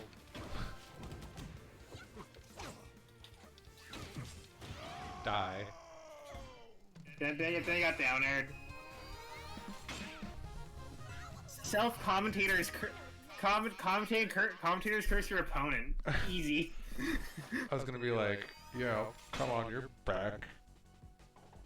Hey yo. Hey yo.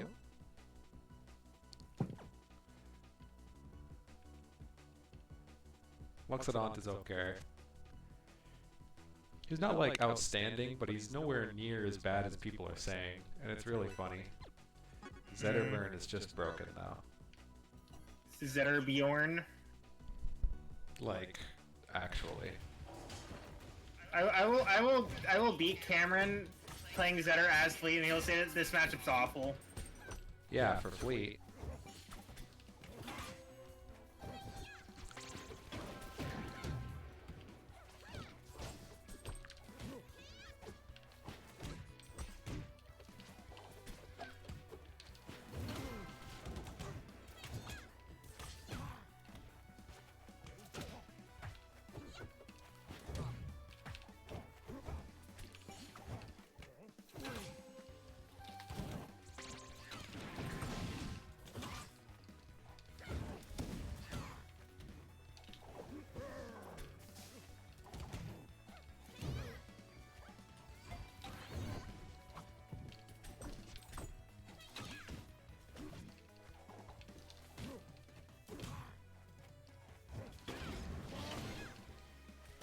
Understandable.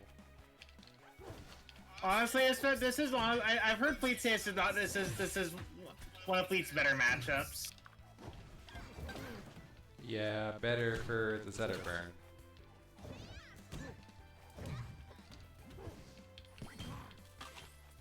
I mean, maybe once he's balanced, it'll be one of her better matchups. But...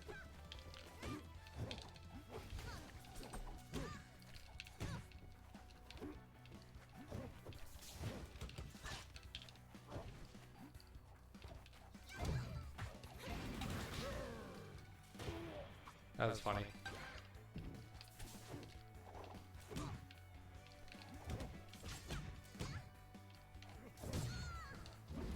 Yeah.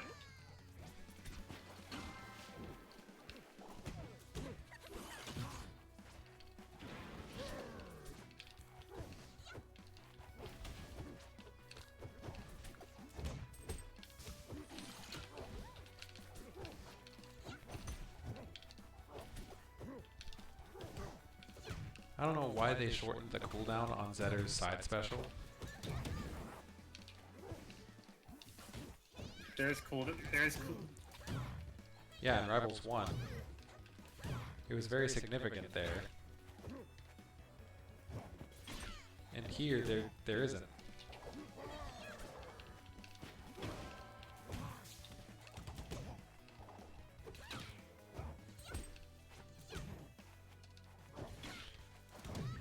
Oh.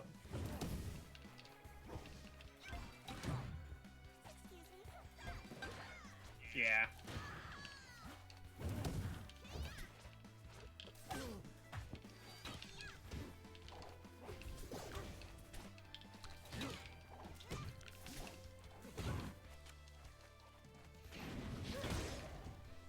Understandable. Yeah. Fleet honestly does edgeguard Zetter very well. She's aight. I'm more optimistic on this character. Until I now see the vision with her.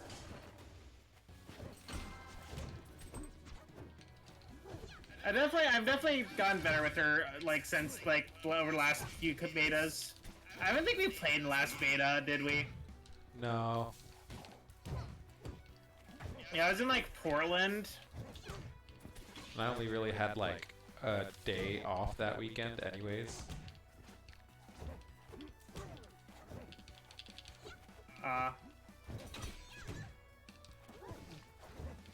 Don't you, like, have weekends off? Usually, yeah. I just mean like I was just busy. Oh, I see. So I only got like 2 hours of, well, not 2, more like 1 day of playing.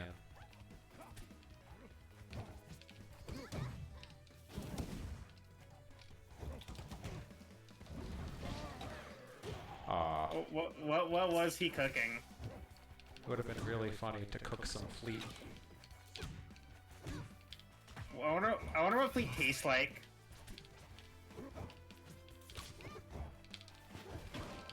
I'd love to eat fleet. I bet you would, you sick bastard.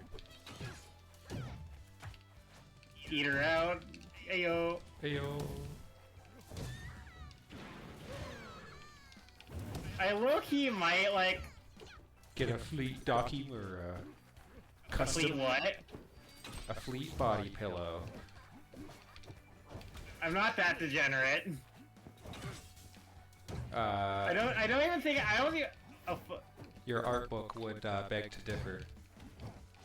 I didn't... I didn't know! I'm kidding, I'm kidding. Your art book, however, is not kidding.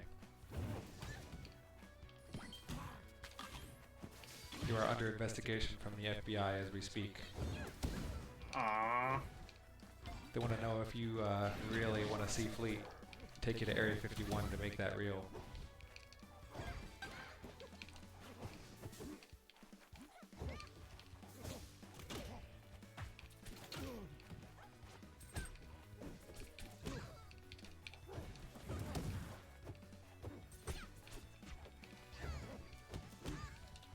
Mister, please die. Please kill yourself. Now.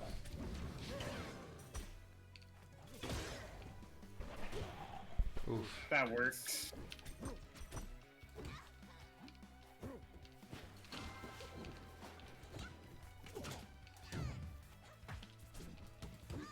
Aw. I tried to tomahawk.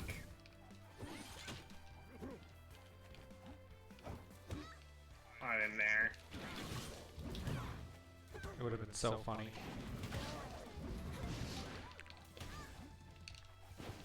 Cossetter can't kill.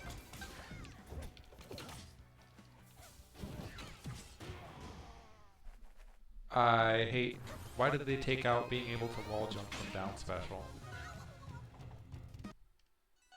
Okay, I almost forgot to skip. They took out the ability to wall jump out of down special. Wait, did they? Yes, because I just died from it. Wait, hold on. There you go. No, that's the normal. Huh.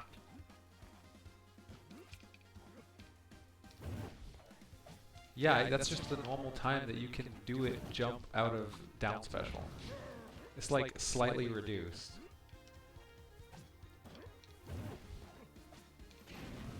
They don't do it that quick. Oh. Oh, you just reset, okay. That was ridiculous. Why would they do that? Who thought that was a good idea? I'm tempted to ping Cameron again.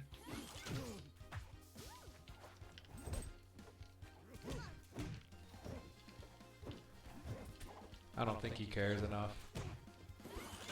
It's fine.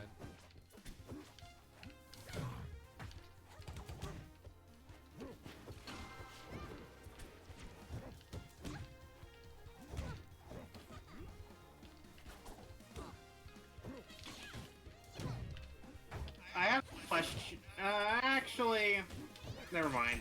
I have answers. I was gonna say a party might want to join your D&D game, but I think I might be running D&D on Sundays again. You said you wanted to join my D&D game for a while.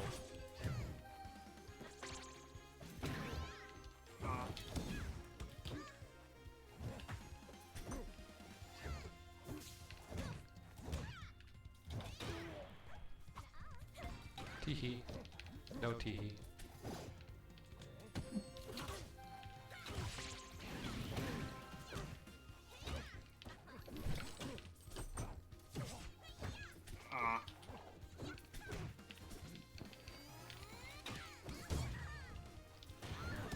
I didn't fully charge it.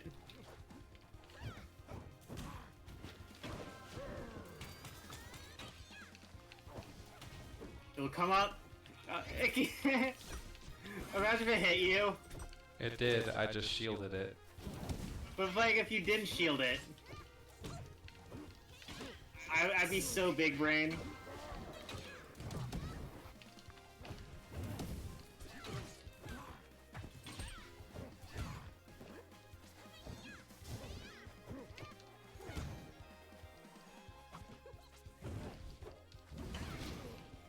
Okay, that was funny. Completely messed up visual.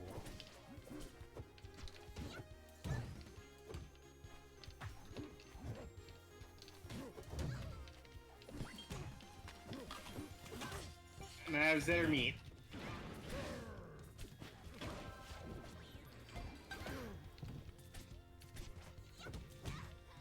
You're in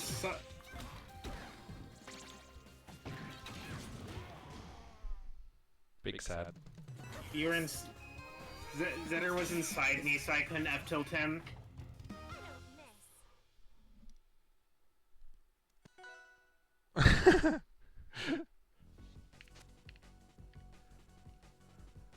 Also, fleet feet visible.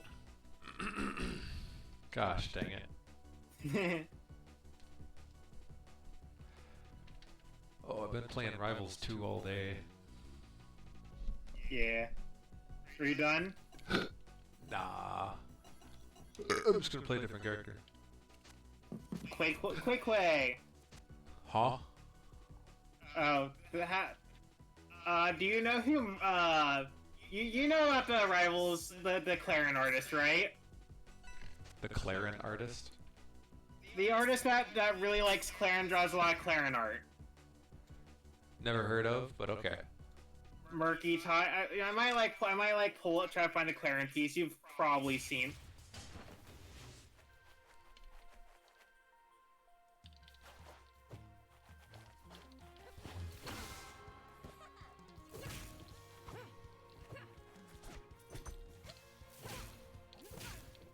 What do you think of Clarin fleet?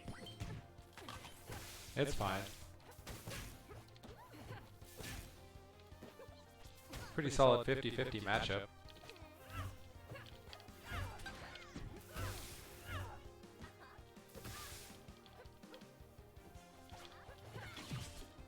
This is honestly a matchup that I'm not too comfortable in.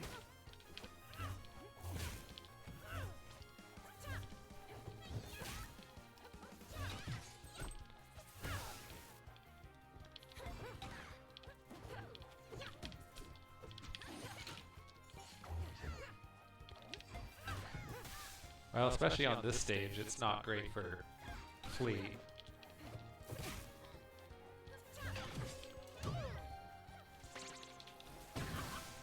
Oh.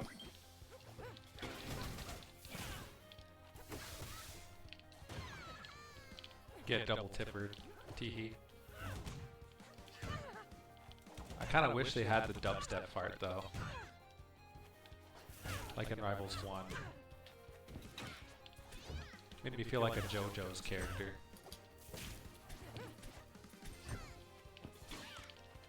I'm gonna have to just mod it back in at some point.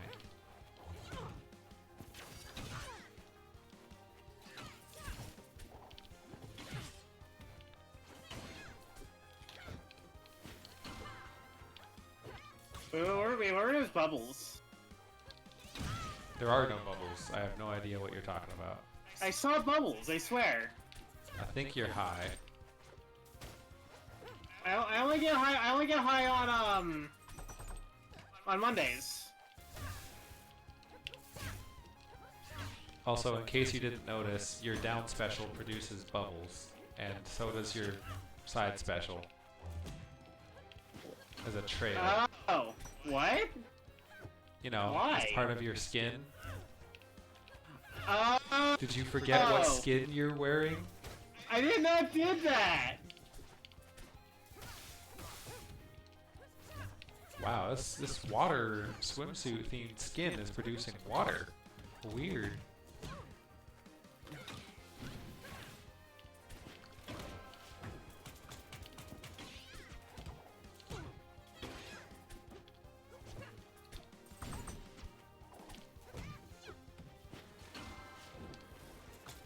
Whoops. It's pretty obvious which one you're gonna do. I'm just saying.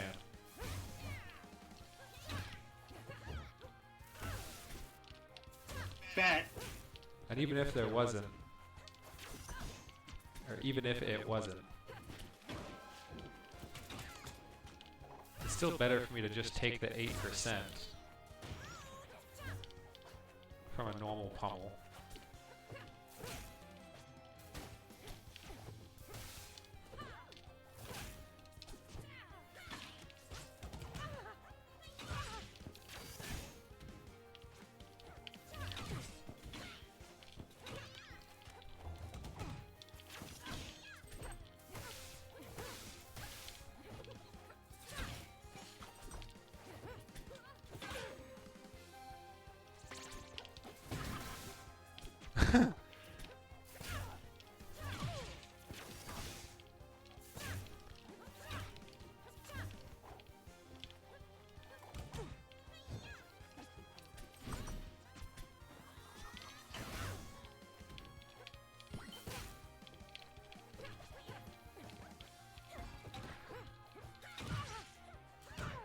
Please die.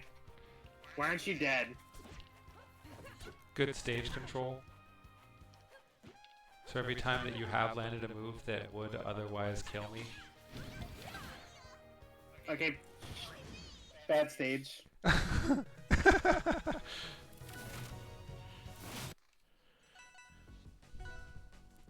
mean, it's okay.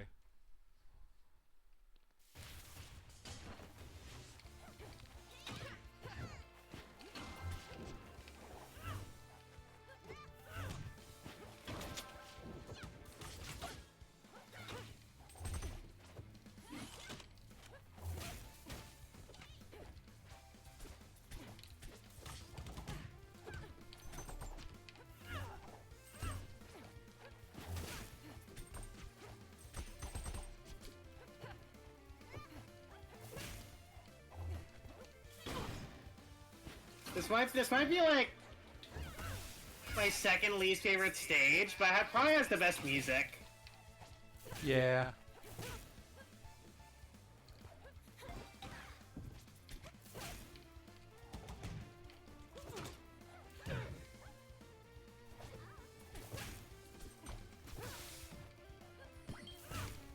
Yeah.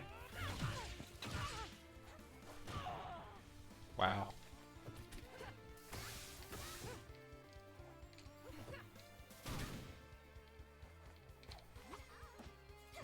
I didn't. That was unfortunate. Yeah.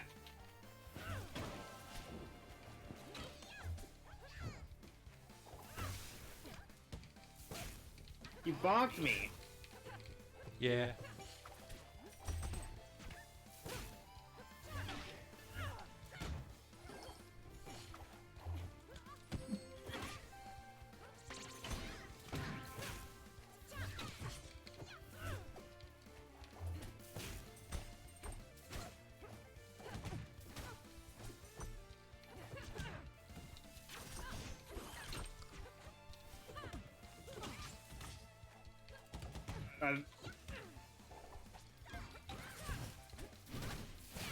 I didn't parry.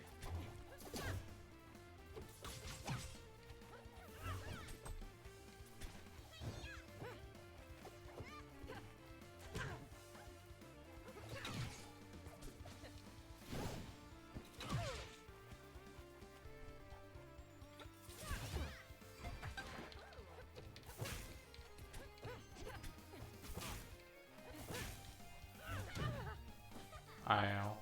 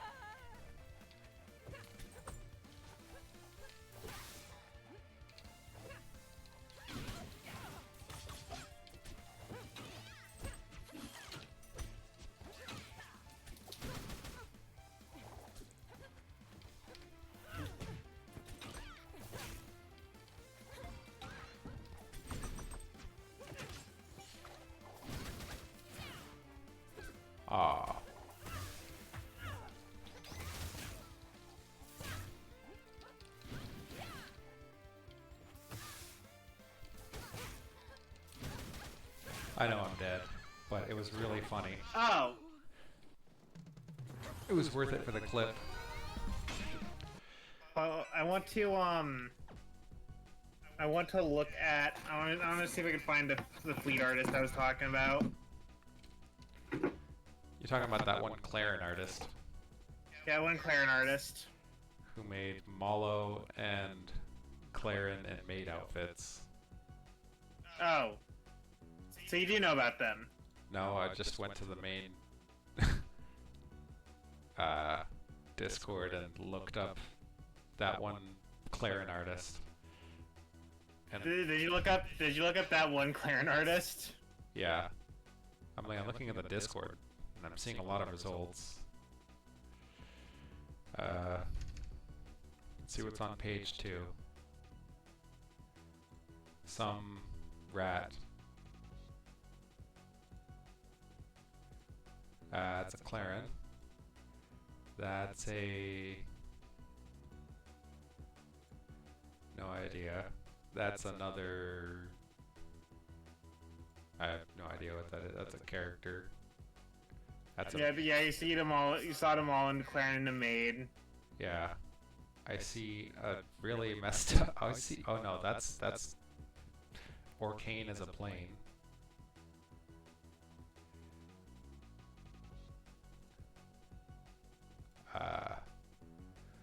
I saw the Clarin artist begging for something.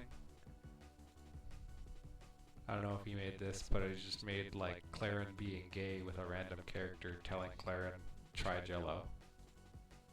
Hmm.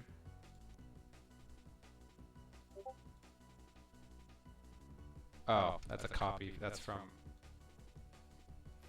one of the Tales of Aether books. But the second part was just the Clarin artist writing Clarin being lesbiano. A height chart for all of the female characters in Rivals. Weirdly specific. She is very normal about these characters. Sure. Totally normal. Yep. Is not drawing what I think she's drawing. Hmm? Yep, she's not drawing what I think she's drawing. What? She's not drawing. What do you think she's drawing? Same type of stuff that I do. Porn? Mayhaps. No, she does porn. Oh, okay. I thought so. Like the height chart was like, made own OC of Clarin that's like one of the Sonic OC type things. Like basically just take the character's original design and just kind of draw over it. Yeah. I have only played Fleet. I have no levels in any other character. A second height chart, not one but two. Oh, the height chart. There's 2 height charts. You're high.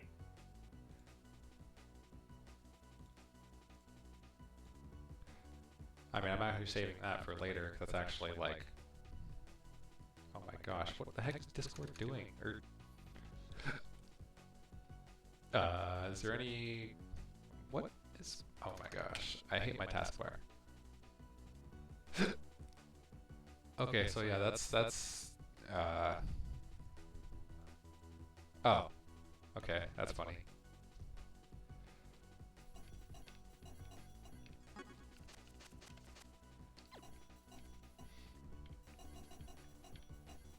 Okay. We played for 2 hours, damn. You're not ready. What am I not ready for? Oh shit, the raster. You're not ready. It's that fucking bird that I hate. Why do you hate this bird? He's done things to me.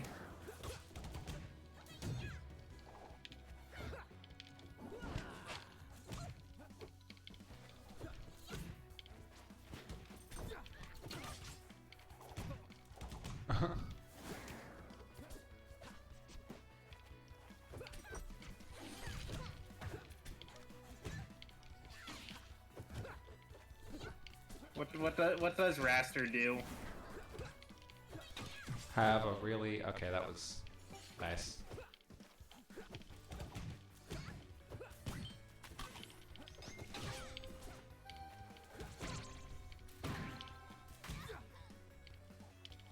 That would have killed in Rivals 1. Oh, right, yeah.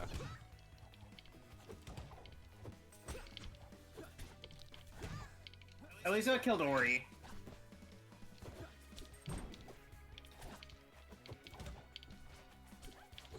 Well, no, I would have killed on this stage as well. On Ethereum. This stage isn't in Rivals 1. Ethereum gates.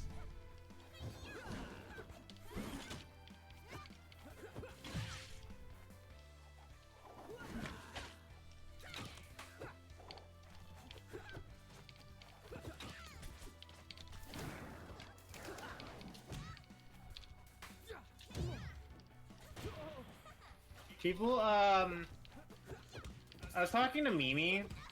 Mimi does not think Raster's very good in this game.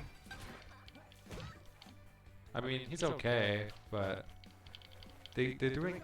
He has the same problem Fleet does, where like he's good. It's that they haven't nerfed the other characters as the same way they have Raster. So, like he's. I mean, they've gave Fleet a conversation of buffs and nerfs.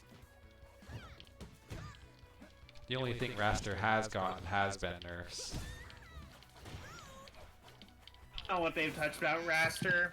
I don't fucking know. Literally, it's just been nerfs. What? It's just been nerfs and one technical buff. Well, he's paying for his sins in Rivals 1. I mean, he's still a really, really good character.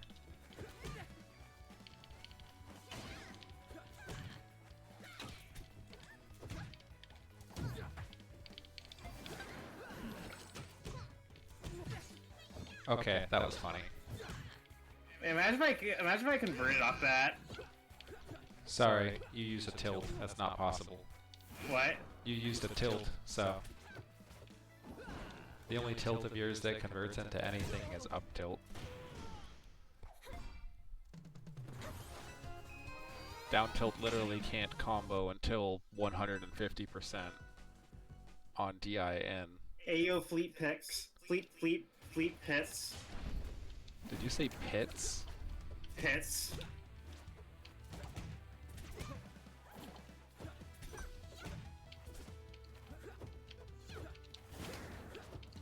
Did I make Cameron cringe by being jokingly horny for Fleet? That's actually pretty funny.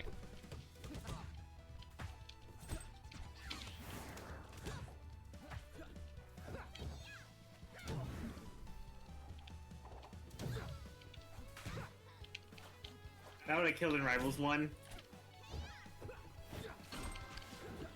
Not actually, but...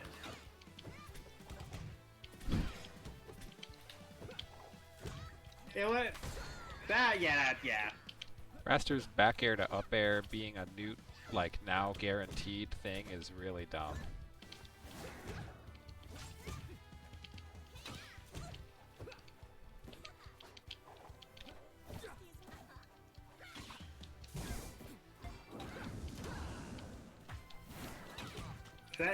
Is that get up attack? Is that get special? Yeah.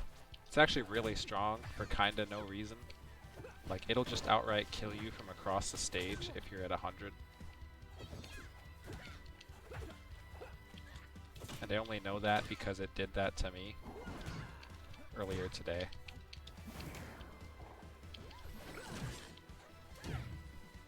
Are you dead? No.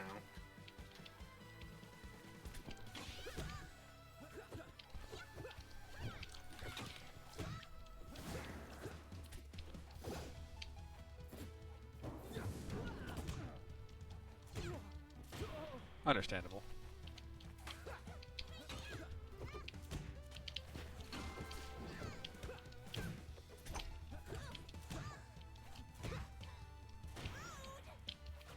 Yeah, Raster has actual kill options now. I don't think he's worse. What do you mean he actually has kill options now? Okay, in previous beta, he lost all of his kill options, and they just weren't very good.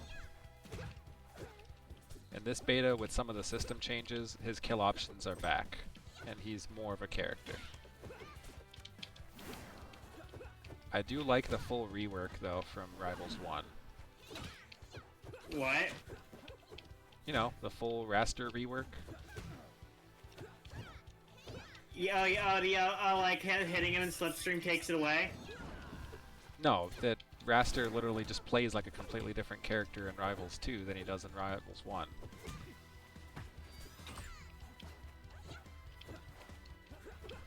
Like, he just plays completely differently, and I really like that. I like that he's not just neutral machine number 27, and then you die. You don't think he's like.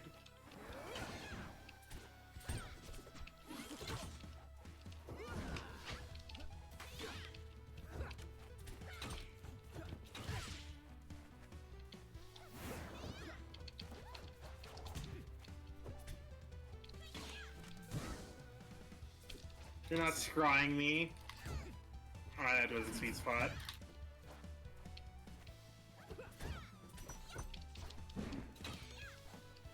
I will scraw. You will not scraw me.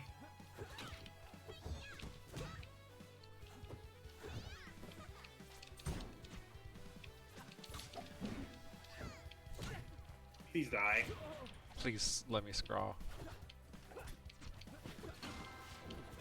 Becky, let me scraw. Becky, no! Becky! Becky's a hoe.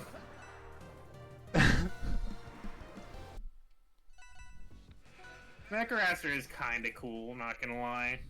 Yeah, Iron Man raster. Look at me. I'm Iron Man. Iron Bird. I'm Iron Man. That should, someone should mod that to be like Raster's win screen when they play Mecha Raster.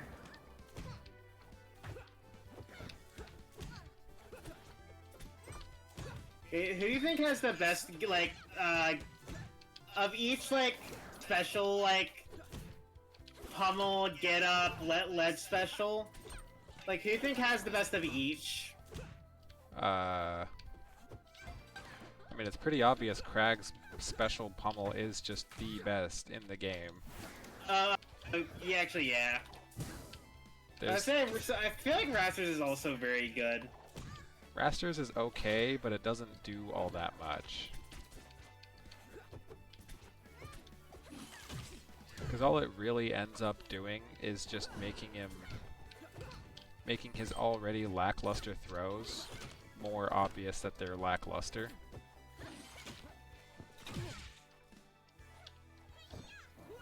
Because if you DI any of his throws properly, he can't do anything about it.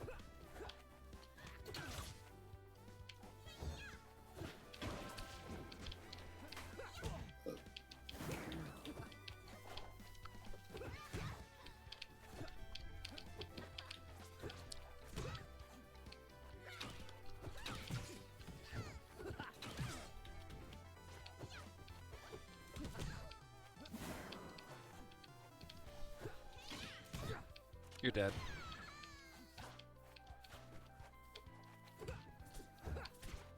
You're dead. Never mind.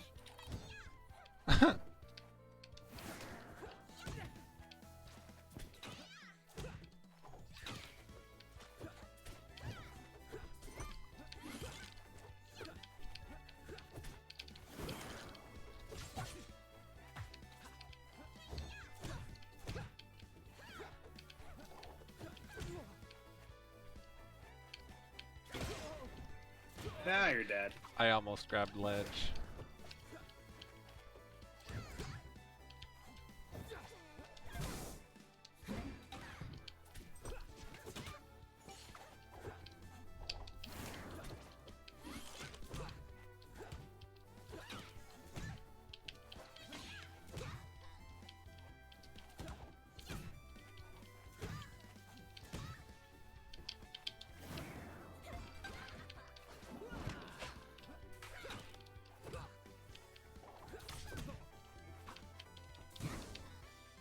I will not be screwed.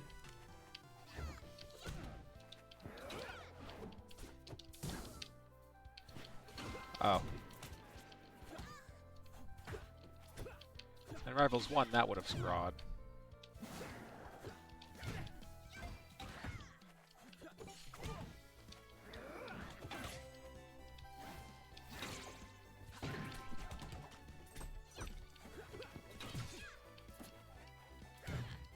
You're dead or not. If Rivals 1, that would have killed. Especially with how Fleet was in Rivals 1. Yeah, but...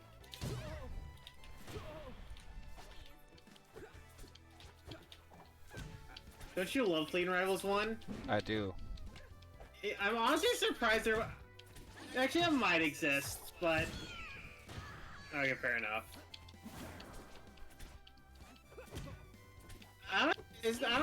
I'm kind of surprised there wasn't a, If you say there's no workshop character for it. workshop like Fleet.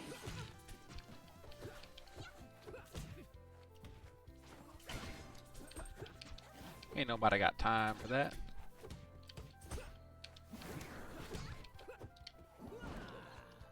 People only want to workshop pissing Mario.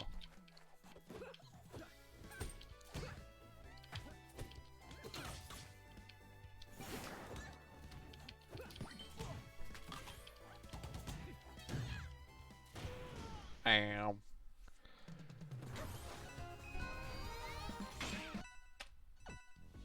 Okay.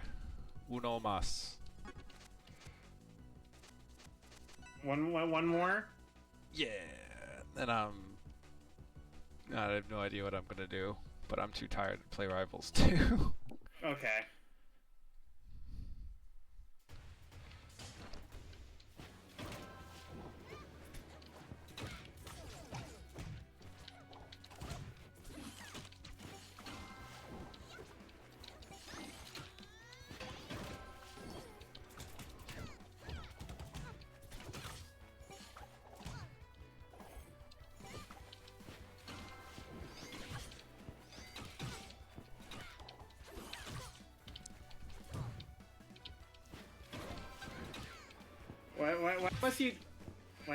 Why must you do this to me? What? Play the character as she's meant to be played? What? Play Fleet? Why am I stupid? Are you saying I don't play Fleet how she's supposed to be played? Uh-huh.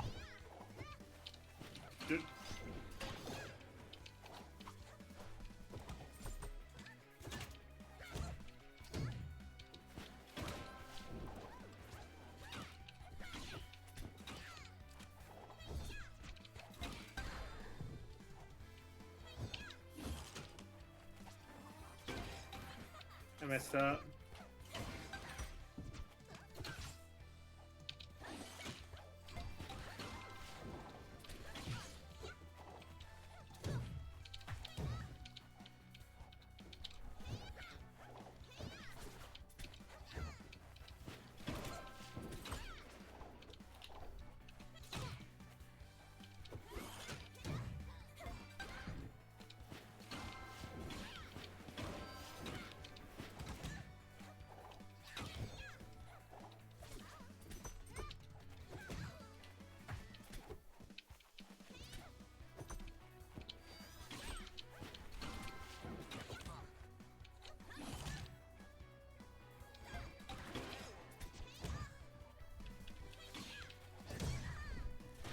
Disgusting. There we go. Miserable flea.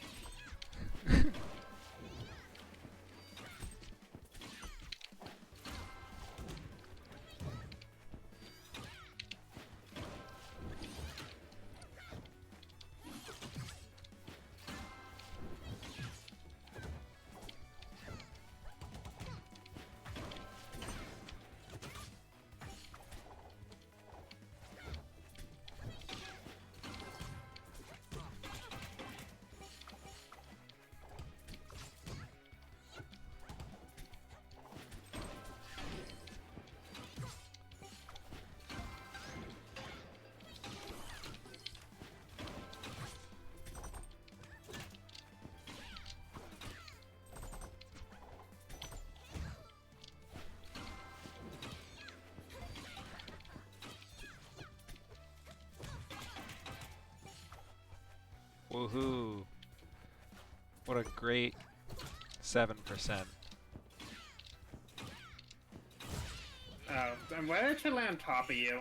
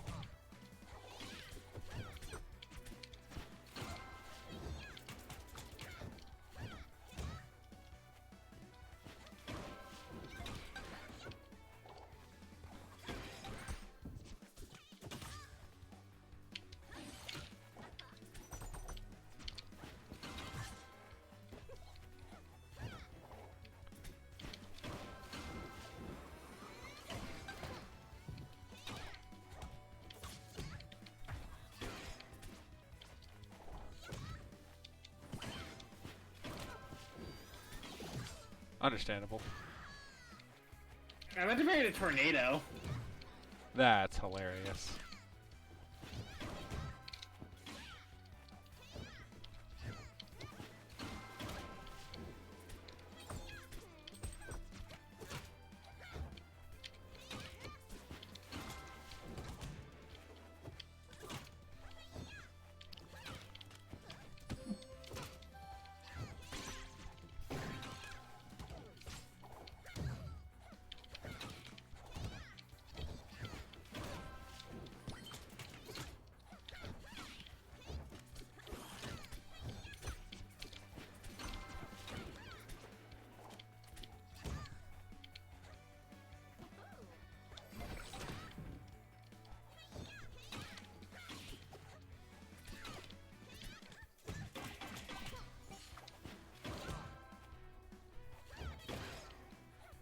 Ow.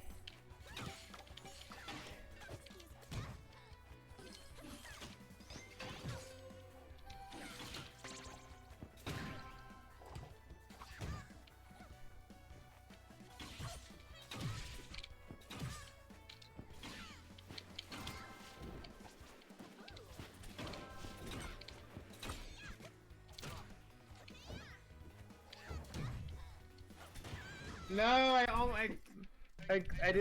I was greedy. Fleet's throws are so bad. What? Fleet's throws are so bad. Oops. I thought you were doing one more. Whatever. Alt F4. Okay. Solution completed.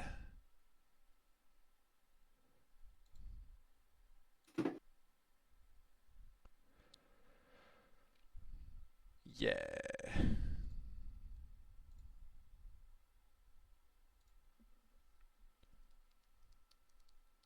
Alright.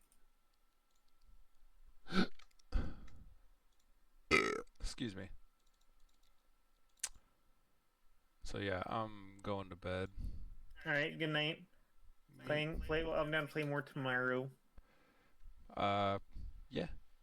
If you're available, I don't know. Yeah. See ya. Yep.